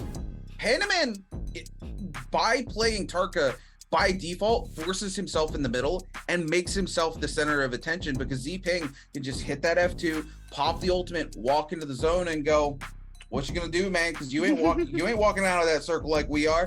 And they just turn around with this flame breath. And Panaman, you know, despite it all, a huge effort coming out from him with a massive parry, trying to turn things around and just secure even one more elimination for himself, and he just can't find it in the very end. Unfortunate for a fan favorite, KZ's Pandaman. This is going to probably be a tight lobby besides OUG's Lurin King, because he came out not only on top of the lobby, but also I do believe with the most eliminations for the lobby, as well as where everybody else kind of sitting in that 2 to 3 range. This is the game you really want, if I'm being honest. You know, you go back and you look at some of these other games, even the first game where we saw 2-7 elimination score lines from those players, the point difference between those 2 players really isn't a lot, right? Whereas a game like this, you really separate yourself from the rest of the pack because you're creating so much distance between that first and second place elimination that those points mean so much more in a game like Game 5. Yeah, and you also have to remember as well, that was the last game that we played on Moral South. The only game that we have next is Holleroff, and Holleroff is where players make mistakes. Holleroff is where players are really a little bit more uncertain when it comes to those terrains. So when it comes to taking points and increasing that lead that you have in all these other players, you want to be on Moral South, because Holleroff is where players are going to stumble, and it's going to be a big old lead for Lurin King, as he's able to find a game score of 13.6. The next closest is 7.8 coming out from Carabao, who did have a very good game as well. He was able to come in with 3 kills. Panzerman likewise able to come in with 3 kills. But again, it just goes back to Lurin King winning out that war of attrition. He's the one remaining. He's the one still standing. So his flamer is the one still chipping tick damage into all of the players around him. Not just one player either, but because of how closely they were all just mashed together as that zone closed up, he hits multiple at the same time. Oh yeah, absolutely. And I mean, Lurin comes out on top, and this is a well-deserved win for Lurin King. Lurin King has had some really shining moments towards the start of lobbies, and then it just hasn't been able to really carry it through to late game as deep as he would want. So this game is got to be probably his shining moment for the day. We're going to see how game 6 plays out before I call it that, but he's definitely happy about this performance. We got to talk about it again, though. Wolves Kai Bao in the top 3 again. Wolves, Kaibao not able to clutch out an MVP today, but that C word coming in, right? He keeps that consistency, and because of that, he's still sitting in the top 5. But OUG's Lurin King gonna walk away our MVP here for game number 5 with 22,000 damage, 6 eliminations, and I gotta give it to him, 15,000 of that damage coming from melee weapons. Yeah, 19,955 healing as well. So he almost did as much healing as he did damage, and that shows you how strong Zeeping is when it comes to just survivability, right? The fact that you don't have to scrounge off of those cans, that you don't have to put yourself into a position where you're just constantly having to conserve those resources and make sure, okay, I have to nip over to this can so I can try and loot for a reshield or a reheal, where you're going to be super vulnerable because players are going to be camping the cans, not necessarily with their bodies, but with those ranged weapons. Zeeping doesn't have to worry about that. She gets to pop the shield. She literally gets to walk up to those cans. She can stay in the middle of 5 players shooting at her for as long as they want, and she can just scroll, just like, I fancy a little bit of this and a little bit of that. Like, you have all of the time in the world to be able to get those reshields. And then you look on the other side, when you look at Panzerman and also Moo as well, who is coming out on that Taka. Moo tries to walk over to a Ken to get a reshield, and he immediately gets pinned down by a flamer. He immediately gets pinned by the flamer against a wall and the zone. And from that, it's just a death sentence. There's nothing he can do to be able to regain any control of how he's going to be able to get out of that, all because the poor guy had to try and find a reset position. Oh, absolutely. And, you know, something we don't talk about, I almost ever hear, is that healers are one of those particular classes in a battle royale that are the hardest to balance out of characters because of the resource management that you're talking about, right? Because at the end of the day, they're able to heal themselves, and that's less resources that they have to expend. So coming into final circles like this, if you look, it's not the Z-Pings who are struggling to scrap together, you know, shield pots or healing pots for themselves. It's every other hero that is here that isn't a Z-Ping who is struggling to have any semblance of those resources, you know, down to 1 health pot, 2 shield pots, in some cases, you know, no kits to be able to even restore your bow, or absolutely no health pots whatsoever. So you're trying to just heal your shield to maximum every chance you get because you don't have those resources. Whereas if you're Z-Ping, you just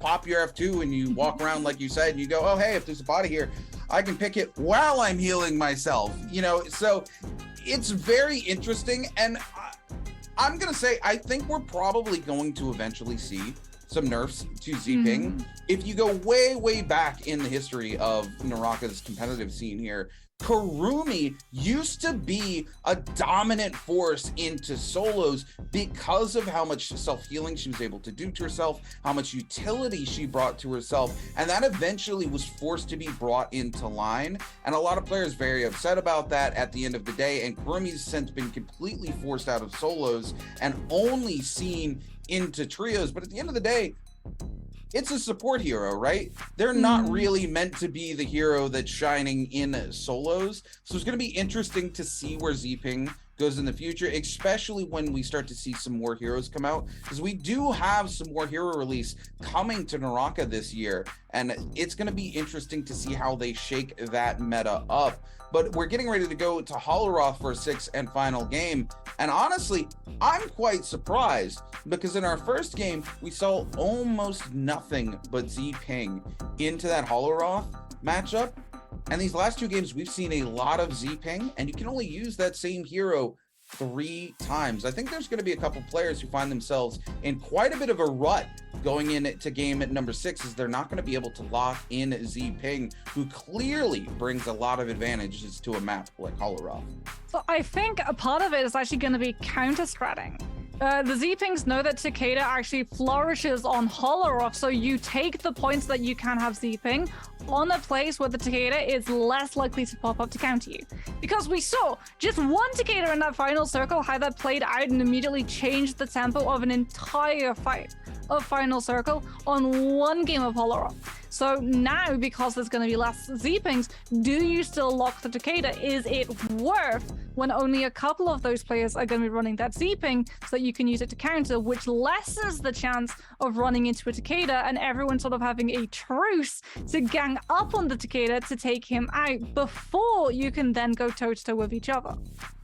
Oh yeah, you know, we talk about the micro metas that develop as we see these groups go head to head, and we can never forget that it's two different groups that we come to every single day. And with a micro meta like this, it's going to be interesting to see if it becomes a Justina lobby or a Yodohime lobby, or if we see more of that Takeda coming through. But before we see that, we're going to see a quick break before we come back and lock in for our sixth and final game of the day.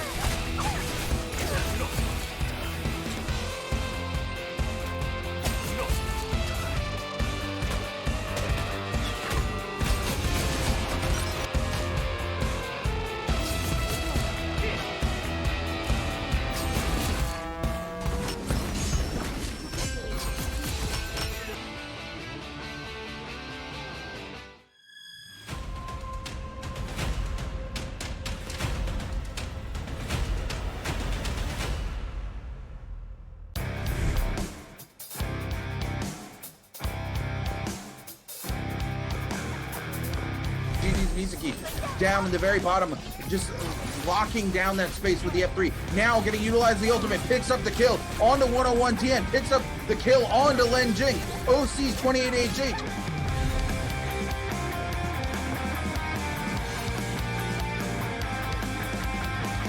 Bunches being able to wrap that kill up. We move over to Team Wolves here, engaging with JDG. One Fang going to go ahead and pop their Yodohime ultimate, trying to secure a second killer. They are able to pick up TJ Su.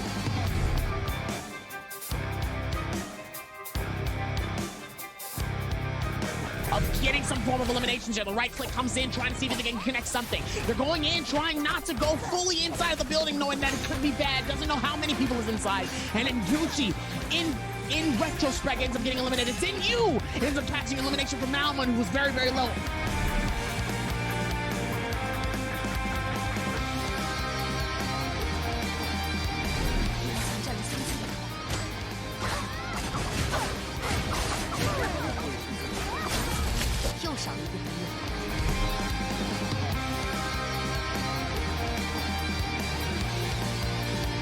DXJ is going to come back with an insane monk. I'll tell you, there's a lot of these monk ults that happen towards this final circle. He's able to get the first grab. Can he get the second? Yes, he does. Goes for the double. And his vision right before he was able to catch it. He's able to come in and try to see if maybe he can get another grab. He is successful. Can he get a second? Yes, he does. He goes for the throwdown. TXJ comes through with insane timing. He gets another monk ult. He has the chance here. This is the opportunity he needs. He gets the first grab. He's absolutely insane here. TXJ is going to be able to go for the throw. Absolute damage. He gets another one. The question is he going to be able to clutch it? Ladies and gentlemen, they speak for itself. 32,000 damage, 18 eliminations, 4 assists, 15,000 damage coming from the monk grabs.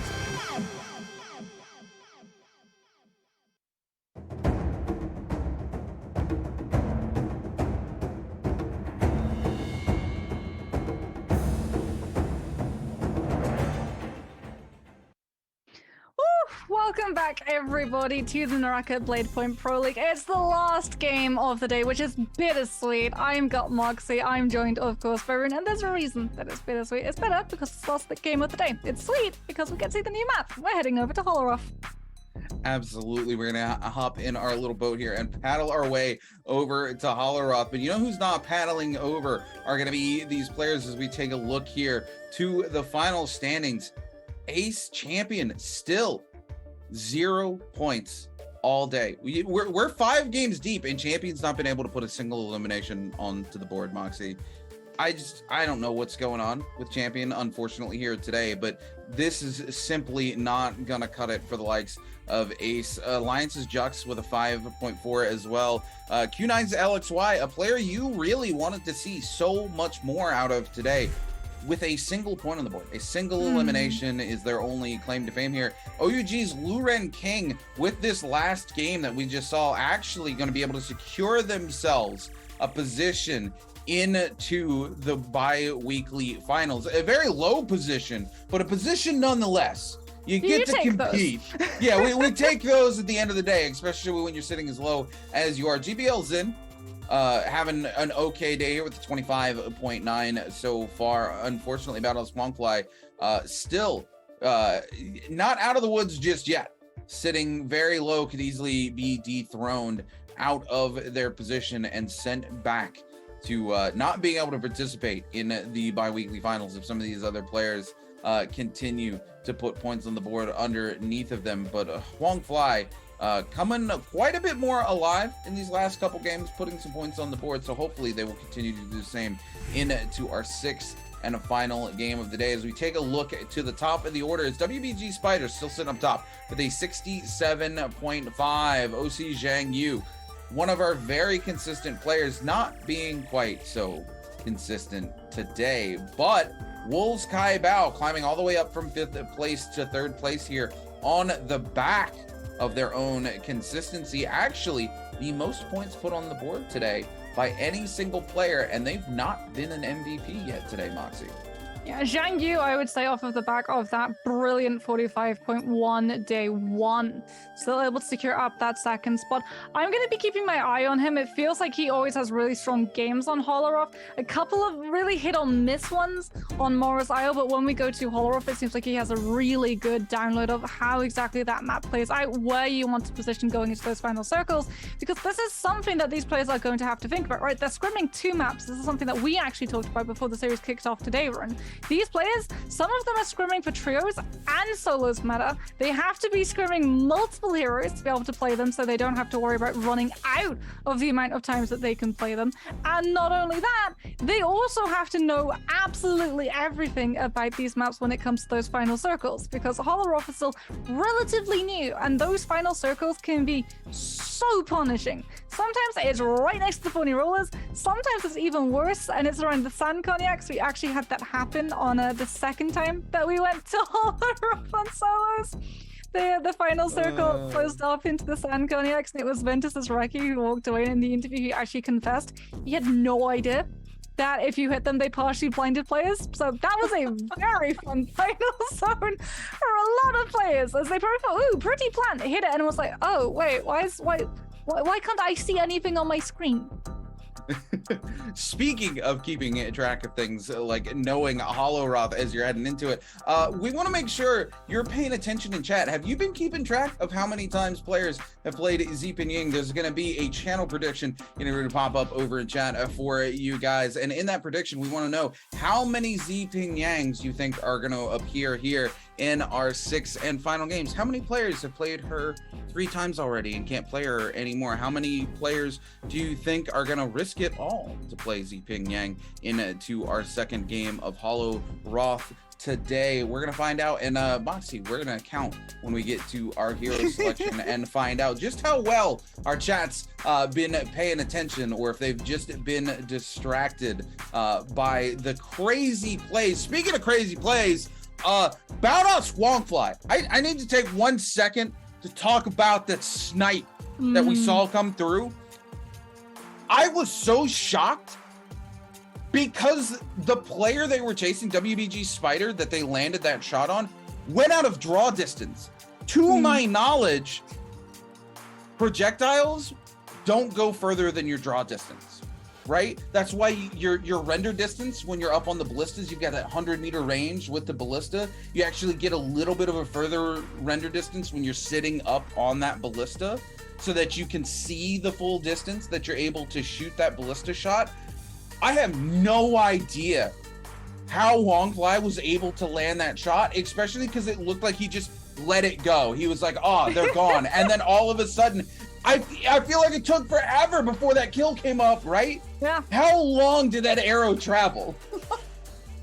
We can probably go back to the stream and count it. In fact, the amount of seconds it traveled may well be the amount of zappings that we see going into this lobby, because I'm willing to bet it's going to be below 5, as not only do you have to contest with the amount of times that you can play her free maximum per day, you also have to attest to whether or not we're going to see Takeda coming through as we do move over to Holoroth, and that is where Takeda does tend to shine, as more and more of these players are taking advantage of how many scattered buildings there are around all parts of this map. When the final zone starts to close on through, that Takeda can be so strong in being able to shut these things down, denying them that safety cushion of the bubble, of the ultimate, guaranteeing that you're going to be able to stun them out of it, so that you can then come through with the follow-up, and when you're in final zone, you should have the weaponry to be able to have the damage to follow through before they're able to recover. You know, I 100% agree with you. Takeda coming through is able to do so much about Z-Ping, right? It's our last day of solos for our second bi-weekly split. I kind of want to see something crazy for the sake of crazy. I want to know, Moxie. No. I actually don't. Okay, that's not my crazy pick. I'm gonna ask you yours first. If you could see anything, just for the sake of some crazy, what would you want to see in terms of hero picks? I would want Viper F2. I've been running a lot of Viper whenever I've hopped onto NA, making sure that with that ping difference, you don't have to worry about landing your Yoda ults. And Viper F2 has just been an absolute joy on Holoroth, because that silence effect, just immediately securing yourself 8 seconds of controlling that neutral, and with all of the environmental hazards on Holoroth so that they can't disengage for the 8 seconds, they have to stay in the fight. I am able to immediately close up the distance and absolutely shred that health. And I hope that we get to see the players pull it off today. I would love to see Viper coming in, but my particular pick, and we're gonna go way out of left field, I want to see a Tumult. Temmie comes in, look, he's got the prison, he can lock players down and force these players to take fights. Especially, you talk about all these little tight rooms and stuff. Imagine being locked in a room with a Temmie and he drops his ult. You got that one doorway to walk through, and you're like, if I walk through that, I walk straight into sand. There's no other place to go whatsoever. I would love to see it. Not to mention, Temmie can be very aggressive with those whiffs. If you're getting chased, you just turn around, whiff somebody in the face, you pull the greatsword out, you hit him with that charged right click, the vertical uppercut. Man, does it do a lot of damage. We used to call it the old dunk. I would love to see a Tumult come out and us get a dunk. But, you know, we're talking about pipe dreams here, Moxie. I think at the end of the day, we're going to see what we usually see here in the Pro League. It might be the last game of the day, but nobody wants to risk all their points playing something risky. But we'll find out as we're getting ready to lock in for our 6th and final game of the day. Right, get ready to count. You, me, chat. How many Z-Pings are we going to see? 1, 2, 3, and a Takeda! Yeah, it's 3 Z-Pings off the rip already. It feels like the beginning of a joke, right? 3 Z-Pings walk into a final circle on Holoroth, and there is a Takeda ultimate, as it's going to be a 4th Z-Ping coming through from Mike, just panning over to Moo, who's going to be running Ankdad Justina. So 4. We are currently hitting my estimate, which was below 5, and immediately we've blown past it. It's going to be 6. Moving in to 6 is Z-Ping Yangs. No surprises here. Lots of Yoda Himes, lots of Z-Ping Yangs. And as we take a look at the final picks here, it's going to be 8 Z-Ping Yangs, a couple of Justinas, some Yoda Himes, and 1 Takeda coming out here today for our 6th and final game as we head to Holoroth for the last game of the day. Who's going to come out on top at the end of everything? This is the last day of solos. This determines who gets to compete in the bi-weekly final. That poor Takeda is going to be spotted out, and so easy to spot out as well. There isn't even 2. You don't have a 50-50 chance. No, it's literally going to be the only Takeda in the lobby, as Mike and Luren King are already going to be starting off As we do see Mike very early popping that F ability. They haven't got the best loot, so they are just trying to use it to get ahead and try to equip themselves for this fight. And can now try to take it. Luren King is able to find the knockdown though, and without that bubble available, Mike goes down to Luren King. There you see the soul flying off, just trying to find one of those soul altars. As Hongfly and Zhang Yu, as well as Xu Sheng, are trying to take control of below Salvation Podium so they can find those glyphs, know where to turn those statues, and access that legendary chest, or potentially even grab that red armor. Both of them extremely close to the thorny roller, both of them not going to be caught out by it, as Hongfly using the bubble and those walls to keep themselves up and away from the rolling pin of doom. As they're still not able to find the opening that they're looking for. They're also not able to escape topside to be able to turn those statues around. And Hongfly does actually take a massive amount of damage just waiting for those utilities to come through. As the third party comes out, Zhang Yu still going to be able to find the damage falls extremely low to the thorny roller hit. Does not have the bubble to be able to sustain that self. And Xu Sheng on that Yoda will be able to find the pick, but doesn't move until it gets hit by the thorny roller, and now has to go for that reshield before looking to we're going to ignore that happened. It's just going to walk around those walls and look for the glyphs to know where to turn the statues. Sorry, that's just a little too funny. Gets hit, walks back in, and it's like, yeah, just loot this body. Gets hit again. Oh man, I'm gonna take the shield pot all over again. Man, it can be a little difficult as a player coming from Morrisile, where there's not really any traps really there. You know, Ballista really being kind of the only trap besides Water Wheel, but Water Wheel's one and done. Once it's done, you can't do it anymore on the map. So, you know, come in here with these consistent traps, you got to be very careful with making that adjustment. Speaking of adjustments, EWG's Euron adjusting all over Ace's champion here with these dual blades as they lock them down and completely blitz them out of the game. Ace champion, come on. You can't go out today with 0 points. You got to put at least one elimination on the board for me, champion. Please put one elimination up on the board. Honestly, speaking of one elimination up on the board, this match starting kind of slow, considering it is Holoroth, and we usually see a ton of W key out of the rips, seeing the likes of Alliance Jux hiding, Zin coming in, trying to make a little something happen here, but a lot of these players not really pressing that W key too hard. Jux gonna go down. Zin able to come in and secure some of the loot off of that. Send J-Team Slayer flying with that sweeping leg sweep from the spear coming out. GG Shaw looking to give chase to WBG's Spider holding their ground here, coming in with this set of nunchucks, but it's going to be Fun Plus Phoenix's move coming in from behind with the musket. It's going to start pumping out a ton of damage. All attention on to GG Shaw now as they go extremely low, and Moo and WBG Spider continue the chase. Shaw trying to return the favor with some range shots of their own, hoping to turn the attention away from themselves. Going to be forced to pop the F3. Need to be very careful as they walk super close to that trap, but luckily they're going to be able to get the full reset here. It looks like all the... I'm gonna give it over to you, Moxie. I'm at a loss for words. What's going on here today? We've got players walking back into the thorny roller to get battered back straight away. We've got players walking into the traps after walking away from them. Holoroth, never change. This is going to be a Takeda versus a Yoda. A little bit of a change from our usual scheduling over towards that Morris Isle. Shad does take a lot of damage, does have the F ability to try and control that neutral fight. We do see it start to come through just to make sure that the third party will not be available, and taking this opportunity to go for that reshield as the Takeda. This is what we said, when that Takeda is the only Takeda in this... Good job, Shah. You walked around it that time. Takeda is the only one in the lobby, so the second that you actually put yourself into a third-party position, they are going to hunt down the Takeda because it's just easier to be able to follow through on the damage off the target that you know you've damaged. Massive charge strike coming through on that Katana, immediately going to follow up into that Takeda ultimate to try to find this pick onto Spider, who uses that F ability. Can't sit in it though because the Takeda strike will come through, as Spider looking to pincer that Takeda between the Yoda ultimate and that zone, able to get a lot of those slashes to connect and immediately stopping any of the problem. But Shaq comes in with the third party, will be able to find that pick, and Spider has to now content themselves to trying to deal with the intruding Yoto. Nunchucks come on through, not the full meter dump.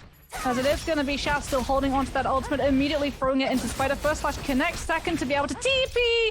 And it's gonna be the snipe coming through from Sha, able to find that pick. Slayer goes extremely low, might get battered back with those nunchucks into that trap clip, but might actually get battered back against the cliff. This time they've been able to reposition themselves, and with that Z-Ping F ability, keep themselves safe. No one is gonna be able to interrupt that disengage. And Moo, with those legendary nunchucks, still not wanting to give up that chase, does have that Justina F ability to be able to try and eclipse the distance a little bit longer. As Luring King with that freeze form already going to have to throw that one out, as we can see him just using it for that reshield. Going to take a little bit of time to be able to repair the pistol. Could potentially try to move in onto one of our players who are up towards that high ground. AOW's Mike. As champion room, we have to talk about it. Champion's already out. I know. I want champion to do so much. I'm like their cheering section back here. I've got my pom poms out. You know what I'm saying? I'm ready to cheer them on. But champion talked about at the beginning of the season coming in that the reason they took the name champion coming into the Pro League was that's how they intended to end the season. But you can't end the season off the back of a 0-point day with 6 games. Champion, I don't know what's got your attention, what's got you stumbling, but you got to bring back that championship mentality, because 0 points just ain't gonna cut it at all. As we move over to JT Slayer, going head-to-head with Moo. Both of them, a legendary nunchucks and a legendary greatsword. That greatsword doing so much damage. Moo catches the freeze. There's no place for Slayer to go as Moo just comes in and completely locks him down and says, good night, go ahead and get out of here. With that, I don't even want to deal with it. GG Shaw going head-to-head with the likes of EWG's Yiran here. Shaw trying to create some distance, doesn't really want a part of this fight. Turns things onto Yiran though, and now that Yiran's low, Shaw more than happy to engage on the fight, but the third party coming in from behind here with the pistol. OUG's Luring King trying to lock down Shaw now. Shaw is gonna hold on to the charge a little too long and eat the fully charged left click from the katana from OUG's Luring King. Shaw, no place to go, no F3, nothing, and it's OUG's Luring King able to clutch it out with a pistol shot. More than happy to walk away with their ill-gotten gains and say, nah, I'm happy. You can have the loot. I got my elimination. I'll see you around.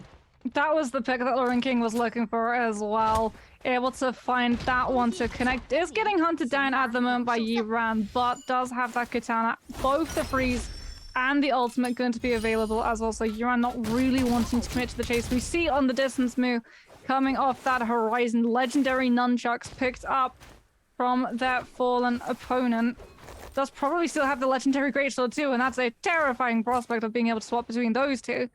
As Mike thinks about maybe committing on to Yiran, sees their head, doesn't want to actually engage at the moment because there is a lot of players in this area at the moment. Wants to try and isolate these fights into the 1 versus 1 so that the hard work does not get stolen away from them.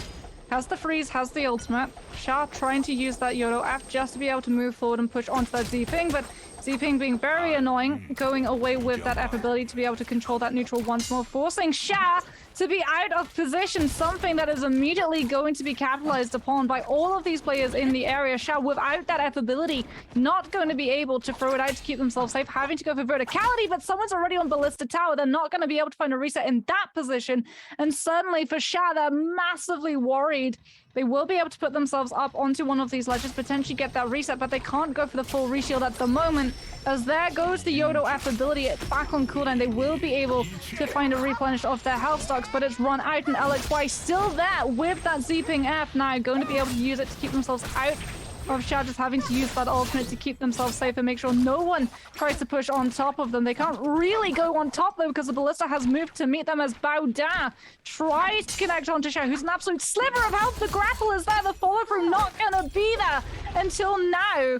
Hong Fly though snipes it out. Hong Fly able to come in and pick up his first elimination of the game here. He's got to be extremely happy about that, but needs to be careful because Q9's LXY still looking to threaten this space, but Hong Fly does have both of their abilities up here, so they can easily commit to this fight, honestly, if they really want to, picking themselves up a second elimination. The question is are they willing to commit to the long fight, because I do believe this is Z-Ping going head-to-head with a Z-Ping here. So we turn our attention now, though, to OUG's Luring King coming in here with a legendary greatsword. I'm gonna guess that they picked this up off of Moo from earlier, which, no, Moo's still alive down here, but I cursed them absolutely as Mike slides in to kill them. And Kai Bao coming in, trying to pick up that legendary greatsword, is able to get their hands on it. And, you know, this could be Wolves' lobby, right? He is the only Takeda in the lobby here. We saw them set themselves up last time for a really good lobby here into Hollow Roth. Maybe they learn from their mistakes and are able to lock things down this time around. AOW's Mike doesn't want to give them the opportunity, though, as they give chase. Kai Bao, no shields right now, no place to really take a reset, but AOW's Mike gonna get sent flying here with a huge uppercut as Wolves Kai Bao just turns everything onto the Mike, goes extremely low. Can Wolves pick it up? No, it's gonna be EWG's Yiron, and now Wolves Kai Bao in a worse situation than it was before. Yiron gets the parry. Kai Bao with the last F coming out from his ult, holds on for dear life, gets the F, gets the flip, but the chase continues, and unfortunately, a caster curve 2 players in a row, and Wolves Kai Bao is gonna go down to GBL Zin. We knew it was gonna happen, right? The second that Takeda goes low, you have to be able to break entirely line of sight. Otherwise, you're going to be hunted down, especially if they know you just exhausted your ultimate. And that's exactly what happens to Kai Bao. He goes down. As you can actually see, there's a reason that the hit on the cactus shows up. That's because one of those players hit one. It forced those Z-Pings to actually have to use their abilities to be able to keep themselves safe. I also forced a knockout to come out onto Kai Bao, which was something that they were able to capitalize on as well.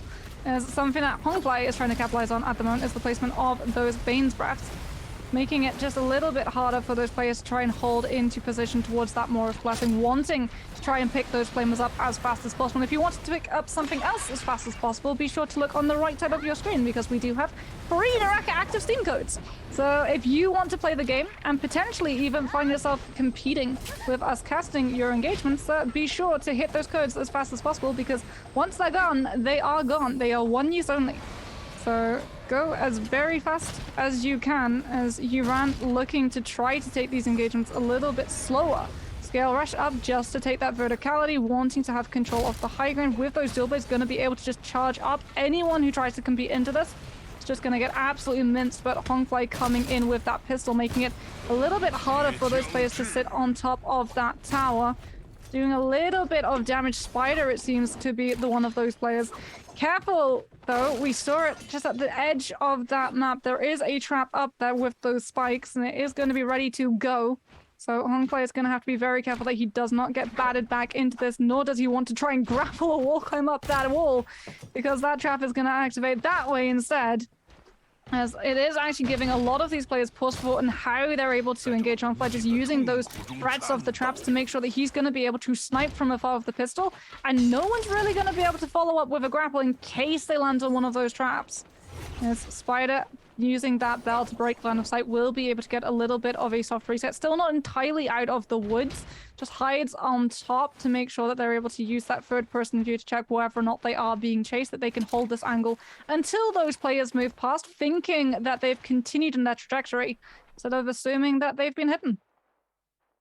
Yeah, Hongfly really walking the edge there with those traps, like you said. Nobody wanting to threaten that space and come in with the grapple hooks and lock them down. As we take a look at the top of the order here, Zone 3 is collapsing onto Zone 4. We still have 10 players left alive, and nobody really wanting to take engagements here. Things have slowed down quite drastically. Battlehouse Hongfly will find an engagement with Q9's LXY, though, but just long enough for them to put some distance between one another. OUG's Luring King trying to come in and capitalize on the work that Hongfly started here. We're going to be forced to use that Frost Core to take a reset out in the open. OC Zhang Yu finding themselves engaged with Fun Plus Phoenix's Moo. Moo looking to get a little bit of loot out of those Karens and those loot piles, but he's gonna find it time to get the reset. J-Team's Slayer now caught out, and this is where you don't want to be. If you're Slayer, everybody can see that you're very, very low. Yeah, we're gonna have 3 players giving chase here to J-Team's Slayer. Slayer just looking for an opportunity to get a reset here. Luckily, they're playing Z-Ping, so all the opportunities in the world for them to get the reset as they go up top here, and the scale rush is coming through. Actually continue to keep Slayer from being able to pop that shield bot off. Slayer goes very, very low, and it's going to be EWG's Yiran who's able to secure the kill onto Slayer. We also see OC Zhang Yu pick up a kill onto Fun plus Phoenix's Moo as well. We go from 10 to 8. WG's Yiran gonna be locked down with that legendary pistol. Soul Jade, Jin from GBL here locking Yiran down once again with these legendary nunchucks, sends them flying with a couple of hits. They need to be very careful. There's a lot of traps nearby, and the last thing you want to do if you're Yiran is eliminate yourself here in the final game off the back of a trap. GBL's in does not want to give up the chase, so they both pop F2s at the same time, and Zen trying to pop Yiran's bubble, but it doesn't look like they're able to do enough damage off the back of those grappling nunchuck hits to keep Yiran from getting most of a reset. Zen, though, hungry, fully committing to this fight, does not want to allow Yiran to get anywhere. Also sets himself up for success. They know that there's a purple armor down there. If they get low, they're the only player that knows that's there, so they can easily slide in and pick themselves up a quick armor swap. As we look over to OC Zhang Yu, moving down below here. We've seen a couple final circles end here in trios, and things get quite crazy given all of the verticality. So it's going to be interesting to see how this plays out with all of the Z-Pings still alive in this lobby. LXY able to break away from the likes of Zhang Yu. OUG's Luren King, though, are able to find and lock down Casey's Panda Man with a full meter dump, and we go to 7 players left alive in the lobby. There's hardly any flamers available as well, so with all of that verticality, it really is going to be about keeping yourself nice and mobile.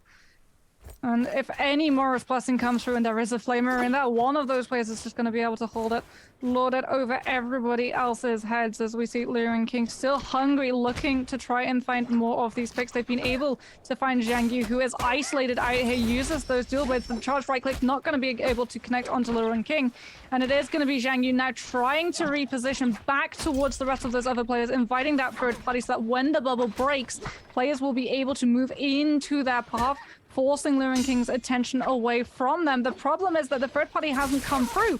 Luren King's been able to cut off their escape, and Zhang Yu is now stuck without that F and has to break line of sight, just holding on that wall. The freeze from Luren King to be able to get that reshield and then look for that engagement, because this player is still going to be isolated. Heal comes out from Zhao Yu, the bubble going to be back and reset. And here's the third party. The problem is that it's played out exactly how Zhao Yu wanted. Now Luren King is the one that everyone is going to be keeping an eye on, as we do see all of those players start to look towards that low ground. Spider just going to be keeping themselves safe, wanting to make sure that they're going to be able to escape. But every single player hunting down, following, he has to go all the way to the edge of the ring and make sure that he's going to be able to keep himself mobile and be able to zip away. There's the Yodo F. Has to use that one, and immediately he's actually forced out of it, so he's not even being able to use it for a reset. He's only got the ultimate now to be able to reposition, and that's going to be extremely scary, especially when he gets uppercutted out of the zone and has to take the tick. Spider having to pop that ultimate, actually TPs towards the edge of the zone. Sliver of health, going to be sniped down the second that he falls, tries to find the pick before he goes down, will actually fall to Zen, picking that one up with a snipe from the pistol. And that is going to be Spider still sitting at #1, but definitely not very happy with how that fight panned out. LXY with that purple dagger now going to be on the receiving end of both of those. A counter comes through. The jewel is removed from the side of Yuran, but here comes Luren King trying now to collapse onto that one Z-Ping who was pushed away. LXY with the bubble, still trying to find chase. Hong Fly is the player that they're looking for. They need to get kills so that their survivability is going to be able to find that multiplier in full.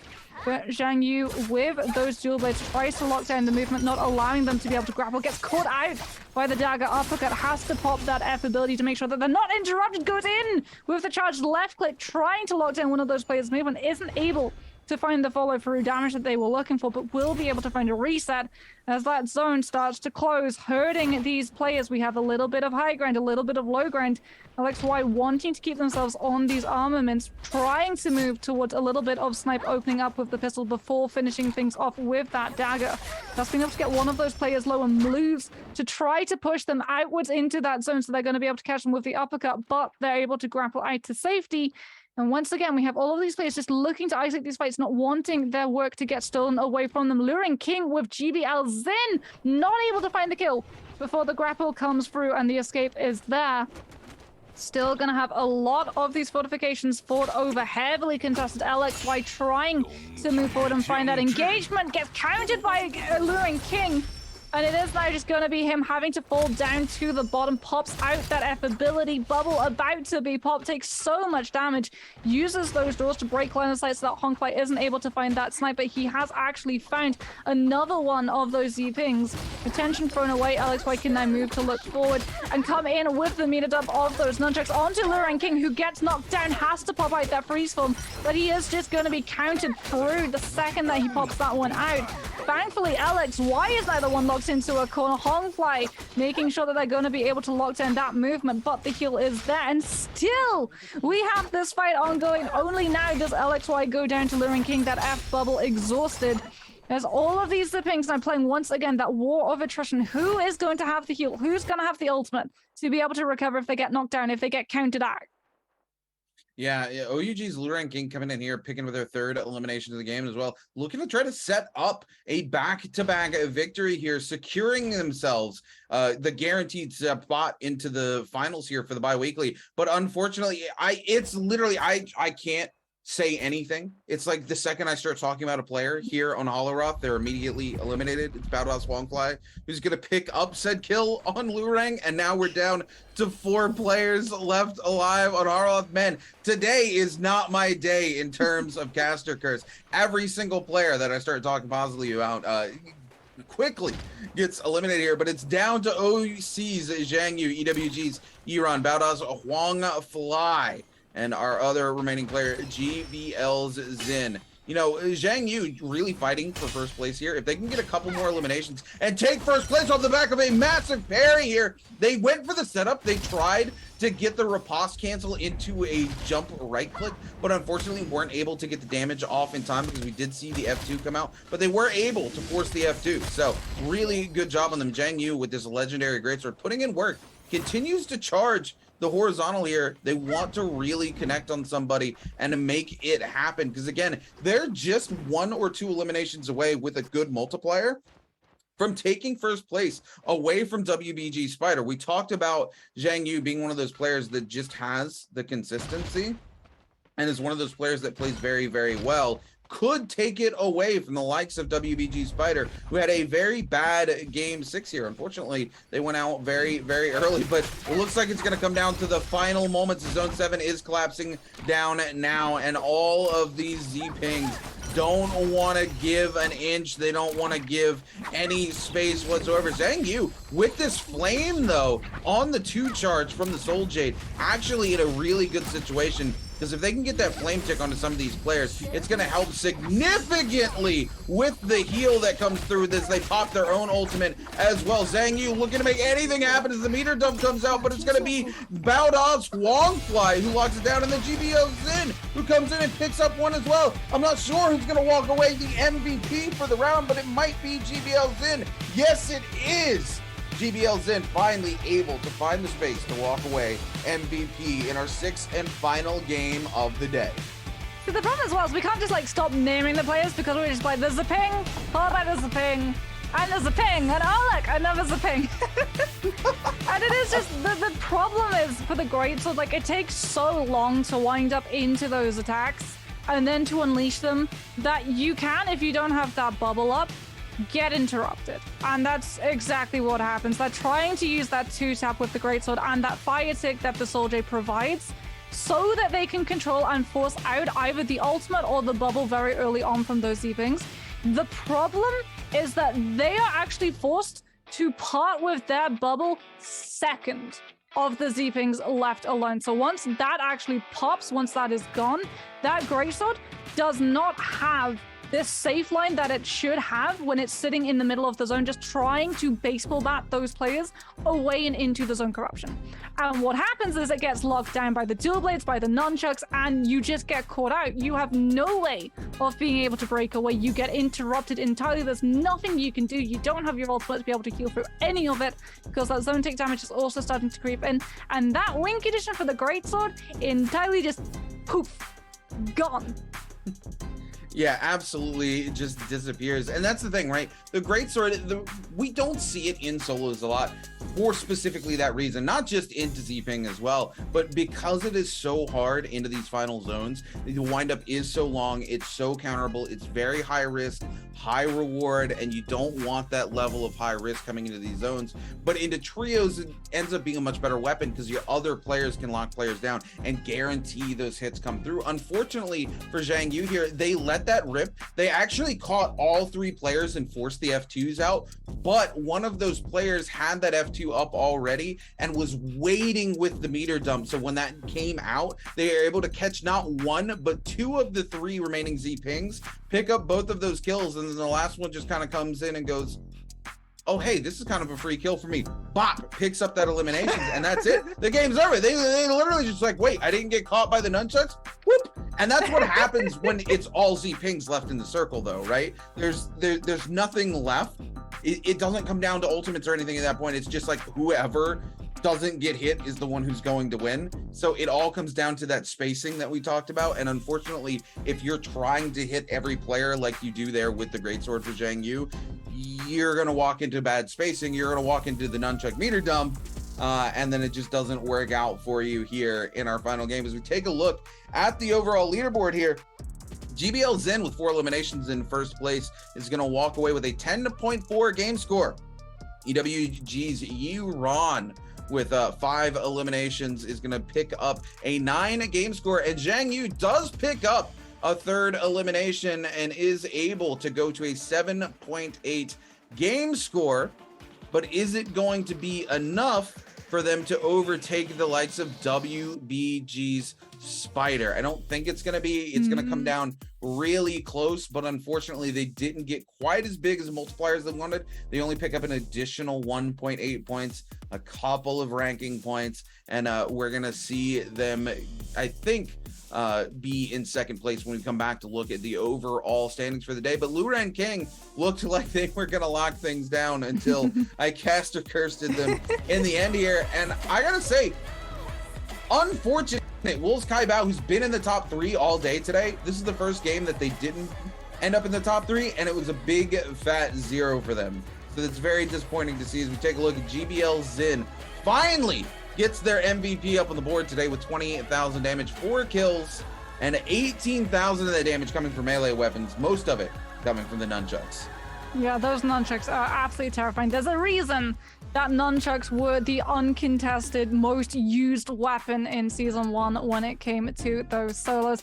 The next best thing, I think, was the katanas. That's so good at being able to combine, confirm into the uppercut, and then you can have that juggle to just be able to pin those players down. But the nunchucks being able to be so versatile, you can use them to block, you can then charge them up off of those blocked attacks. It allows you a lot of control, and it works. The fact that Zping is so good at surviving, and the longer those fights goes, the more benefit that Zping is able to find. It makes absolute sense why she favors the nunchucks.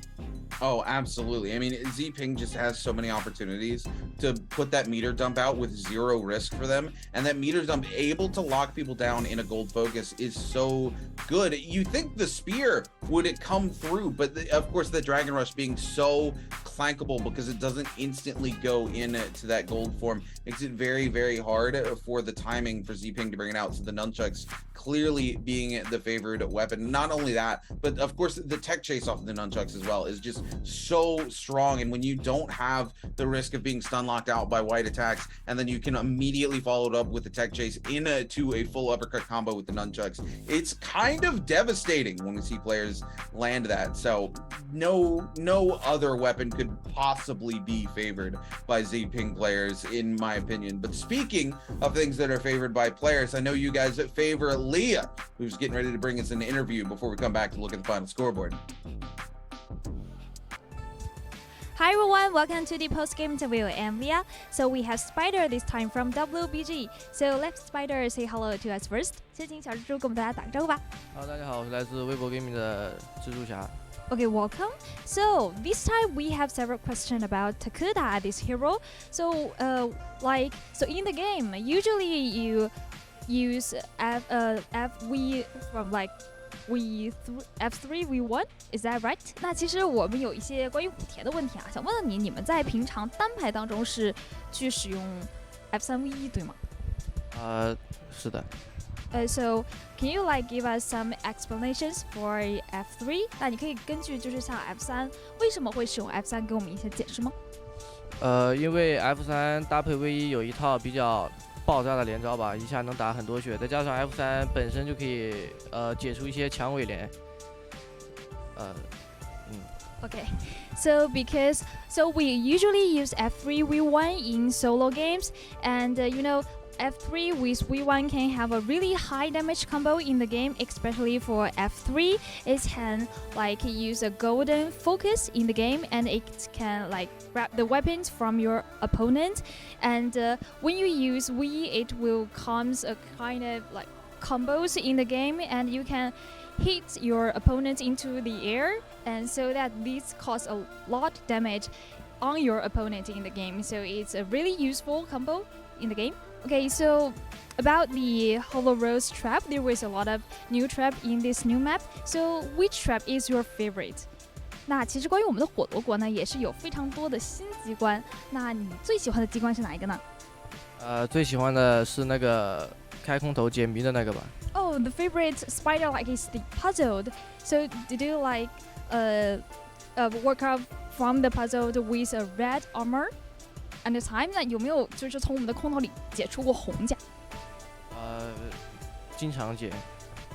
Often get red armored from the puzzle, but in the game there was like nobody gets red armor in the game. 那其实，在我们的比赛当中是还没有人解出过红甲的。我只有平常打那个修罗榜的时候，修罗榜大部分都能解出来，不知道为什么。Only in the previous game. So maybe. Do you think you will be the first one to have red armor in our game? 会觉得自己是第一个能解出红甲人在我们的比赛当中吗？比赛当中我不是特别想去那个地方，因为那地方有2架工程弩，然后再加上附近的地形也比较复杂，可能会暴毙。Okay, so in the game, I not usually go to this place to work out the puzzles because the ground shape is really complex and there was like 2 crossbow. It's really dangerous. Okay, 好的，谢谢小蜘蛛来到我们的采访。那今天的表现也是非常不错的，希望之后可以继续保持，好吧 ？Okay, thanks, Spider. Come to our interview. We'll let camera back to the casters. Bye bye. Oh man, I gotta give it to Leah here asking the real questions about the traps on Hollow Roth.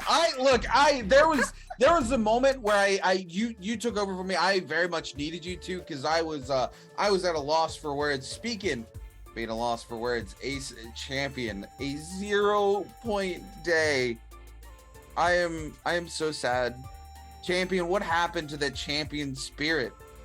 Unfortunately, after today, Gigi Shaw wasn't able to make it happen. He's not going to be competing in the bi-weekly final, and that's very, very sad. Luran King able to move up to 12th place. Huangfly able to move up from 16 to 13 as well. 17 JL holding on to a space just at the very bottom in 16th place. Ventus's Rexy being knocked out of the top 8, moving down to 9th place, and NPG's Dubai, our overall solos MVP from last season, holding on to 10th place right now. Yeah, Rexy was one of those that we didn't get to see today, but when we've seen him in day 1 and day 2, he definitely impressed. I think it was Mike we had talking about how he's really strong with that dagger. It's something that we see a lot of these players starting to favor. Wang Liang as well. These are 2 players who will just continue with a blue dagger all the way into final zone, just because they're that confident and that skilled at being able to use it, as we can have a look at how the next part of our leaderboard is going to pan out, because I think this is actually going to be pretty hotly contested. Oh, 0.5 points between Spider sitting on that number 1 podium and Zhang Yu being able to knock the crown away. We knew it was going to be close. We knew it was going to be close. I'm really happy that we get to see Mike immediately pin up a third position as well as coming in at 61.1. But Spider versus Zhang Yu is a matchup that I am not going to want to miss. No, not whatsoever. That's going to be an incredible finals here for the bi-weekly, but man, look at how close the score was. Zhang Yu just needed to clutch up one more kill. We're gonna give a shout out to our top 6, honestly. WBG Spider, AOW's Mike, able to come in and have some incredible games today and lock down some good positioning because of it. The likes of Zhang Yu, Wolves Kai Bao being very, very consistent, and that consistency keeping them to the top. And of course, GD's Dong Qing and JDG's Chu Zhang, 2 more consistent players who didn't have crazy big pop-off games. I mean, JDG's Chu Zhang had one today. But for the most part, just keeping that consistency alive and staying in the top 6, which is very, very important. Something we haven't talked a ton about is that pacing, right? Coming through the bi-weekly, not pushing yourself too hard so that when you come into those final tournament positions, if you can get there off the back of just consistency, that's when you can really let your energy go wild because you've saved it up and have those massive pop-off games that can take you to the very top. And, you know, we saw the likes of that happen multiple times in trios last season. I'm looking at XSG, who disbanded after first season, who walked away with not 1, not 2, but 3 bi-weekly final championships. So, you know, that was a team that did exactly that. They played very consistently and were able to then walk through and get into the finals with that energy and keep that energy going and lock it down. Speaking of which, join us tomorrow, same time, same place, as we come in for more trios, the final trios of the week, before we move into the bi-weekly final. Just like always, it's going to be 2 games of Morris, 1 game of Holoroth, 2 games of Morris, and then rounding out the day with a final game on to Holoroth. I love it. I love Holoroth. I'm so happy that we get to see it. I know Hip as well has been really happy by getting to see Holoroth pop up. He's got a checklist of things that he wants to see, like a bucket list. He's yet to see a snowstorm. Oh no. And he's cursed me. I tell you, every single time I drop Imperial Village, literally the first thing that I say, snowstorm is approaching. And I'm like, God damn it. Thanks so much. Look, Holoroth is just such a fun map to interact with in general, and to see the players interact with. There's just so much variation across the entirety of the map, and I love to see all the different spaces. I don't think I've seen a final circle on Holoroth yet that wasn't super entertaining to watch. Do you know what? I wish we had comms though. I wish we could comm check so that we can actually catch the players' reactions when they walk into those traps and they realize, wait a minute, that grate that has spikes spinning out of it, it comes up? What I would not give to be a fly in the wall of that studio when one of those players I don't even need comms. I just need a video cut to Chu Zhang's face where the roller comes around, hits the other player, and leaves him 1 tap for him to pick up the kill, and then he goes, oh yeah, and then stands on them and heals till the roller comes back around and hits them, stands back up, walks in to get more pots, and gets hit again. I just need a cut to his face, because his face has just got to be like, I did that to myself. I'll tell you what, I'll reenact it. It's like, there you go. Yeah, it's just like, no, I didn't. I just did that, and then I just did it again. What am I doing in my life? It was even worse because it got caught. It got caught by our amazing observers. Like, it's not a matter of, oh yeah, it happened, it totally didn't happen, no one saw it on stream. No, it got caught, and now it's going to be immortalized forever in our hearts. Speaking of things getting caught and being immortalized in our heart, unfortunately, that's going to be it from me and Moxie here today. We caught a lot of great things here, and I hope you guys enjoyed the show. But again, join us tomorrow as we lock down for a last day of trios. I've been the Rune Keeper. You've been Moxie. You've been amazing. Chat, you guys have been amazing, and we're going to see you guys next time.